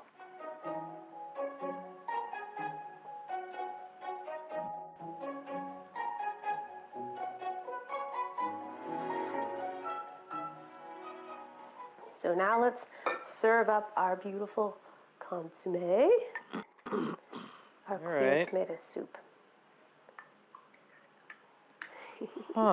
And there it is. It does have a little tinge to it. Yeah. It's got a tinge there to it.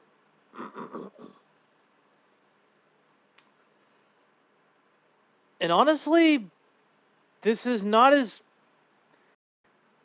It's not as crazy as I thought it was going to be. It really wasn't. Like, I kind of thought it would... I don't know what I was expecting. I was kind of... Again, expecting something very transparent, very clear, but if it's clear of particulate... If it's clear of particulate, then that seems to make a lot of sense. So, there you go. But beautifully clear. It almost looks like a watered down apple juice.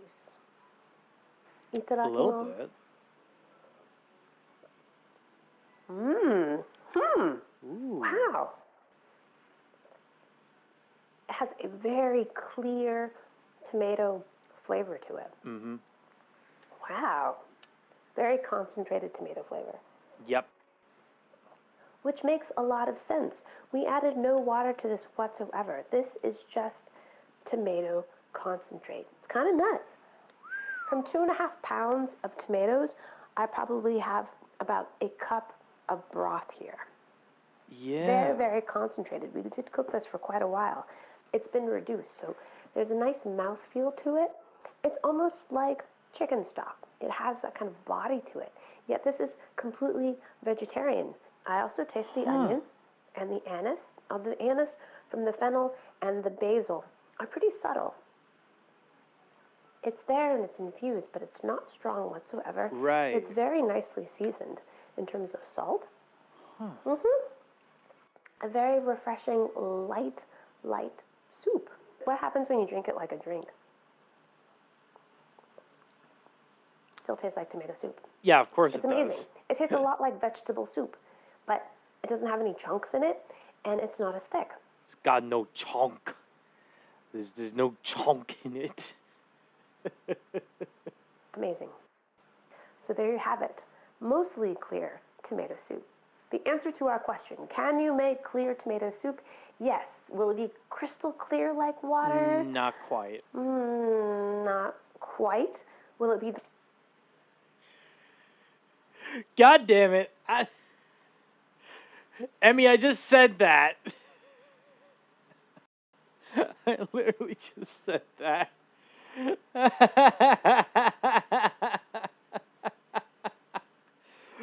Fucking hell, man. Delicious? Yes, it will be. Clear milk punch?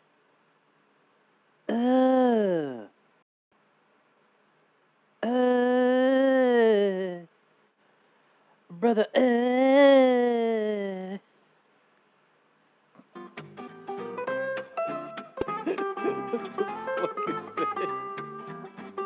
Greetings, my beautiful lovelies. It's Emmy. How are you? It's great to see you, and welcome back. Today, we are going to be making clear milk. What in the world, you say? What in the world, you say? Yeah. What in the actual living world are you talking about? What in the actual living world are you talking about? Clear milk.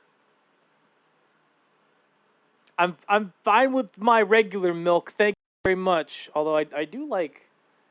I'm starting to kind of like lactose-free milk a bit. A little bit. I don't know what it is. It kind of helps that I'm able to make a roux out of it. So, take that for what you will. Anyway. Yes, I said clear milk. And this is a real thing. This is actually based on a historical recipe. It was popular in the 1700s in the Great Britain, and it was called... Of course, this recipe came from Great Britain.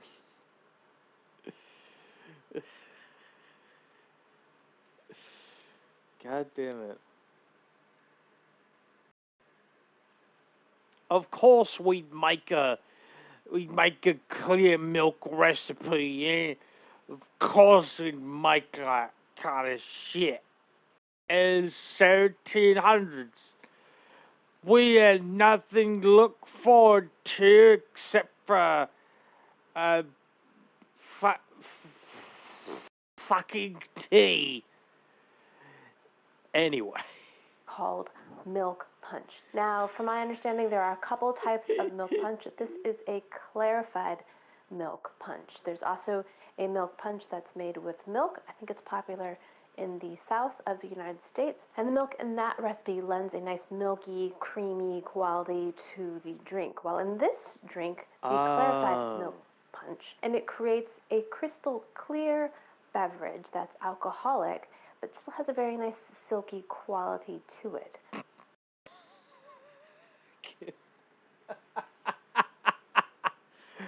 Oh god, I can't believe that like the voice I gave for the freaking British guy. Also, he also sounds drunk. So it's already perfect. It's already perfect, the fact that she's making an alcoholic drink. Perfect. So let's step back a little bit. So the clarifying process is very, very interesting and is the main reason why I want to make this drink.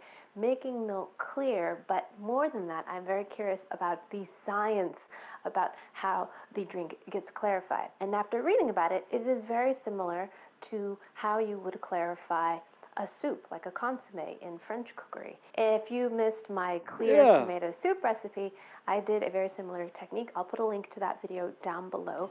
And in that technique, you use an egg white to use the proteins in the egg to grab and coagulate and grab onto all the impurities in the tomato soup, yielding a clear broth, which you can filter and separate from the raft of protein that's created. Aren't those great words? Raft, coagulate, proteins, casein, whey, all those are really great words, and we are going to be talking about those in this recipe. Now, there are many recipe.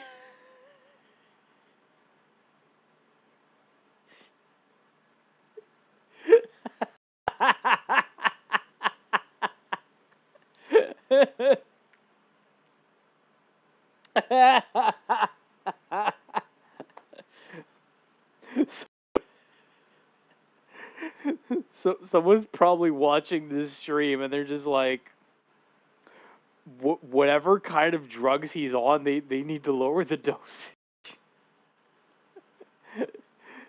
Nah, they don't need to lower the dosage. Nah, they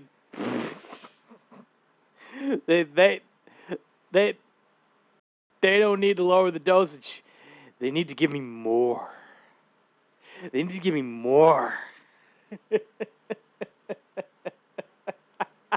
Recipes. The technique is generally the same. We're going to be using alcohol and some kind of acid to coagulate or to create those proteins to kind of bind together. We're talking specifically the casein proteins, the whey proteins. Smithers, I am coagulating. Oh God. Oh God, what is that word? Smithers, I am coagulating. Jesus Christ. Out of context, coagulate sounds so creepy.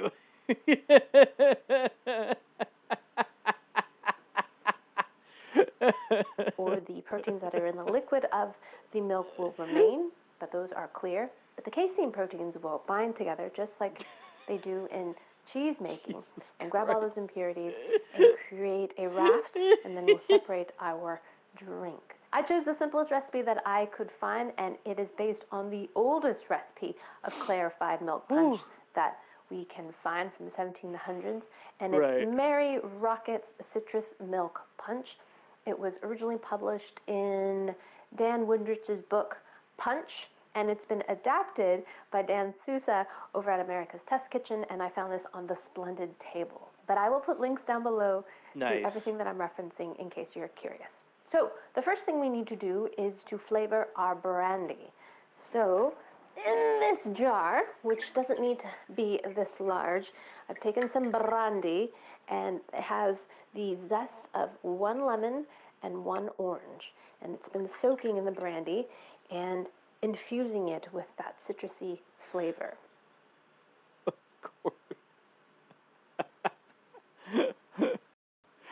Of course this recipe would have brandy. I mean, how am I supposed to get fucking ticked up drunk without any alcohol? How the fuck?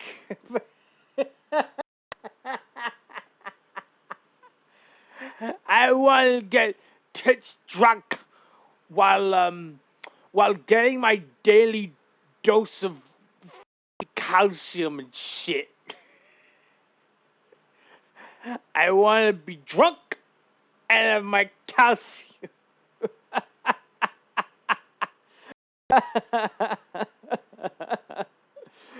Oh, shit. So it says 18 hours up to 2 days. So this should smell really nice. Start open. Ooh, indeed. Ooh.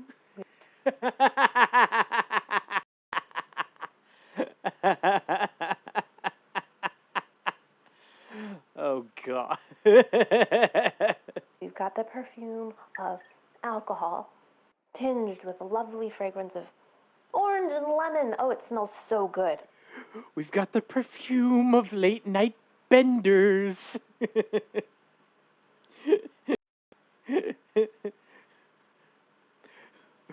We've got the perfume of addiction.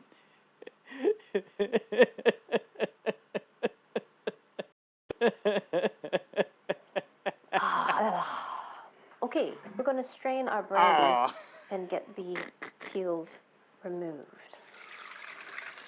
They've done their job. And you can see a little slick of oil on top. That's so cool. So I saved the orange and the lemon that I removed the zest from, and now we're going to juice them, because we need those lovely juices. Orange. We need more of the juice. So Give me I'm gonna all use of a your little juice. strainer, if I can find it. Here it is. And I'm going to squeeze my lemon juice There you go. into this. Oops, did I tear this? Careful. All right, squeezing my big lemon. There you go. Now, rather than saying the juice of one lemon, you should use the measurements, which is either, what is it? It's a quarter cup. It's a quarter cup of lemon juice. Right. And I'm going to do the same. Actually, it's more lemon juice to lime juice. So it's a quarter cup plus 1 tablespoon of lemon juice and a quarter cup of orange juice. Remember Lagasse taught me how to do this a long time ago. You take a fork and you stick it in there. Yeah, there you Here's go. your reamer. There you go. Most juice out of your lemon. Just ream it out. I think I'm going to need more juice of the lemon. Ooh. Measure our juice. Okay, do the same thing with our orange. Strain the juice. Orange. Good. Almost.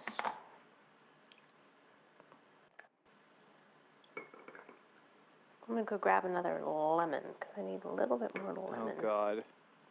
Okay, so we've got our lemon and orange juice freshly squeezed. Good. Okay, to the brandy, we're adding 1 cup of sugar. Plus a little extra. Boop.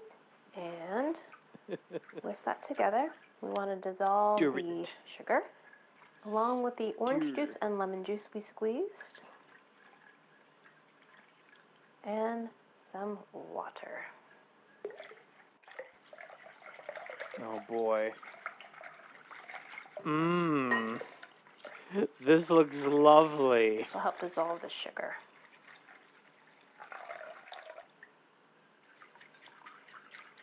Ooh, it smells good. Very boozy, but the lemon and the orange, very nice. Okay, this is definitely dissolved. So one thing I noticed in all the recipes for clarified milk punch, it specifically said to add the brandy mixture to the milk and not the other way around. Okay, pour this into the pitcher. Okay. Careful. Ooh, there you go. You're getting close there, girl. Whoa, up to the very tippy tip. Yeah, there you go. Nice. There you go. So we need some milk. We need 1 cup of milk, specifically whole milk. And those of you that don't live in the United States, whole milk means full fat milk, not any fat removed, just good old milk. Okay, milk to the bowl first. So we have 1 cup of whole milk in this glass bowl here.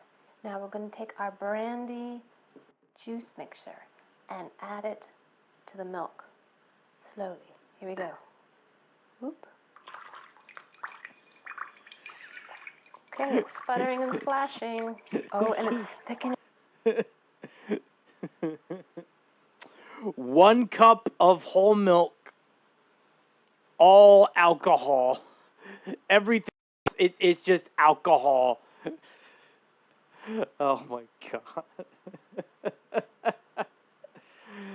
Oh, shit. It's like, what, like 1% milk, 99% alcohol? Well, okay, 90% alcohol and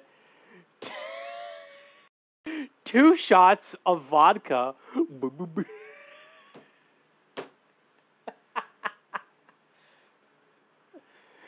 2 shots of brandy. 2 shots of cum.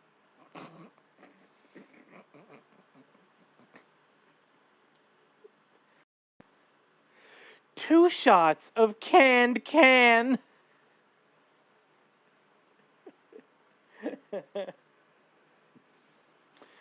2 shots of, I don't get it. Man. Gosh, it's totally thickening. Look. Oh, it's so cool. Can you see it? It's doing its curdle thing. See, 2 shots of cum and then boom. Okay. Cool. There's a lot of liquid. Why do I keep banging the side of the bowl? Why? Okay, here we go. The last of it.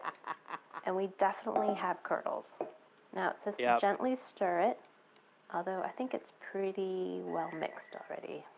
So we rest this for at least 30 minutes, or we can cover this and let it chill in the refrigerator for 24 hours before we decant and separate the chunks from the sauce. Not the sauce, but you know, the water. Look. Whoa. Curdles. Yep. Amazing. Lot of curdles. Okay, lovelies, I'm gonna cover this, let this rest, and we'll come back and separate all this, and then give this a taste on ice. You know, like 17th, 18th century, I mean, Great Britain. Alrighty, see you in a little bit. Yay. Okay, so this has been sitting for a couple hours now, and you can see the... This is not... I'm sorry, but none of this looks clear at all. I'm sorry, this is not... It's not clear. None of this looks clear, bro. This isn't clear. This is somehow worse than that. I don't know how it is worse. It just is. It just is, man.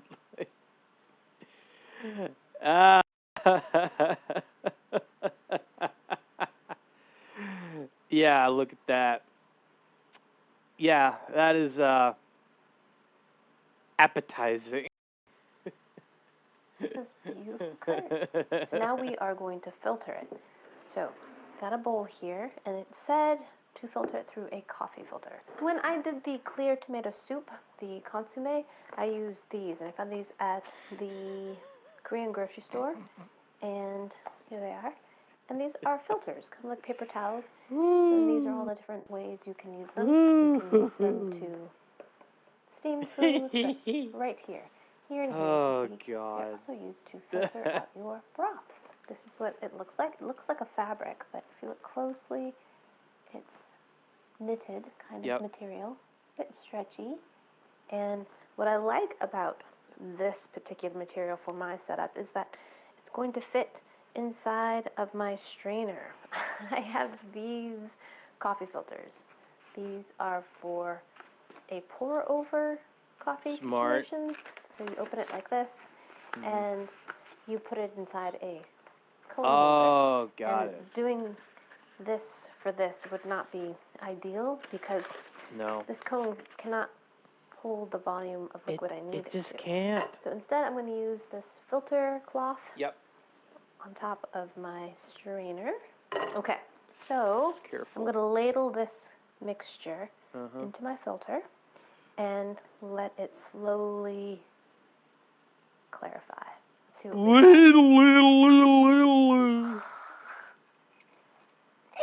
It's totally clear. Oh my gosh, look at that. Ooh. Yeah, baby. I love it when a plan comes together. Okay, let me show you this up close. Clarified milk punch coming at ya. Clear, clear, clear milk. Yeah, baby, clear milk. It's working. Look, that's what's up top. Chunks, the curds, and down below.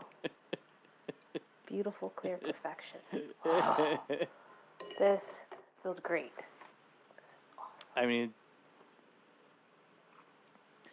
I'm just impressed that this even worked at all.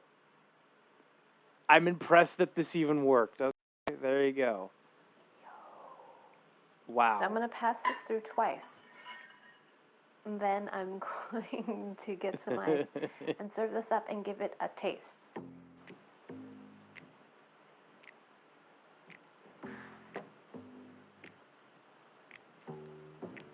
Alrighty, my lovelies, I am back. This is my double filtered milk punch, and it is incredibly clear. I am so happy. So what I've got going here are two separate filtration steps to take this murky, curdly, chunky concoction and create this beautiful, clear punch.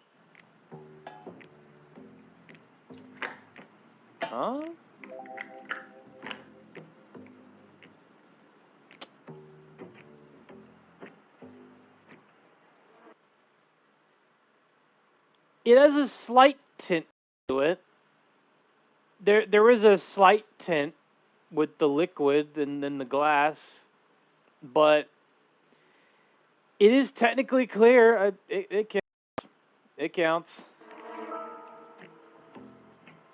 Just gonna It counts. scoop some ice into a glass. So, got a glass of ice, and now we're going to put the clear. Look at that. Look how clear it is. It has an orange. It has a yellow tinge to it. Yeah, a little and yellow that tinge. probably comes from the combination of brandy and the citrus juice that we added.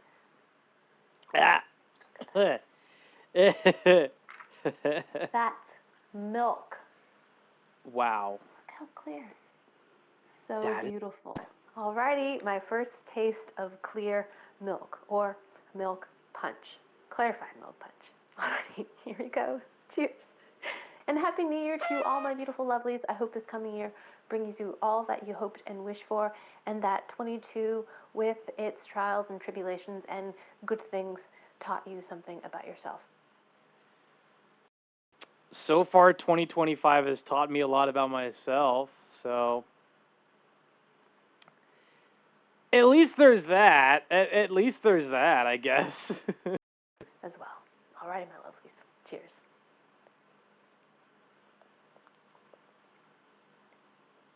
Wow. Wow. Wow. It's like, wow, it's like milk except not. It's like it's like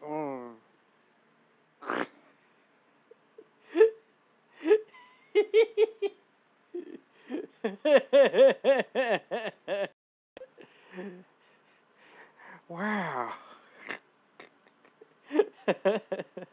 That's very nice. It's sweet, and it's very floral. I didn't expect it to be as floral scented as it is.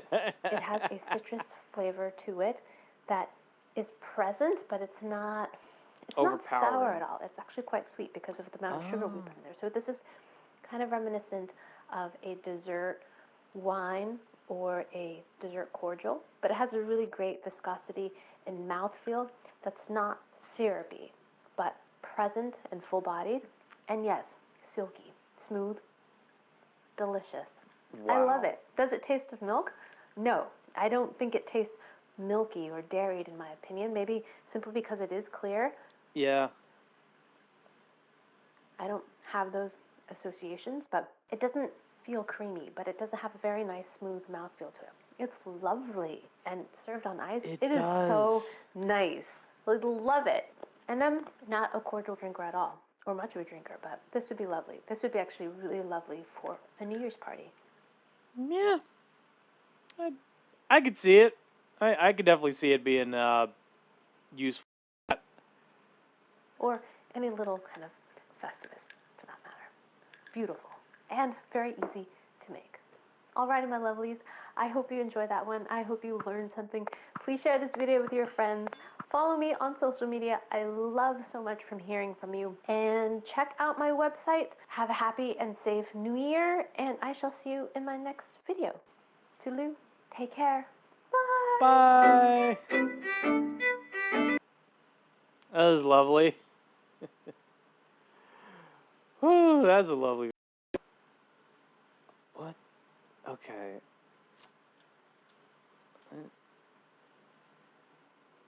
Mexican moms try Jollibee. This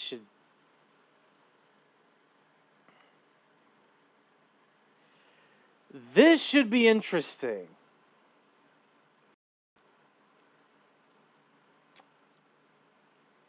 Wait, where the fuck? Okay. Where? Oh Lord. Okay, fine. I'll do a search for it because I don't know where I would expect it to be.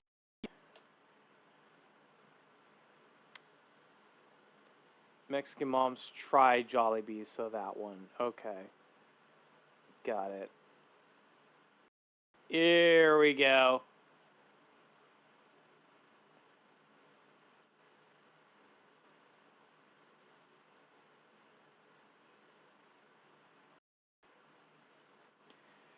Come on. Okay, there we go. It took a minute. Mexican moms try Jollibee. I am hopeful but scared. Let's just put it that way. Now, I will say that as a Mexican, I have not done spaghetti with hot dog, because I have. Wait, what? Spaghetti with hot dog? I mean, hello, hi you, welcome to stream. Hope you're doing well. Now we're watching Mexican moms try out Jollibee, and I'm like, I just now found out that you could eat spaghetti with hot dogs. I've never. I mean, okay, I've had hot dogs, and I've had spaghetti. I've even had pasta, but like both. I'm just so confused. Was in the D&D session. Now I'm waiting for dinner to arrive. Oh, okay, that makes sense. It's all good. That's all good. Spaghetti with hot dogs. Damn, I'm so hungry. I'd eat it all. I'd eat it all. God, I'm so hungry. I could eat a cock.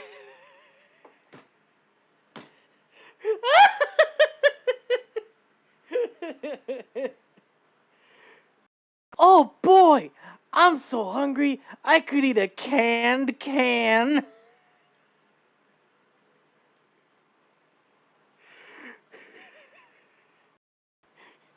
You don't want your cock near me when I'm hungry.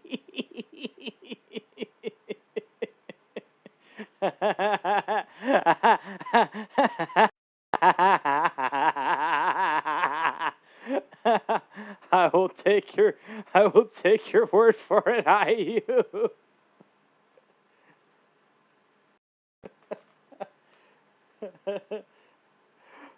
Oh boy, I'm so hungry, I could eat dinner.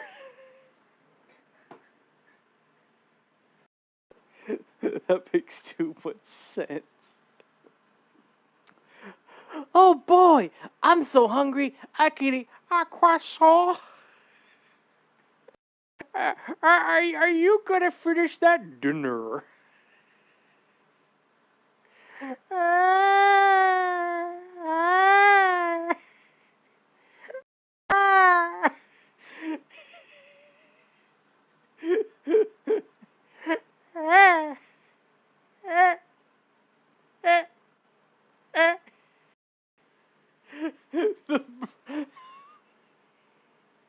The brain rot.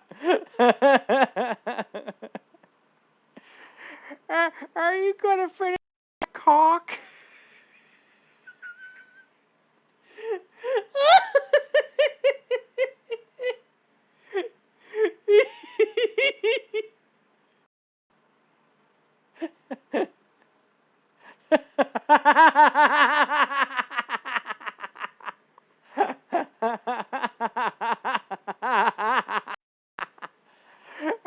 Are you gonna finish that? Makes me want to wait.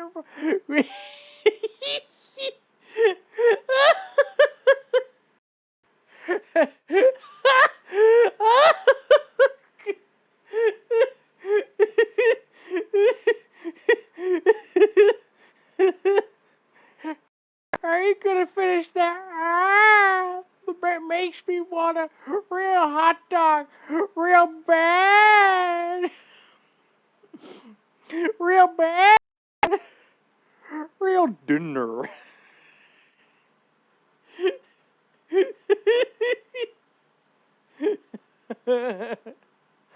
Oh God, fucking video.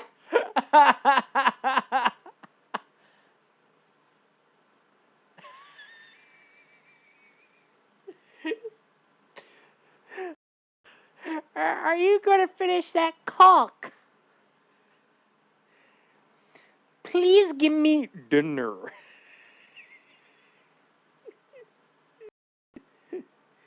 Please give me spaghetti.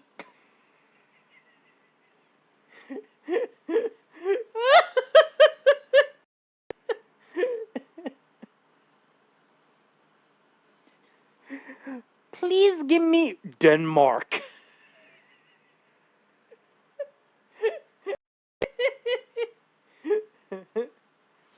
Please give me cum.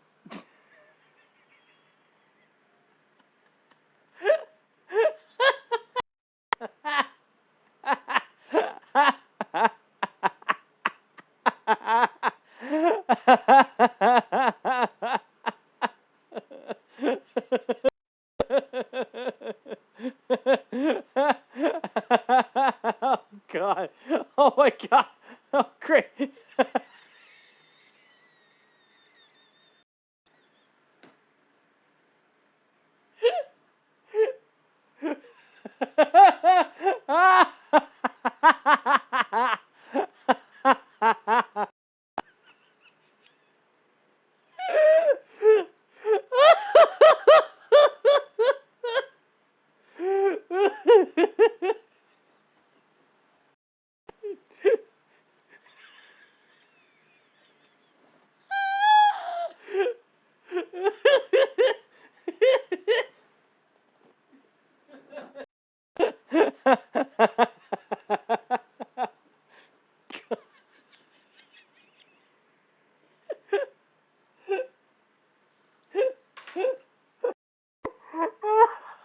Oh my God.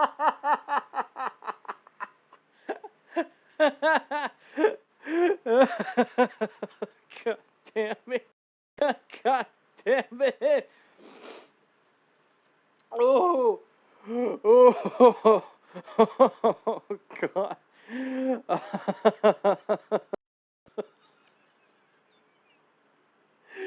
Oh shit.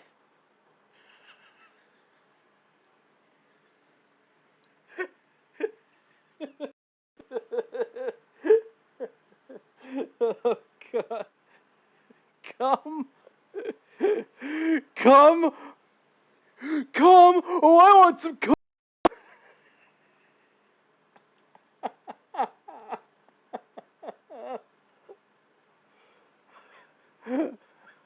I want some.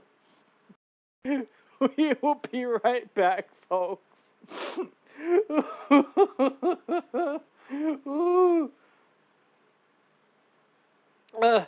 You can. Was already broken into smaller pieces.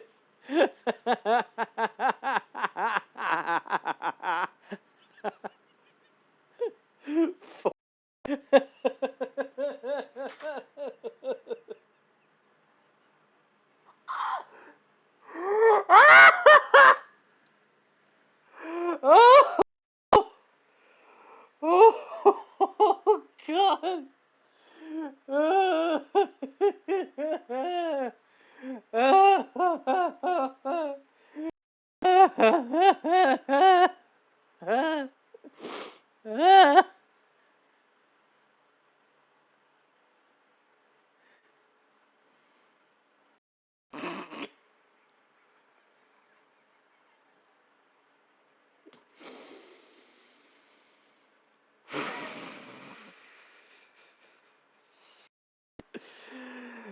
Oh, fuck. Ah. God damn it. Oh. Ah, fuck. Ah.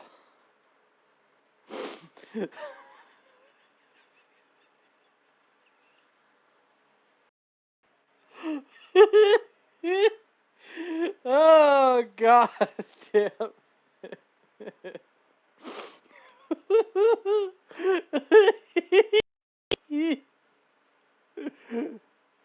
Oh. Oh, God damn it. Oh.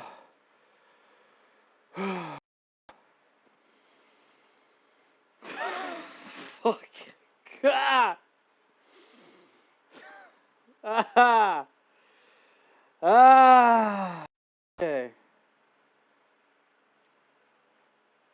Oh,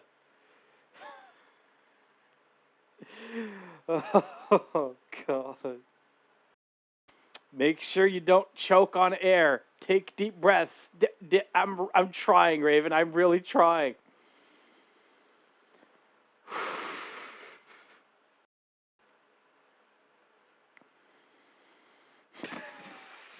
Ah! Oh.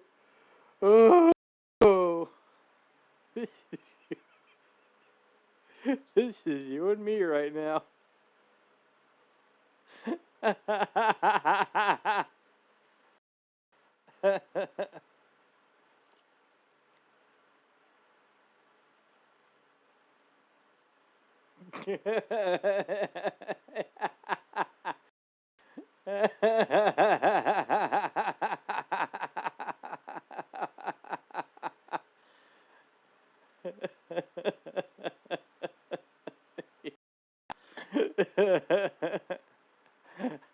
How you know? How you knew? I need a cigarette after that.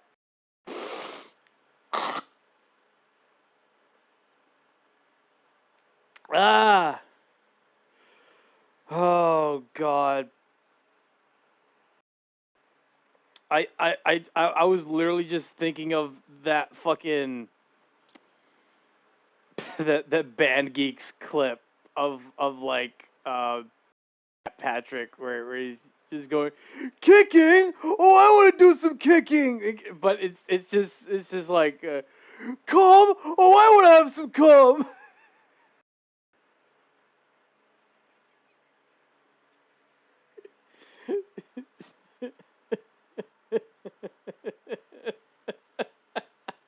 It's just fucking cursed.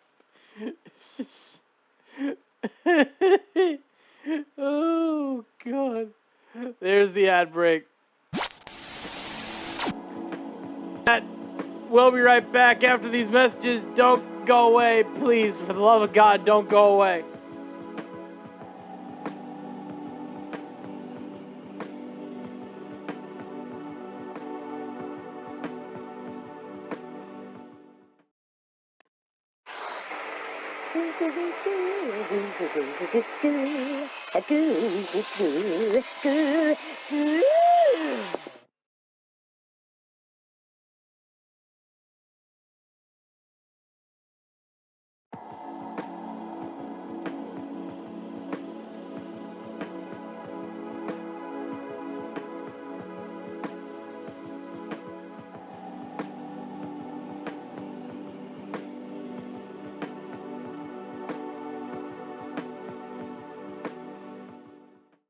Chip here, new Cookie Crisp cereal there. But not for long. They look like chocolate chip cookies, taste like them too, but it's a breakfast cereal!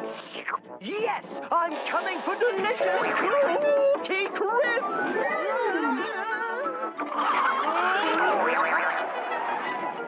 Oh, just missed that Cookie Crisp! The new chocolate chip cookie cereal. Cookie Crisp! Next time it's mine! If you call Autoglass as soon as a chip appears, we can come to you and usually repair the windscreen without replacing it. We inject our special resin, and in just 30 minutes, the result is almost invisible, and the windscreen's strong again. And not only that, if you fully comp, most insurance companies will cover it, and it won't affect your no-claims bonus. So an Autoglass repair is usually free. Don't wait until it's too late. Call us now or book online. Autoglass repair, Autoglass replace. At Asda, we're always finding ways to lower costs. We pass those savings on to the customer. We produce packaging so we can save you money on your washing powder. It's gone from a box to a tiny strip of cardboard. We're always finding new ways to drive more fuel efficiently. Because we save money on fuel, you can save money on your breakfast cereal. If we put all them savings together, that means another big rollback. Big rollback! 4,000 rollbacks this spring. 4,000. That's a lot. Everything you need for your week shop. Asda, saving you money every day. Hey, what you watching? Me? I'm just a TV. I mean, I'm not even human. You've got the remote control. You can change channels if you don't like what you're watching. You can flick me on and off, and you... Whoa, I'm getting dizzy. You see, you're smarter than me. You get to choose from all kinds of neat stuff. Funny shows, nature shows, shows about people all over the world. Ouch! In real life, that would hurt. You get to learn how to make stuff, how to draw stuff. Me, I don't get to do any of this stuff. I'm just the TV that plays it for you.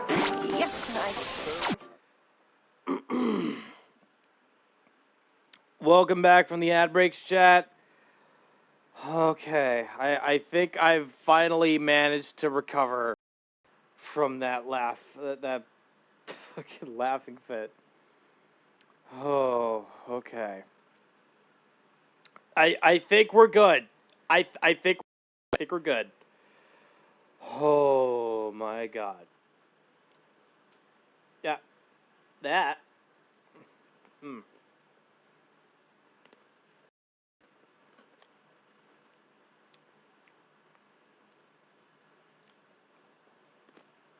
Mm. Whew.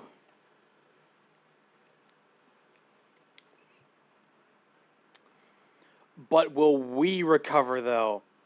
I mean, I don't know. Honestly, I don't know at this point. I really don't. Let's continue. Let's continue. The winner of Unrankable. Nasty. Oh my god. Oh god. Why? Have you ever heard of a fast food restaurant called Jollibee? What is it? Jollibee. No.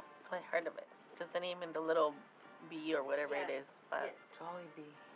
Oh, I've seen that off the 10 freeway. Lo he mirado, pero nunca comí. Sí, muy bueno. Creo que todo me gustó. Lo he visto anunciado. Hay un animalito que es así. Jollibee is a fast food restaurant originating from the Philippines, which serves burgers, fries, and most notably its signature chicken noy, which is Filipino-style fried chicken. Oh. So that's what Jollibee is. That's what Jollibee was. Like I had to pay 20. I paid 20 to Jollibee. I just wanted some servicing, you know. I just wanted some, you know, and then Jollibee just happened to be nearby, and he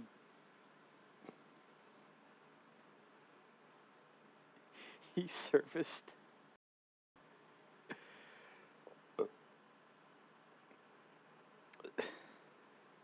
I genuinely hope that chat is still there. I don't know.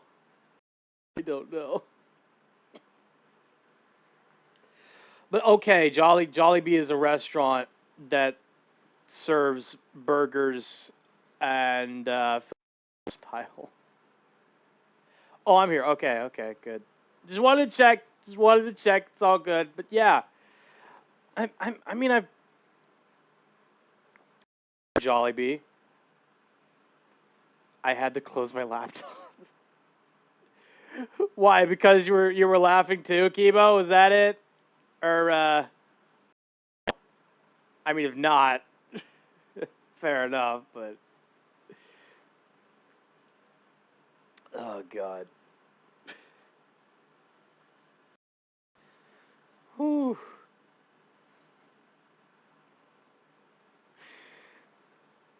I mean, I've heard of Jollibee. He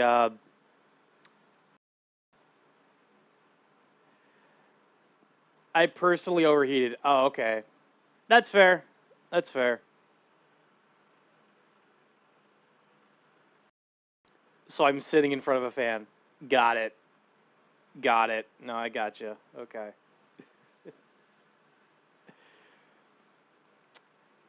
Jollibee. I'm familiar now with the restaurant, relatively speaking. The Jollibee I'm more familiar with is the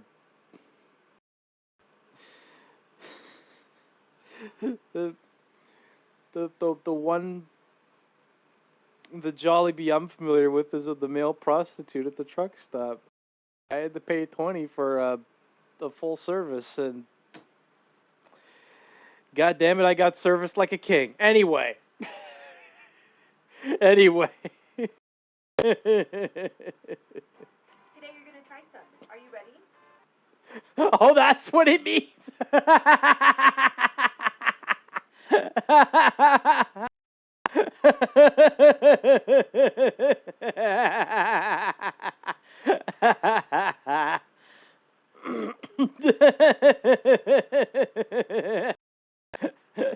That's right, Hayu.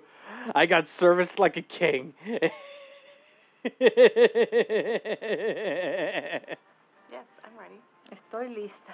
Sí, estoy lista. Sí, estoy lista. Okay, let's try it. Algo nuevo. Vamos, pues. Chicken Joy. This is Jollibee's juicy golden fried chicken. It smells like chicken. Smells like KFC. I like KFC. I just like their flavor. I've never been to KFC in a long time. Although, to be completely honest, I don't feel like I should go back now, simply because, like, I've tasted better chicken, you know what I mean? And I've tasted better forms. And plus I've been, like, I'm more of a fan of sushi, okay?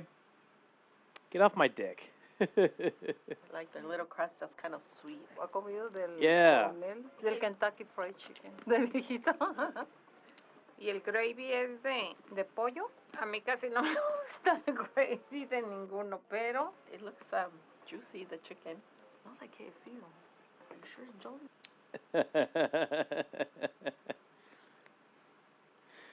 Sushi. Hayu gets it. Hayu absolutely gets it. I'll never get off your dick. You can't make me. No, Hayu, I'm not referring to you. I'm just talking about those who are just like, I'm talking about those guys who are just like, well, why don't you go and eat at KFC? Why aren't you gonna go eat at freaking KFC? I don't care. I don't care about KFC right now, okay? I've got other things to worry about. Okay? I meant those people, but you get it, you get it.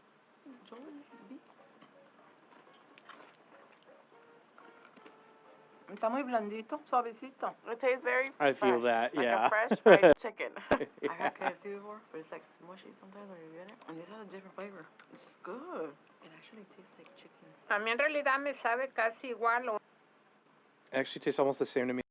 You can see is that the Lo único que sí chicken, puedo ver que el pollo está bien, it's bien very fresco. fresh. It's good. It's very crunchy, the crust. That's good. That's good. That's good that the chicken is crunchy. So, good stuff. You know when they Hopefully. make it from cornflakes, feels a little bit like that. Lo empanizado, porque es que muchos están muy gruesos, ahí sí está delgadito y está sabroso, no está salado. Se siente la sal muy poquito, muy rico. Ay, qué rico está. Está rico el gravy. The gravy just tastes regular. It didn't mask what the chicken tastes like. I mean, I like it. It's not super like special, you know, like not very thick. That one Right. tastes like the Kentucky Fried Chicken gravy. Muy sabroso las dos cosas. Between Jollibee and KFC, who do you think makes the best fried chicken? Jollibee. I like it now. Like I said, it's like a lot more fresher and Yeah. less oily. Voy a cambiar y me voy a ir acá. Siempre me ha gustado mucho el de Kentucky Fried Chicken. La cadena más vieja que hay, ese me ha gustado a mí mucho. Lo voy a comparar con el abuelito de KFC. Me gusta más este. Está menos grasoso, está más suavecito el pan. El viejito güerito. It's a 10. Starting with Wow. So I'll give it an 8. No, esto está muy rico, Muy bueno. Fireball Fiesta. What? Hold on. Muy bueno. Fireball. Palabok Fiesta. Huh. Fiesta. What is this right here? Seaweed or what is it? They're translucent. Are they supposed to be there? Pues se mira bien. Sí It's me dio noodles. olor a camarón, I've Yep. never heard of this dish. Shrimp. It looks like a homemade meal. Like it would be very hearty and soul food. Very hearty, yeah. No sé por qué. Está bonito. I don't know. It looks very weird and like whatever. Oh, this dish is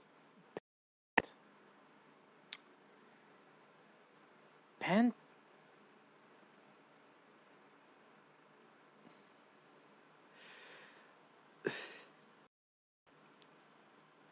I'm sorry, Kibo. I don't know what pantsit means. Or is it pronounced pankit?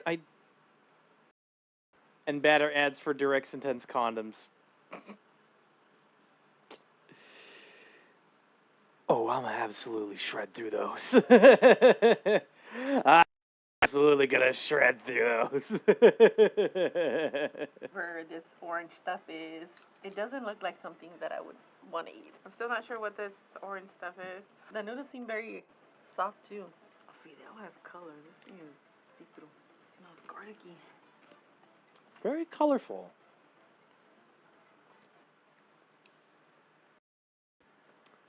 Pancit. Oh, okay. So I pronounced it right the first time. It's a Filipino noodle dish. Oh, okay. Okay. So many mix of flavors. I'm like trying to concentrate on one and then another one pops in and I'm like, which one? Más bien nomás siento el sabor de los noodles. Y sí le siento ese olor a ajo muy fuerte. Sabe y huele mucho a puerco, al chicharrón. I don't really like it. The texture is weird. The flavor is just a lot of, I don't know, spices or just mush. It's a lot. I think you're talking about the shrimp. I think they use shrimp sauce or something. Esto pues es nomás sopita, muy delgadita. Está muy sabroso. No está salado pero no le siento sabor. Nada más le siento el olor a ajo. Barely got like a little hint of shrimp, which is fine, because I'm like, why would they mix pork with shrimp? O sea, se siente raro la textura y los sabores. Lo que más me pega en la nariz es el chicharrón. El aroma está fuerte. And even the Aroma's noodles, I don't strong. like the noodles. Maybe they're just cooked too long.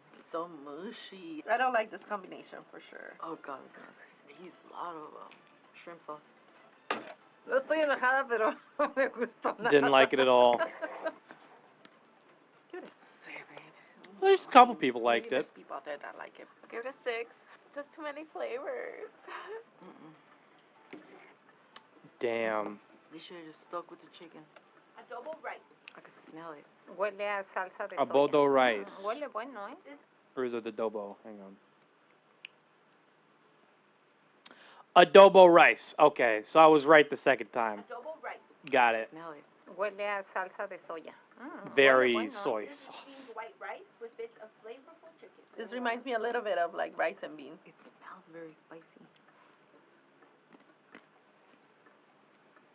The rice actually tastes a little bit bland. Está bueno, pero siento así como que nomás le echaron Yeah. la salsa de soya. Está muy rico. That's It fair. has a lot of flavor. Seems like a lot of spices. I mean, the rice is good without so much of that seasoning. I don't know what the hell that seasoning is. Tiene como un dulce Sweet del clavo. cloves. Lo siento Ooh. como un poquito dulcecito. Gingery. Ginger. Because ginger kind of stays in your palate too. Diferente de todos los arroces que he probado, pero sí está bueno. Is this a good side dish to pair with chicken? It is, but it might be a little bit of too much dry food. I mean, maybe, yeah. Dinner has arrived, so I'm gonna leave you to go eat. Have a fun rest of your stream, love. Okay, hi you.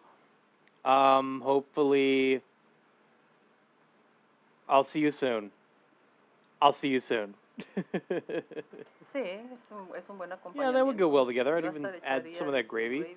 Yo preferiría el Ooh, arroz. yeah, Me yeah, gusta yeah. más pues el arroz que la papa molida. O cualquier tipo de arroz. Just for any type of pero rice, sí, but yes, it combines combina very well muy with bien chicken. con el pollo. It Yeah, does. it would be a good side. I usually would like either mashed potatoes or some kind of fried vegetables. Le va a dar un sabor diferente, ¿no? Sí sabe bien. Yeah. El gravy está muy bueno. Yeah, get the Flavor a gravy little in bit, there. So now it tastes more like gravy. Yo me lo compraría y me lo comería sin nada, nomás solito. Pienso que si es una comida rápida, está buena. I'll give it a 5. We'll give this one an 8 too. I'll give it a 6. Un 8, pero luego le ponemos el gravy y ya le podemos aumentar los dos. On its own, it's an 8, but if you add gravy, then it's a 10. Hell yeah.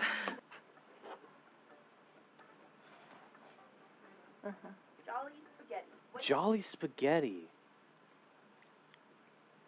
do you think of the presentation? It looks like they opened a can of pork and beans and threw it on top of the spaghetti. The presentation's good. I thought maybe it was a hamburger in la cajita, you know. The hot dog pieces kind of threw me off. It looks different than your normal spaghetti. Looks It's very got a lot different. more stuff. Almost like, you know how like charro beans have all that stuff in it? I make mine with Italian sausage. No hot dog. I like hot dogs though. Now, I won't say that as a Mexican, I have not done spaghetti with hot dog, because I have. Damn, that's crazy. I never thought I'd see weenies on spaghetti. It smells like that school lunch spaghetti. How And I don't know is what this kind of gonna cheese go? this is, because it's yellow. Maybe the cheese too. How kind is of this gonna different go, texture man? looking. You know? Surely it's gonna work out, A you mí sí know? me gusta la combinación de salado con dulce. It kind of reminds me like sloppy Joe sauce now, more than chili cheese fries. Yeah, sloppy joes. That makes a lot of sense. I could kind of. Yeah, no, I could see it. I could see it. Their sauce is very sweet. I think I was expecting more of the tomato. It's like nasty sweet. That's not a good combo, man. Ay, esto para los chiquillos. Está Super good for the kids. Yep, pretty much. súper bueno. The texture with that sauce just made it, sorry, very disgusting. Para mí no está algo que yo comería. It's fine. No porque esté malo, no. Simplemente It's too porque sweet. se pasa de dulce. Y está And that's sabroso. fair. Muy diferente del que tú no acostumbrado. Even though I love sweet, for this kind of food, I don't know if I would like it so sweet. I took one of the hot dogs, one of the weenies. Just different. Didn't expect it to be on the sweeter side, I guess. Está muy dulce para mi gusto, pero no se le... Too sweet for my taste, but it doesn't take away from the fact that it's good. I like your attitude on that. I like your attitude on that. How does this compare to the spaghetti that you make at home? It doesn't. That sauce is like probably something you would put on meatloaf, maybe? I think the only thing that's the same is the noodles. Everything else is different. Well, I don't make any at home. But the regular ones, just traditional spaghetti sauce. Right. Lo hago de carne molida. O a veces lo hago, pero de la salchicha italiana. Pero este, pues, es otra opción. Está muy dulce. Yo no lo haría para mi gente adulta. Quizás para los niños, porque incluso como que tiene ketchup. I probably wouldn't order it for either of us. I'll stick to the chicken. Don't do that to spaghetti. That's gross. Don't do that to yourself. Sí, es algo que no me sabe igual que lo italiano, porque a mí me gusta mucho. That's the winner of Unrankable. Nasty. Oh my God. Why? The sugar wasn't my favorite thing on here. Give it a 4. Vamos a dar un No.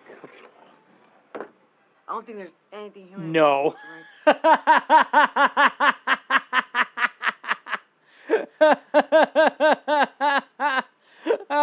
Take it. No, I'm taking a screenshot of this. I am taking a screenshot of it. I need this as in I need this as a goddamn emo. Just my VTuber holding up this freaking little sign that just says no.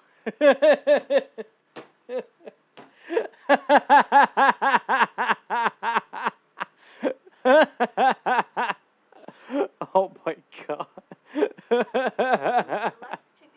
Kind of fancy. Ooh, deluxe chicken sandwich. Let's go. Bastante grande. Está medio miserable.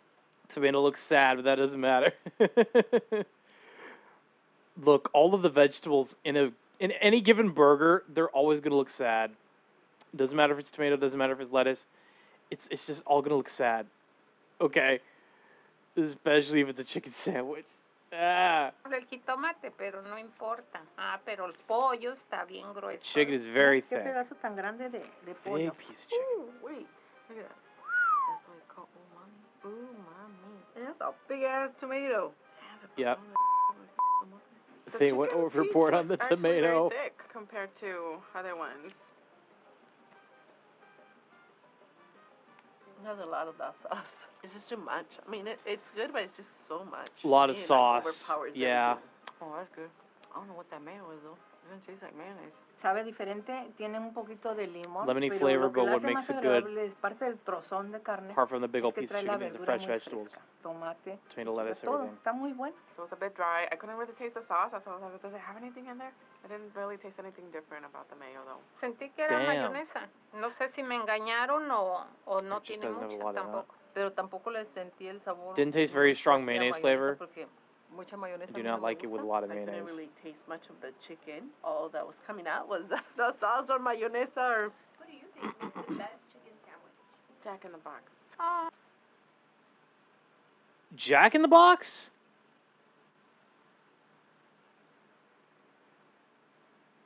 I have a Jack in the Box near me, but don't tempt me. Girl, don't tempt me. Don't tempt me, okay? No. I have bills I need to pay. Please, let's not. No. Just no. Chick-fil-A. Y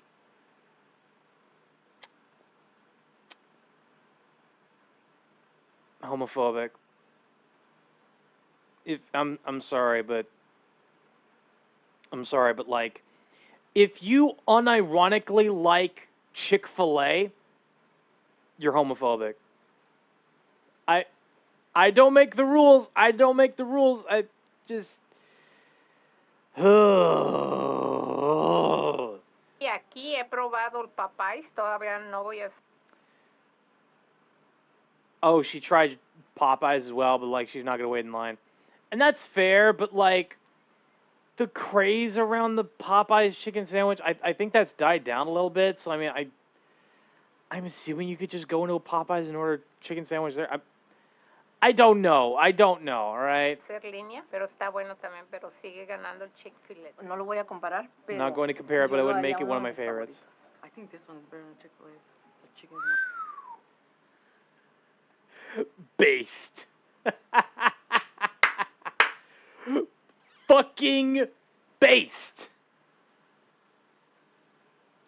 Saying that this might be better than Chick-fil-A, fucking based. Chick-fil-A. Just the original chicken sandwich, you know. Girl, no. Give it a 7. It's just a regular chicken sandwich. That's fair. Yeah, let's go. It's good. Oh, I'm just very average today. 10. Hell yeah. 10 plus, porque sí, está muy rico. Perfecto. Creo que el Chick-fil-A viene ganando ahorita. Pero si no tienes... But if you don't have one of those nearby, if you go there, the sandwich is good?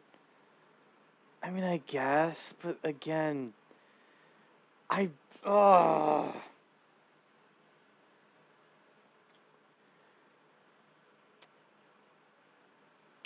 didn't make the rules. I didn't make the rules. A la mano uno de estos, si vas ahí, este sándwich está bueno. Peach mango. Peach mango pie? Okay. I love peach. I love mango flavored anything. I did try to cut. I tried to like. I bought a mango, right? And I wanted to cut it open, but I couldn't cut it open down the middle. I feel like an idiot for not knowing how to cut open a goddamn mango. I could definitely I could cut open and take out like the pit of the peach just fine. I could do that just fine, but mango, bro, come on. It's never as easy as it looks. Apple pie. Never. Apple pie. Sí, pues sí, el pie de Peach McDonald's. mango pie. It reminds me of an apple pie. Or maybe like a egg roll too, huh?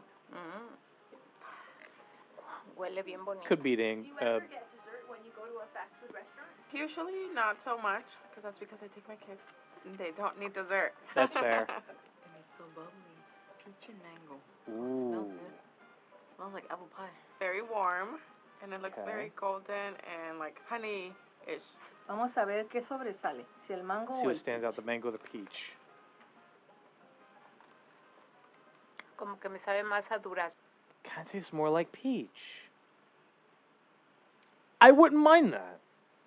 Honestly, I wouldn't mind that if I got more of the peach than I did the mango. I wouldn't mind that at all.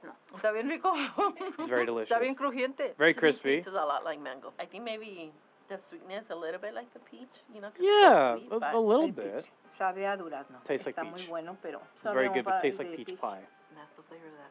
Pa' la boca, no la fiesta. This is actually really good. I don't know if it's because it's warm or what, but the warmness just makes it a lot better. Me sabe bueno. Ni Tastes tanto good to me, mango, not so ni much tanto like mango, not so azúcar. much And like I like the peach. crust too. It's so crunchy. Every time I had an apple pie, that's just, that's how it was. And even the crust was a little bit like this too.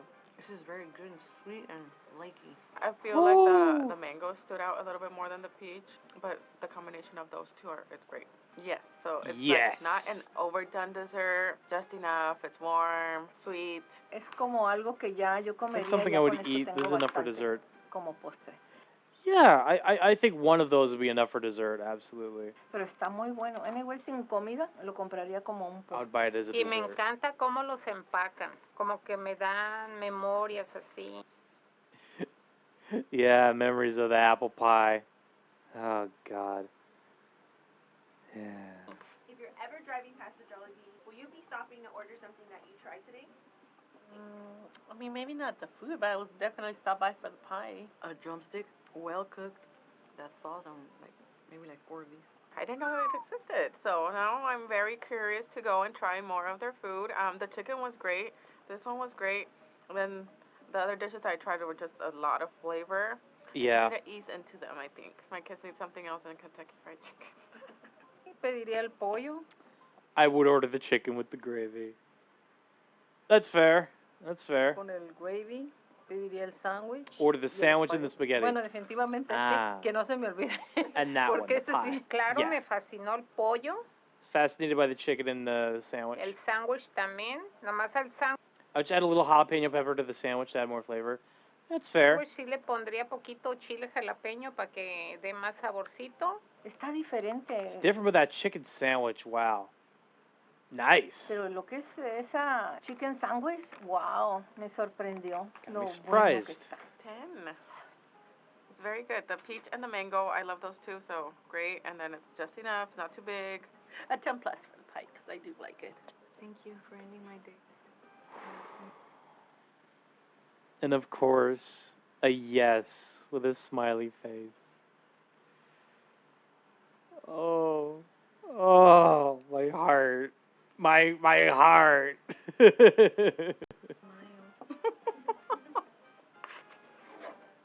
Con mi tacita de café. With my cup of coffee. Oh, Ganó. it won. Opinen de mis pinturas, por favor.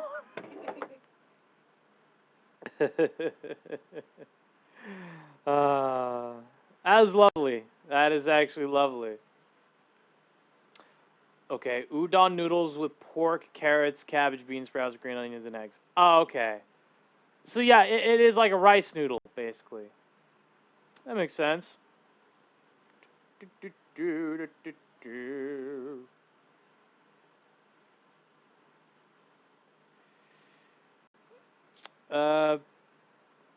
Kibo, you still there?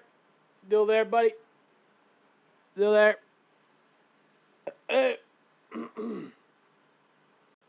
Oh, God. Okay, just wanted to check. Just wanted to check. Yeah.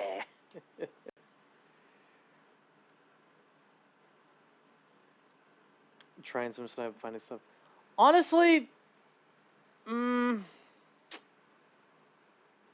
I want to go for 6 hours? I don't know. I kind of feel like we're at a good stopping place. But, like, I could probably go for another hour, maybe. I don't know. I don't know. Well, we'll have to see.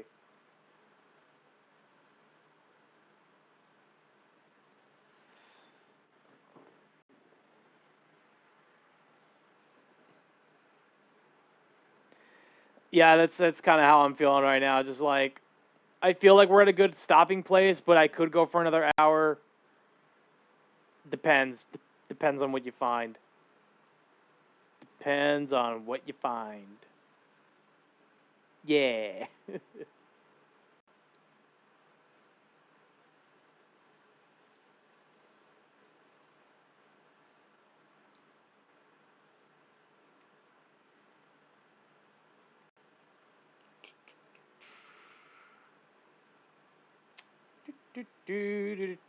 Yes.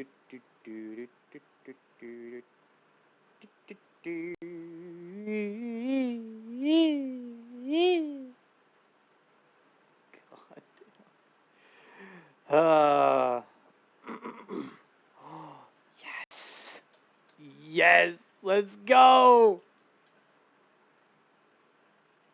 Okay. Make sure I look for the right. Here we go. Here we go.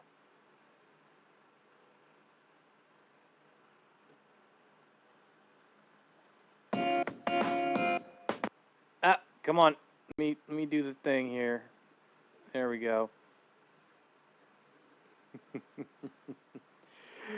Time for more organization porn. Yes! The queen is back! The queen is back!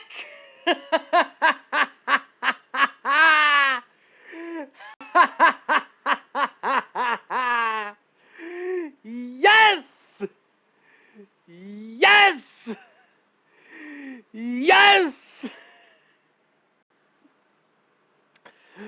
Safia Nygaard, I got my closet professionally organized. Let's fucking go.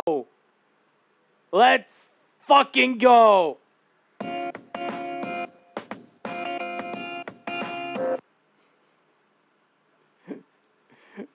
Room makeover closet organizing edition.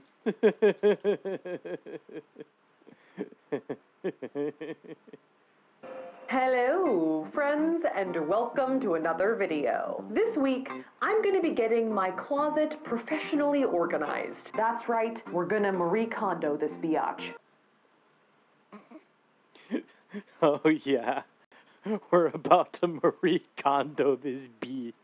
So as you guys may know, a few months ago, I had a crew of professional organizers from Practically Perfect LA help me declutter and reorganize my makeup collection, which was previously haphazardly stored in giant plastic bins. I'm like that Michael Scott gif, it's happening! It's happening! It's happening! Since then, I have been thoroughly enjoying my new vanity and, la gasp, actually maintaining the organizational system that they helped me build. Ooh, let's go. We love to see it. We love to see it for Safia.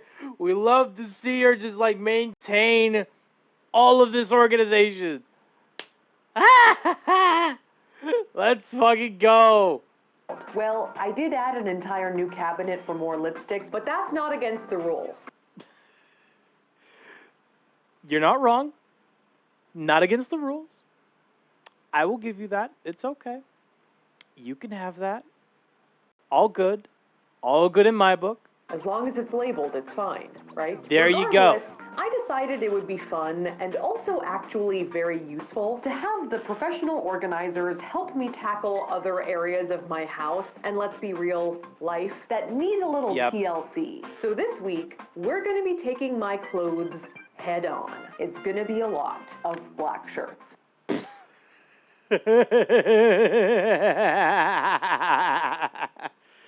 Just a lot of black clothes overall. Yeah.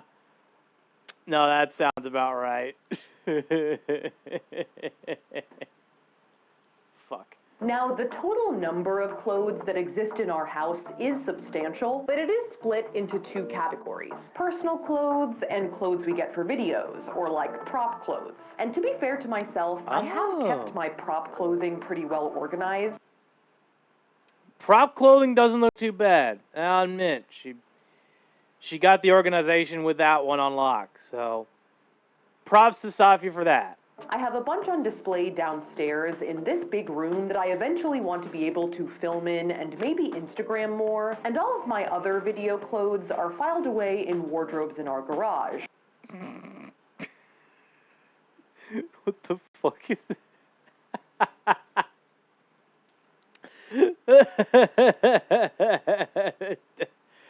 Yeah, I don't know. I feel like you might need some help there. Maybe that's just me. Sorted by production. Okay. I mean, sorting by production isn't a bad idea either. It's not bad.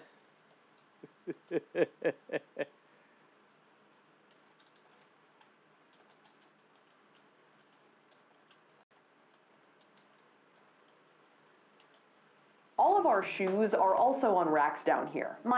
Okay, you got your shoes on racks and organized and all and whatnot. My personal clothing, however, is not quite as nicely kept and cared for, and is sort of just squished into every possible orifice upstairs and. What the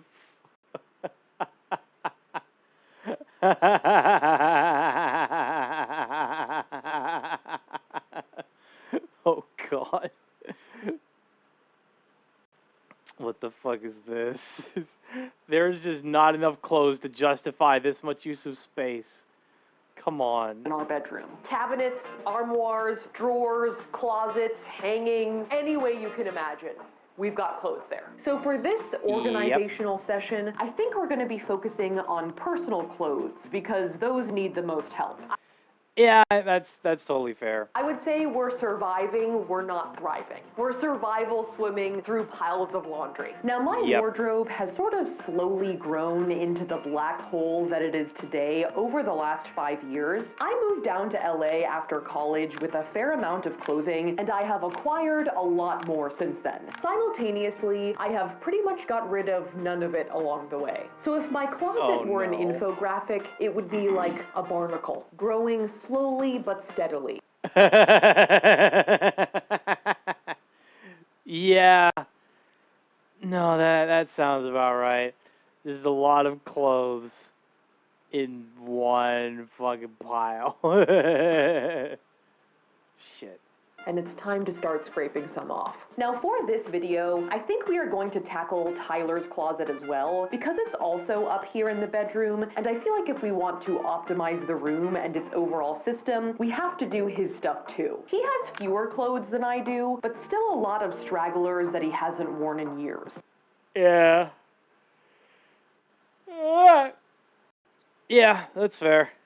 Which are headlined by his collection of ancient gym shorts. Yeah, these ones are actually from 4th grade. Oh God. Tyler, what the fuck are you doing with gym shorts from 4th grade? Oh no. Hello, Pan. Welcome to stream. I hope you're doing well. Not the autism hang later clothes pile. Yeah. That sounds about right. To be fair, he does actually wear those. Now, just so you guys can understand what we're working with, I'm going to give you a quick tour of our room, starting with my main closet, which is this way through our bathroom. Okay. Is this like Vogue 73 questions, but jankier? In here, I have a lot of hanging clothes, like tops, dresses, a few skirts and pants, and my small amount of non-black clothes. It seems like it's just a meme, but in reality, you just don't have a lot of colorful clothes. No, this is absolutely the meme. This is absolutely the meme. Just a lot of non-colorful clothing. No, the meme has become my reality. See, even she agrees. I could make a really dark joke. Oh my God.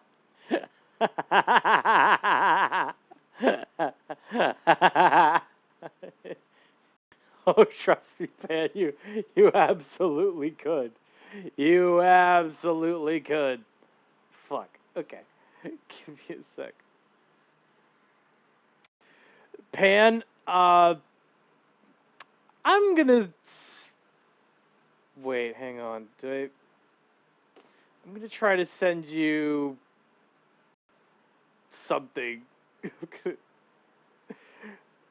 I'm gonna send you a screenshot of a video I took of like actually wait, which ones could I'm trying to remember. Fuck, hang on. I'm gonna send you I'm gonna send you a screenshot from a video that I genuinely think is just an amazing emote idea. Feel free to let me know what you think. I'm just gonna leave it to you in your hands. Oh, God. Wait. No. I realize 2 jokes. Is it Pego? No, it's not. It's a Latina woman holding up a sign that just says no.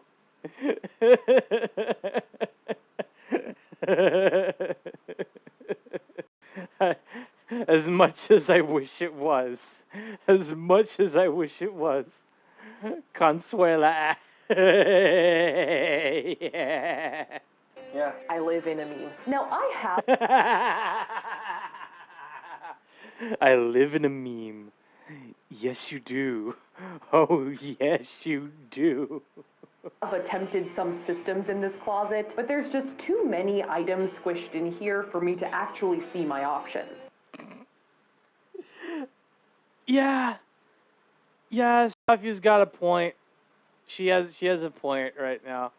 I'm kind of just like, you're a meme. I'm like Edna mode, just like, you're a meme.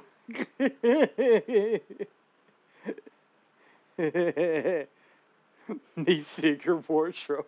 God damn it. I can't believe that actually kind of works. Shit. This isn't really like a reach and grab and go type closet. Yeah, very much grab and go. Absolutely. No, this is a lock yourself inside and descend into the madness That too. closet. I've heard that the entrance to Narnia is back here. Oh yeah, no, There are also a couple of random straggler items in here, like some of my jewelry and an empty basket. This big thing here is our toiletry and bathroom storage area. We don't have a lot of drawer space or cabinets in our actual bathroom, so this ended up in here. I feel like it's pretty normal. Don't look in there. But it's pretty normal, I swear. So back in our actual bed. It's normal, I swear. I swear it's normal. Wait. I'm cooking. I can't believe I'm cooking. Holy shit. No. No, don't. No.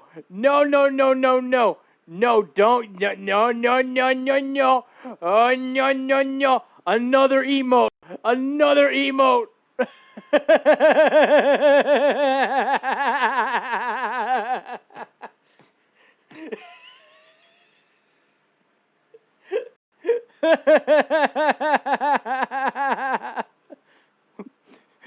Me when I walk into my parents having sex.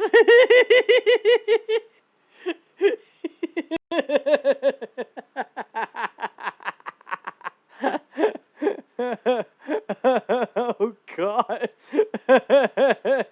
Holy shit.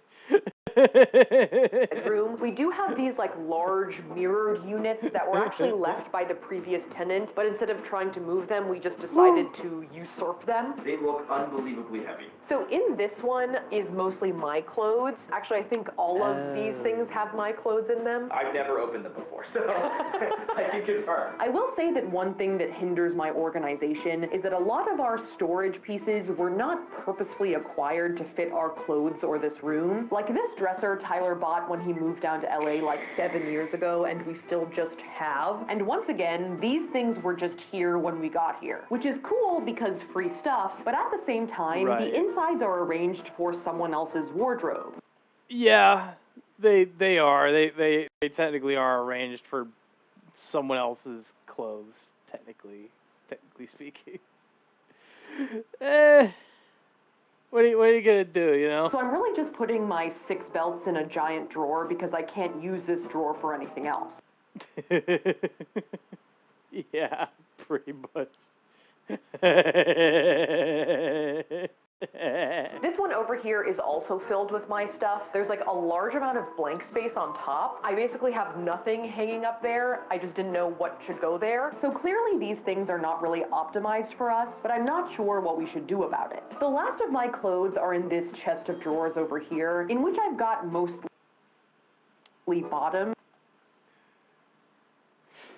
Jesus Christ. just looking at this graph, okay? Safia's clothes are here, here, here, here, and here. Five different places where all of her clothes are. Wow. I don't think I would genuinely know what the fuck to do in this situation.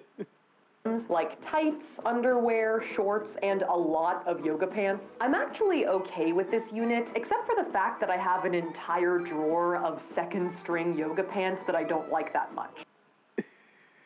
Fair. So it's a pretty obvious candidate for stuff that needs to be decluttered. Now, as for Tyler's stuff, it pretty much exists in this closet and this chest of drawers, which has the majority. Oh, poor Tyler. Majority of his non-hanging clothes, like his boxers and socks, including socks that Tyler has stolen from me. I don't like rolling my socks, and you have rolled socks. No, you just take all my socks. And the thing about his dresser is a lot of his drawers are so full it's hard to open them, which kind of makes him not use his dresser anymore. Like, I can barely open this drawer. Yeah, you definitely can't close it cleanly. Now, over in Tyler's closet, he has some stuff strewn about up top, and then up here we've got a fair amount of things hanging that, like, Tyler does wear, like hoodies or, like, zip-ups, but there are also a fair amount of shirts that are hanging up here that Tyler definitely doesn't wear. Damn. Just straight up damn, man. My clothes are in the laundry bin since I don't like hanging them, and the clothes I don't use are in the closet.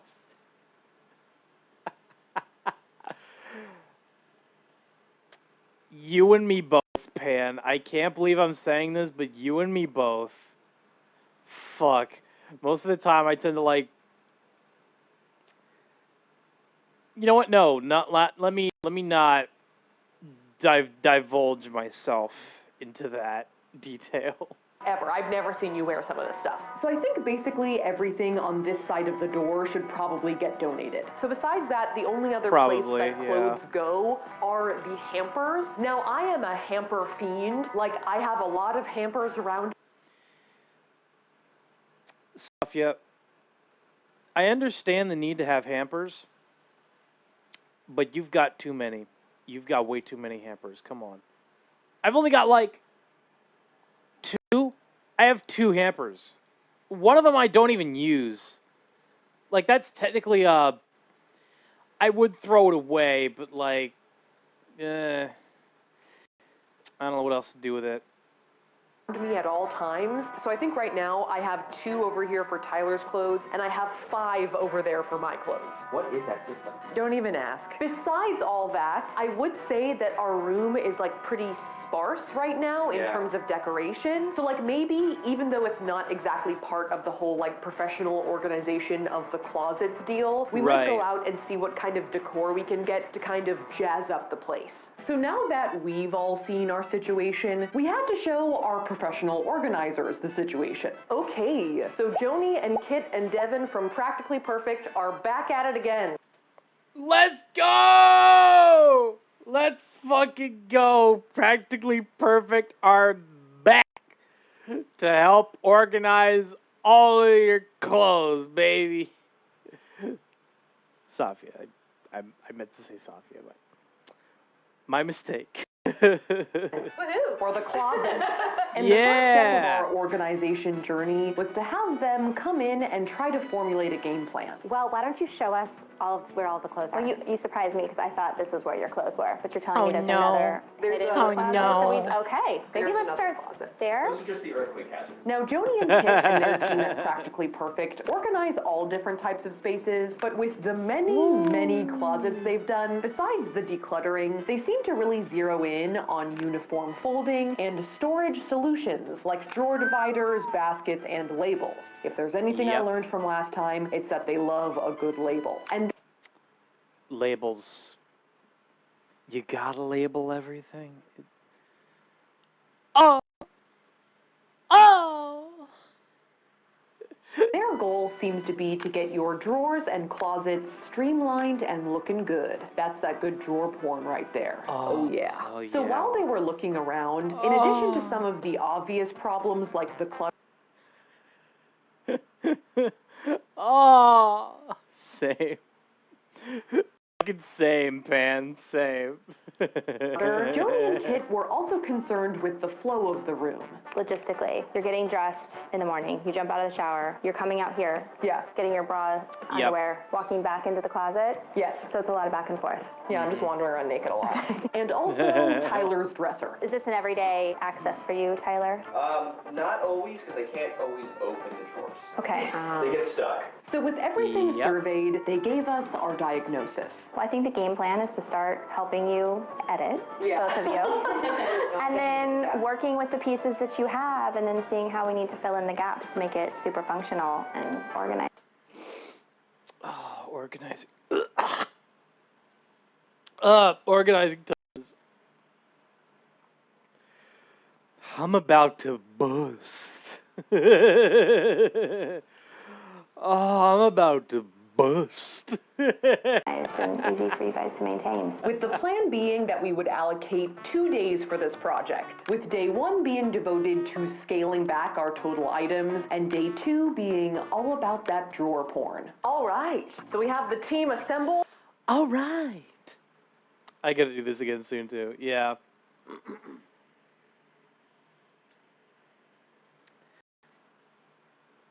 I gotta get my laundry done at some point. I really do. Because, like... okay. On occasion, I'm gonna say this. On occasion, I do tend to... On occasion, I do wash my dishes and stuff like that, but when it comes to laundry, it just feels like too much work. It really does. You know, just because, like, I have to unhook the hamper from its place and pick it up.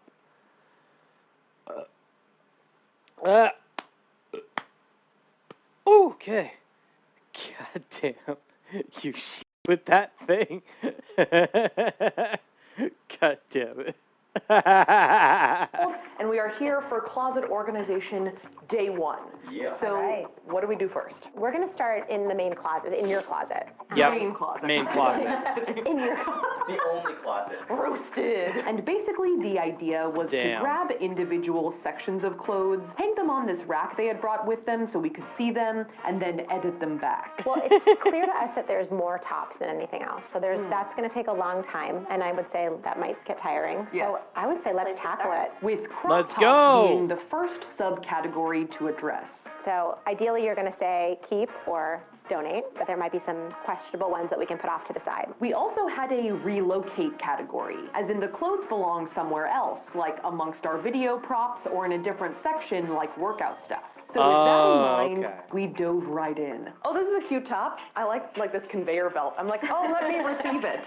This is a top that I actually haven't worn in a while because of the way it's cut. I always get nervous about, like, what's this? My little chicken wings? Yeah, like the side little chicken wings. I think something I had to come to terms with early on was that even if I liked something about a piece of clothing, if I didn't feel good wearing it, I probably wouldn't ever wear it. This sounds like maybe we should donate that. All right. Yeah. Other things that ended up being donated were tops that had just fallen out of the rotation. I haven't worn this in a while. I feel like this meme is kind of dead. Current mood? Yeah.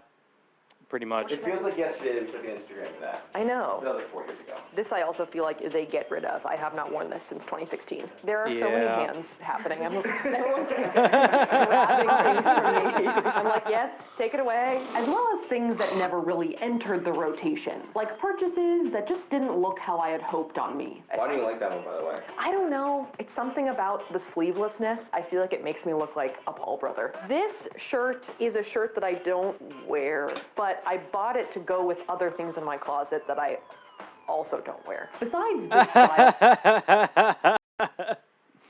I bought this piece to go with other things in my closet that I never wear. Fuck. fails, there were also a select few items that I didn't really recognize. When was the last time you wore it? I have no idea. Do you have anything that's very, very similar to that you like more? I think we've all already seen it.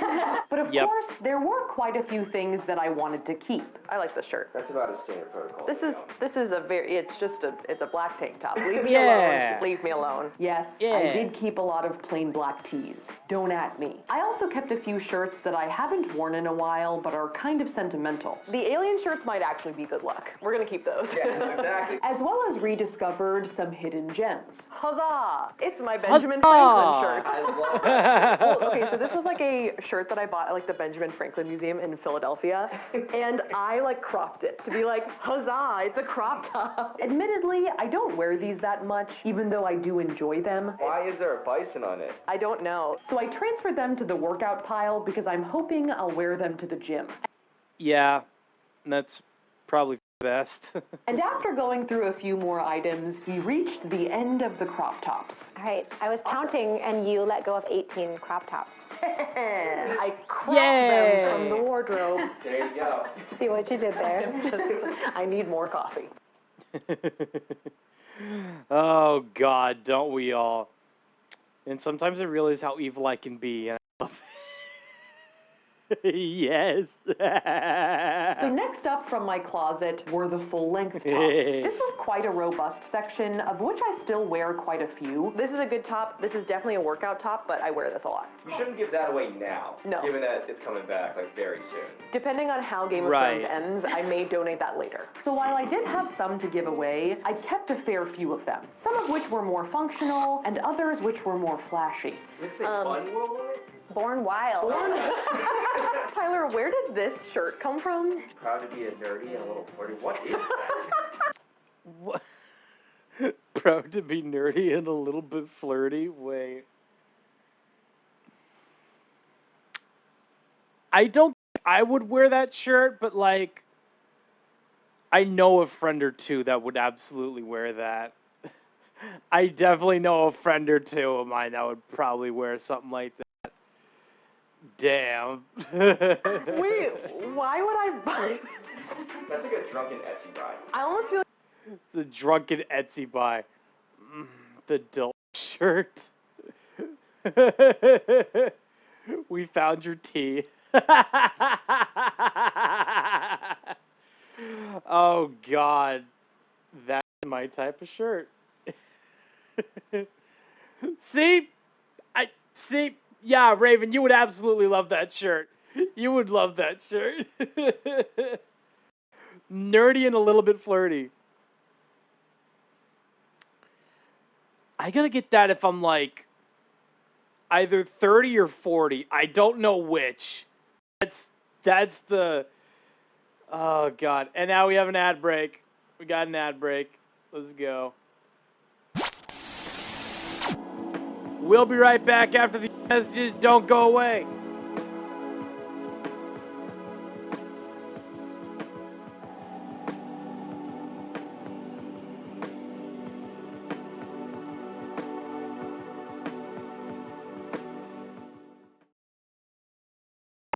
It was almost lunchtime, and Paddington thought he'd stop for a sandwich.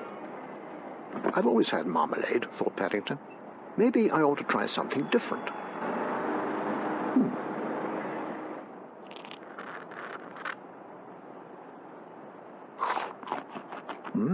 Really rather good. Hello, would you like some?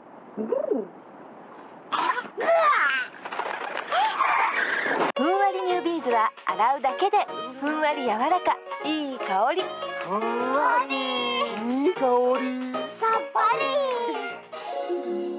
ふんわりニュービーズ新発売ただいまママ何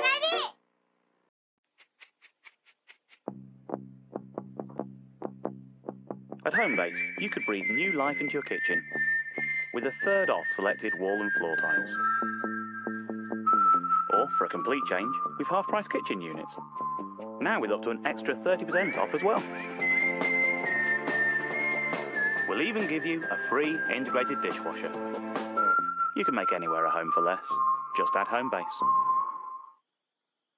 新しい時代のお米無洗米ついに登場。米ぬかがない。だから研がずに炊ける。お米本来の美味しさを初めて実現。だから簡単、便利、美味しい。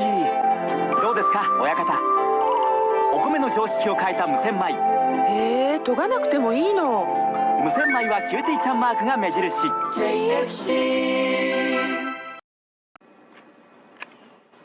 Nice car, what is it? Oh, it's my new Kia Optima. Should have got a Toyota Camry. I got leather seats. Me too. Yeah, moonroof? Yeah. V6 engine? With Sportmatic transmission. 5-year warranty. Well, no. Ha! 10-year. And I paid $5,000 less than you. Huh. The Kia Optima midsize sedan.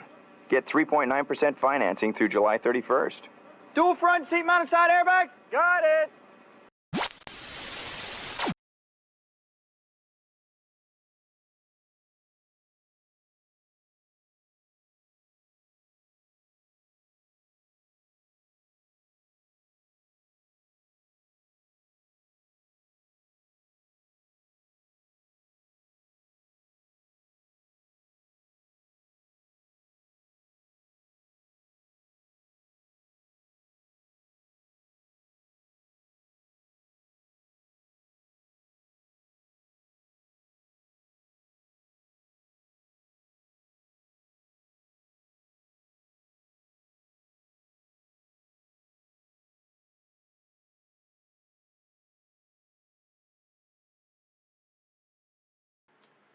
Welcome back from the ad breaks chat.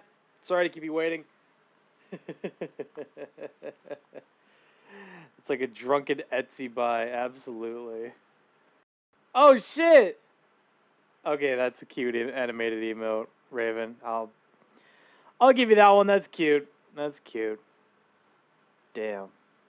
I feel like we can't get rid of it because it's like kind of magnificent. You know what? It could probably go with like, oh, pajamas isn't a bad idea. Yeah. Oh, it could be a pajama top. Ooh, pajamas. Smart think. Good thinking. Good thinking. Yeah. Okay, pajamas. Besides the mysterious appearances of new tops, some very old school tops also surfaced. Ooh, this is a vintage shirt from 2009. It's made it pretty far. I feel like it should go downstairs with our like 2007 clothes. Yeah, I can see you wearing that trying to sneak into a bar in Chicago. No comment. One bad impulse I do have is that when I find something that's old enough, I kind of want to keep it just in case we want to do a video with it in the hypothetical future. I'm like, maybe one day I will want to dress like it's 2011. Who knows? I'm gonna need this That then. is a dangerous one. Yeah. Very dangerous. That is very dangerous. But Joey and Kit let a couple slide. So after zipping through the rest of the tops, we had only a few categories of my hanging clothes left, including my colorful clothes. The funny thing is, like, of this pile, like, most of them are white and gray. Yeah. Most of this stuff was left over from my college days, so I haven't really, like, looked at any of these things in a while, so I feel like this is about to be a bloodbath. This we can give away, this we can give away, this we can give away. This is kind of a good shirt. Oh, no, you got it.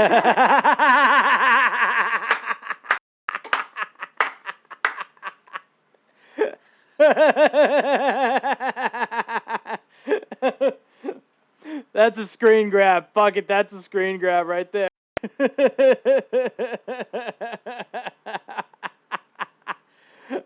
There you go, Kibo.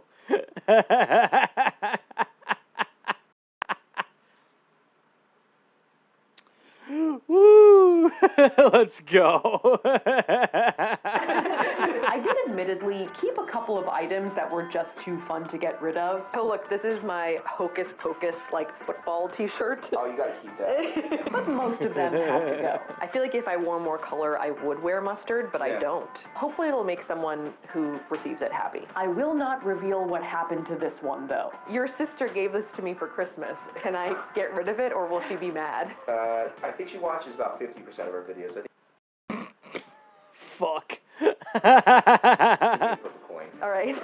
Flip a coin. Just don't mention it after this.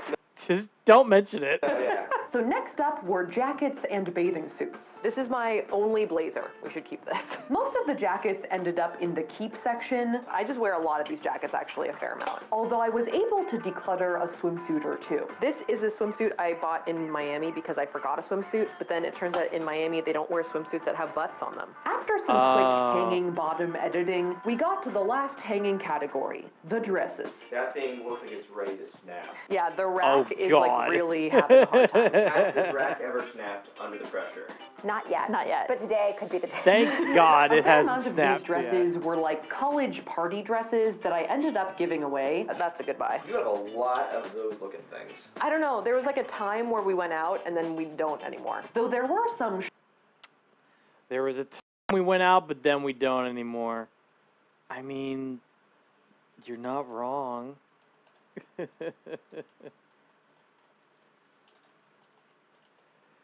You're not entirely wrong there, man. That's life for you, I guess. schmancy dresses that I kept just in case. I just want to be invited somewhere that I could wear these. So these are like I'm waiting for the time I can wear these. I'm waiting. Somewhere fancy, for God's sake. Stop, take this guy somewhere fancy. Regardless, we made a pretty big dent in the dresses category. Okay, so I think that's all the stuff on hangers. That was a lot. So what should we do next? We should go through and edit all of the items that are folded in your dressers and also in this wardrobe back here. So we dumped all of my pants and bottoms that were folded onto the bed. And as I was editing my collection, I noticed that Joni and Kit had a particular style of folding. What are you guys doing? What is this? What is this? We're doing a little folding. Specifically, they were doing the recently popularized file folding method. File folding method. Also known as the KonMari method. Method, where every item is facing up when you open a drawer, kind of like the spines of books on a shelf. And basically what you would do for these pants, for example, is to fold them down the crotch, then fold the legs into thirds, and then do one last fold so the pocket is visible as the spine. Ooh! Wait! Fuck, why didn't I think of that?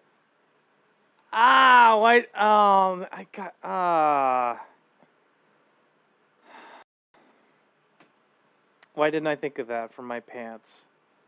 Of your pants book. I feel that. So you're saying like if it were this way, then we'd be like, ooh, look. So then you're going through your drawer and you're like, oh, this jean pocket, this is the one I want.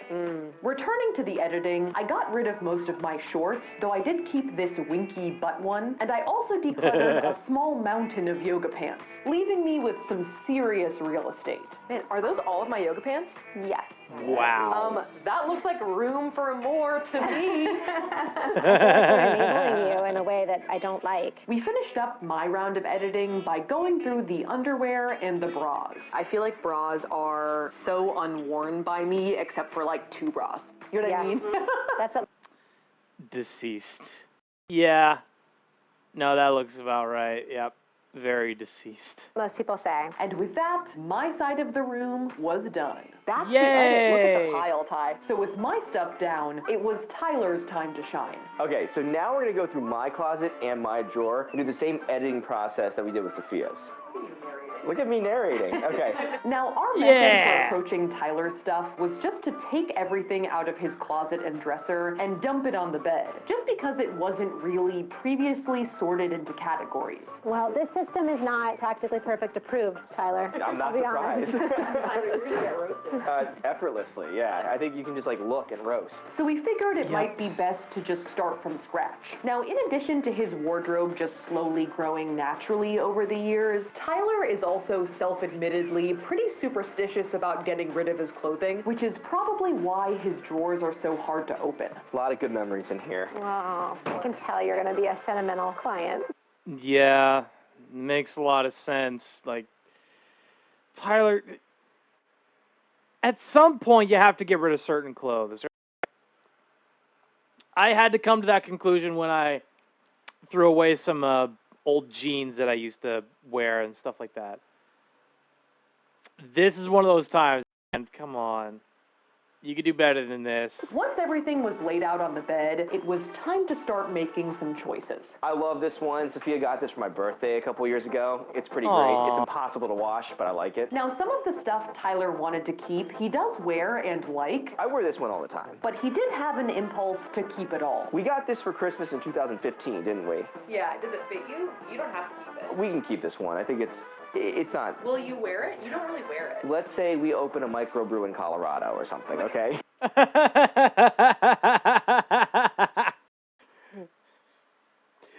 Beach, this chicken is cold. We're gonna need this, right? Never heard Get you say it those words. out of here. We'll get rid of this one, yeah. No matter how long it's been since he wore it. I used to wear this all the time. I don't know. When was the last time you wore it? 2011. Really? It stopped fitting at the end of college. Joni's given the... I need your help. I need your help, Joni. Come on. Get With rid the of help it. Joni and Kit, Joni's giving me the hard shake on this one. I don't see you in that. he was able to get through a lot of them. You think it's bad mojo if I throw it away? I've literally never seen it before. I feel like that thing helped me get like an A in a math test in 6th grade. I got problems. You're very sentimental. I'm really weird about clothing. But even though Tyler was able to make a big dent in his scarcely worn shirt collection, we did keep his only vest. Oh, this is from my Tyler Timberlake era. Yeah. Tyler Timberlake era? What the fuck?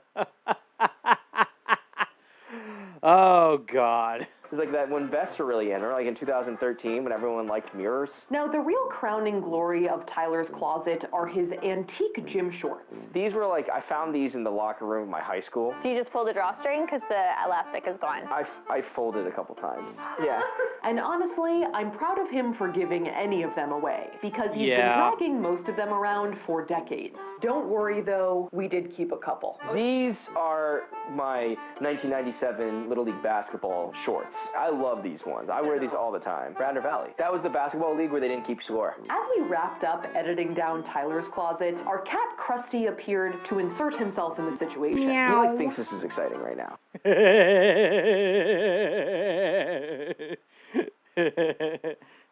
That cat is literally Pan watching this stream right now. Like you're just in the middle of all of this. It is exciting. I think Krusty's an organizational enthusiast. The cat. The fucking cat. He might be. So with that and a little underwear editing, we were done with Tyler's clothes. Ta-da! You did it. Why does the cat look sad? I don't know, man. It's a fucking cat. How do you want him to look? You want him to look happy? Or more like disappointed? There we go. Now, a while ago, I had mentioned that Tyler has this habit of stealing my socks, so all our socks are now mixed together. Thusly, we had waited to organize them last. What should we do? Oh, Tell me why Lord. they would be together. Tyler takes my socks. Yeah. Part of this is because Tyler and I have similar sized feet. And I also don't Yeah. Yeah, I take your socks. like rolling my socks, but I like rolled socks. So Sophia just has them there. I'll take them. Okay, well, I'm going to mediate the situation. Does it bother you to share a sock drawer? It does not bother me, actually. Okay. What bothers me is going to my sock drawer and then not having socks.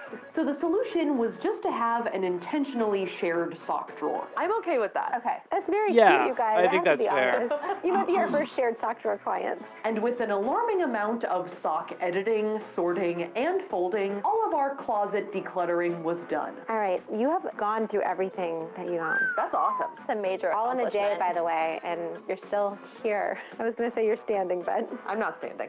No, I'm sitting. So after a long day... Alright. I'm sitting. Are you sitting?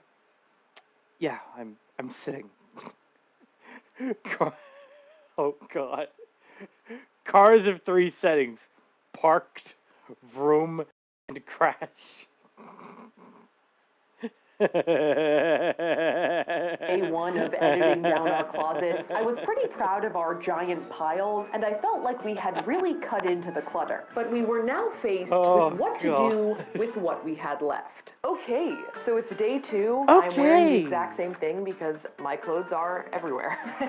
But soon they will be organized. So today we're actually rethinking where all of your items should be stored. So we've decided what you're keeping, and now we need to make a plan based on that. And we're thinking of actually reconfiguring these great closet systems that you have so that they work a little bit better with the items that you own. So when Joni and Kit had come by initially to survey our closet, they noticed that these giant mirrored cabinets are IKEA wardrobes. Where's this piece from? It's IKEA. And they have these slots on the sides so you can customize the drawers and shelves inside of them, either by moving them around or by buying specialized ones for your organizational pleasures. And Joni and Kit chose out a bunch of these inserts that they thought would work for us. What was that thing, the big white thing with the things, the rods? It's a pants hanger.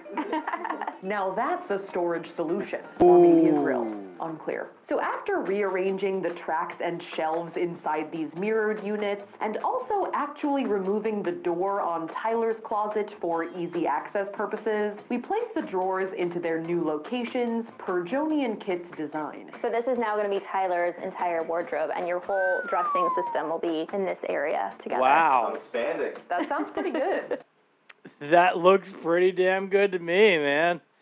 Hell yeah. Or is there a catch? Well, you're losing that dresser over there, but everything is now going to be super functional for you over here. It's more lateral. So with Tyler's There you domain prepped and ready, we took his file-folded sweatpants, shorts, and undies and placed them nicely into their new homes. Yes, the drawer porn was starting to take shape. Those are some beautifully file-folded underwear. Will it ever look like this again? Every time. Other features in Tyler's new unit include one of those grill-like pants hangers on top and a bougie new hamper system at the bottom. It's like a fancy trash can. Following that, we just had to... The what? It's the pants hanger. It's a pants hanger. To hang all of his shirts in his newly doorless closet. And to my great delight, we also got all new matching hangers. Oh!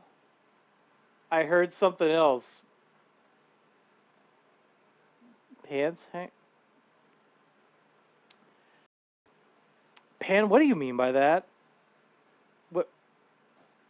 What do you mean by that? Drawer. Oh, okay. Okay, no, that pants drawer. That's what it was. My bad. But oh, like when she said drawer or something. What thing? Oh, underwear drawer. Underwear drawer. Oh, that's what she was talking about. That's right. Those are some beautifully file-folded underwear. Will it ever look like this again? Every time. Other features in Tyler's new unit include one of those grill-like pants hangers on top and a bougie new hamper system at the bottom. It's like a fancy trash can. Following that, we just had to hang all of his shirts in his newly doorless closet. And to my great delight, we also got all new matching hangers, so it looks really sexy. Matching hangers. Oh, God. That is too sexy, man. Fuck.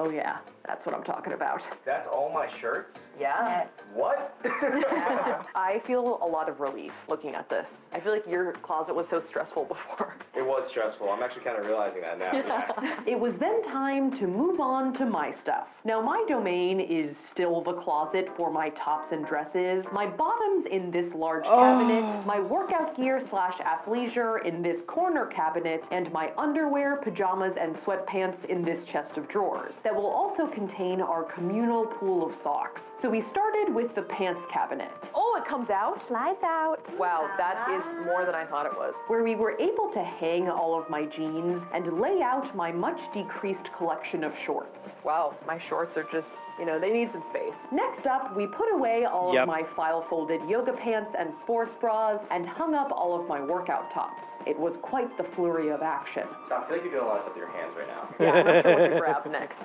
I'm like, should I take that?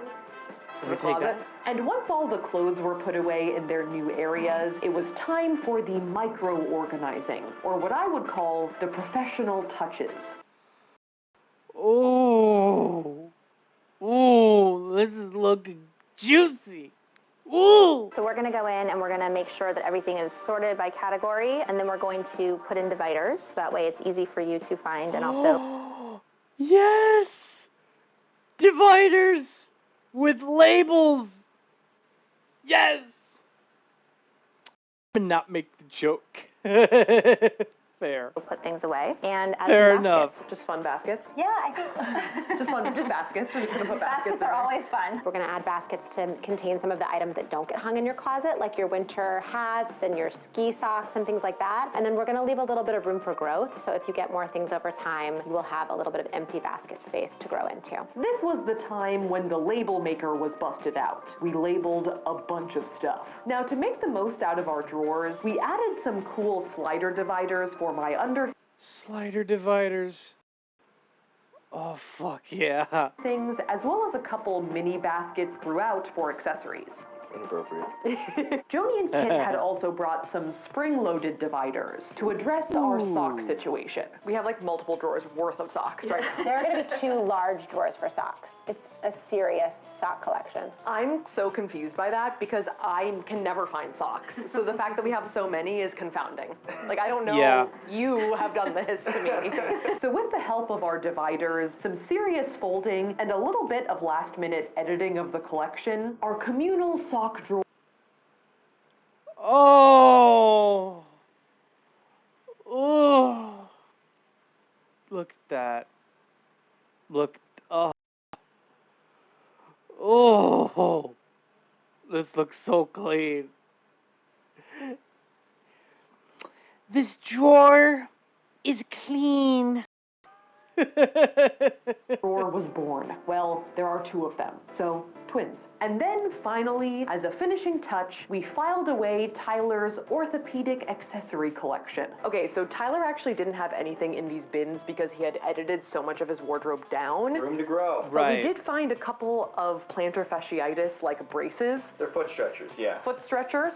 So I decided to make one of his bins Tyler's weird foot stuff and put those up there. Tyler's weird foot stuff. Weird about plantar fasciitis. I guess that's true. It hurts. I don't mean to foot shame you. And with our weird foot stuff accounted I love that it's a label. That's even better.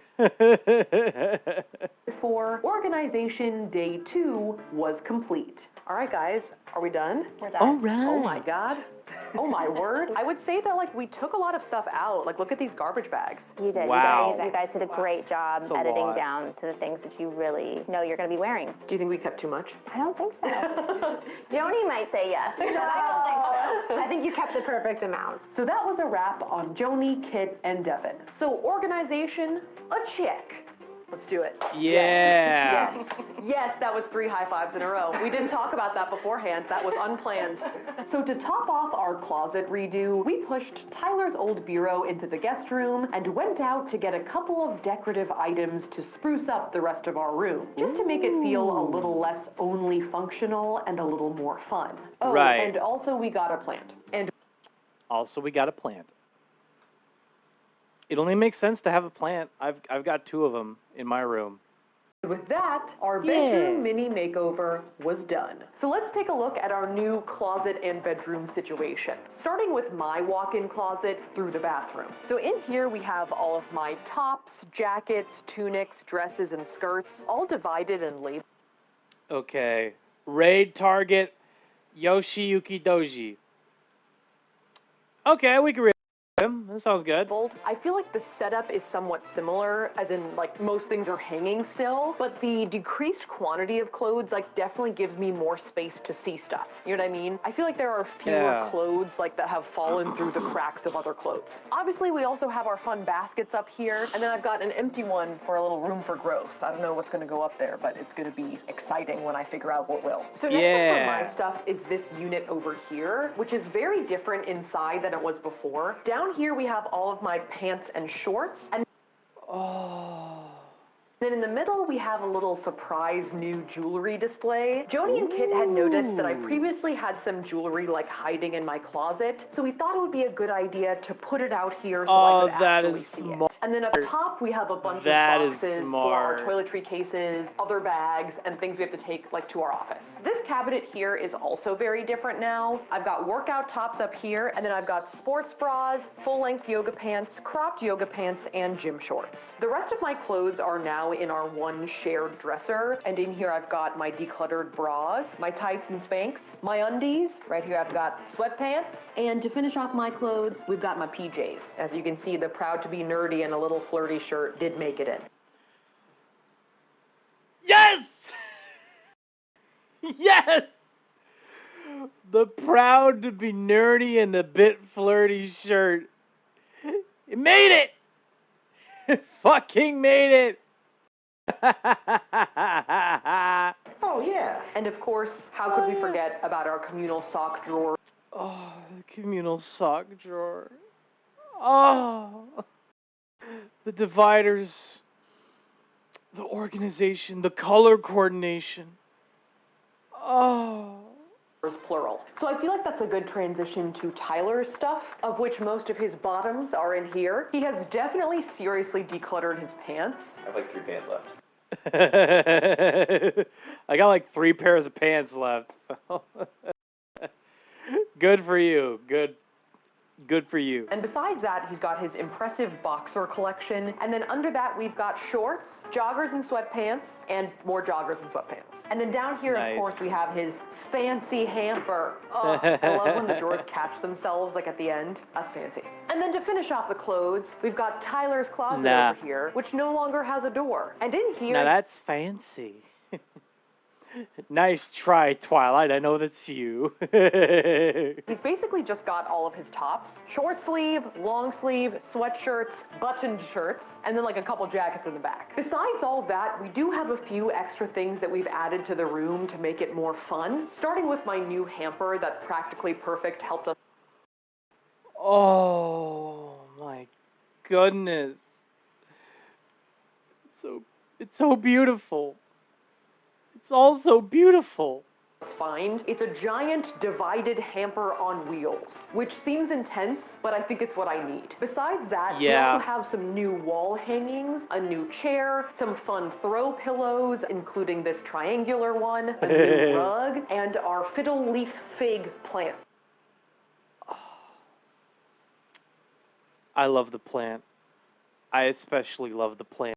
It's called a fiddle leaf fig, not a fiddly fig. I thought it was fiddly fig, but it's not. It is also real, so we're gonna keep that thing alive. Yes, we are gonna water it when it's supposed to be watered. So all that is our new bedroom. I'm really happy with how we've... Actually, I was just gonna ask, like, you could have just gotten a fake plant. You guys could have just gotten a fake plant and no one would have known the difference. I've got 2 fake plants. I don't mind that at all, okay? Because I don't, at least right now, I don't feel like I like the responsibility of caring for an actual living thing like a plant. So take that for what you will. Redone our closets because I feel like everything makes a lot more sense. And in terms of the decor, it might not be like a true Mr. Kate makeover, but you know, we added some things here and there just to make it feel a little more homey. Also, if you are wondering, Figgly fig. But change the I to A. Not so funny now, is it? God damn it. God damn it. wondering if I'm wearing the same thing that I've been wearing for days, the answer is yes. I wanted to wait to film this before I started taking clothes out of their places. Yes. Okay, so that was getting our closets professionally organized. I'm definitely very pleased with the final product of all of our work this week, and it is actually a weight off of my shoulders to think about how much we ended up decluttering. I mean, we took bags and bags of stuff to be donated, and as a final inventory, not only did we greatly reduce the barnacle that was my wardrobe, but we were also able to move an entire bureau out of our room and fit everything into our remaining furniture pieces with room to spare. Which in itself is so impressive. I'm ecstatic. I'm impressed. I'm easily impressed. I'm sorry. Incredible work. Absolutely phenomenal work there. Also, chat, footsies! We got footsies for free! we found footsies! Footsies just right there with the bit for free!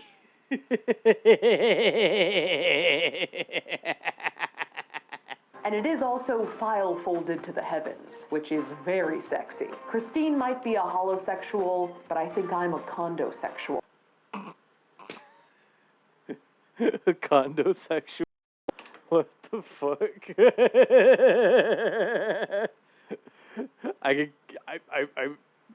Okay. Now, in terms of the professional organizer aspect of our closet makeover, I would say that anyone could probably declutter on their own at home, even though practically The wagon.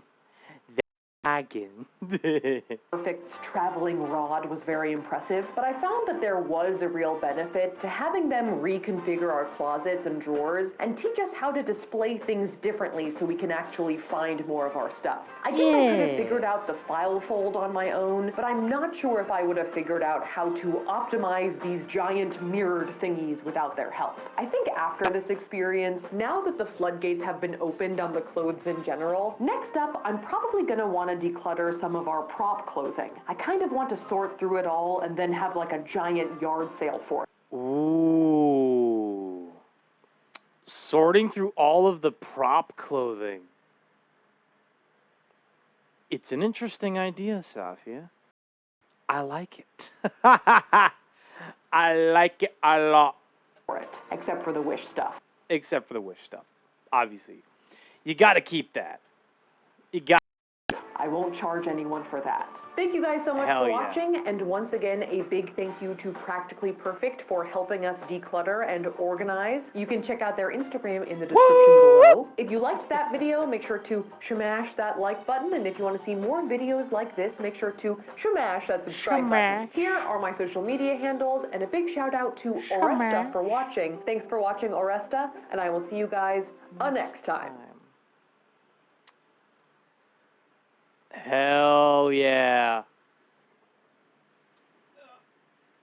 Okay, hang on. Let me find. Let's go ahead and get our raid started. Yoshi, hang on. Fuck. Yoshi, Yuki, Doji, and then here is your raid message in the chat. Thank you, Kibo, for doing the same.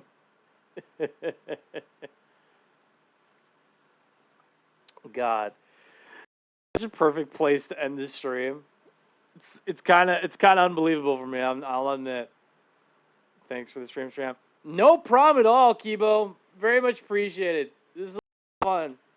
I missed this. Woo. Keep in mind, I know I'm doing this like every week. I know that, but like, even though I'm doing this every week, every time I like take like a couple days off and don't stream for a while, I kind of miss it. I kind of miss it a fair bit. But with September coming up, I want to see if we can get some collaborations going. And just in time. I want to collab. I want to collab with more people, okay? If you guys have any recommendations for who I should collab with, tell me. Okay? Please let me know. And if you know them personally, that's even better. But thank you everyone so much for watching. I will see you guys again on Tuesday. Bye-bye! Bye-bye!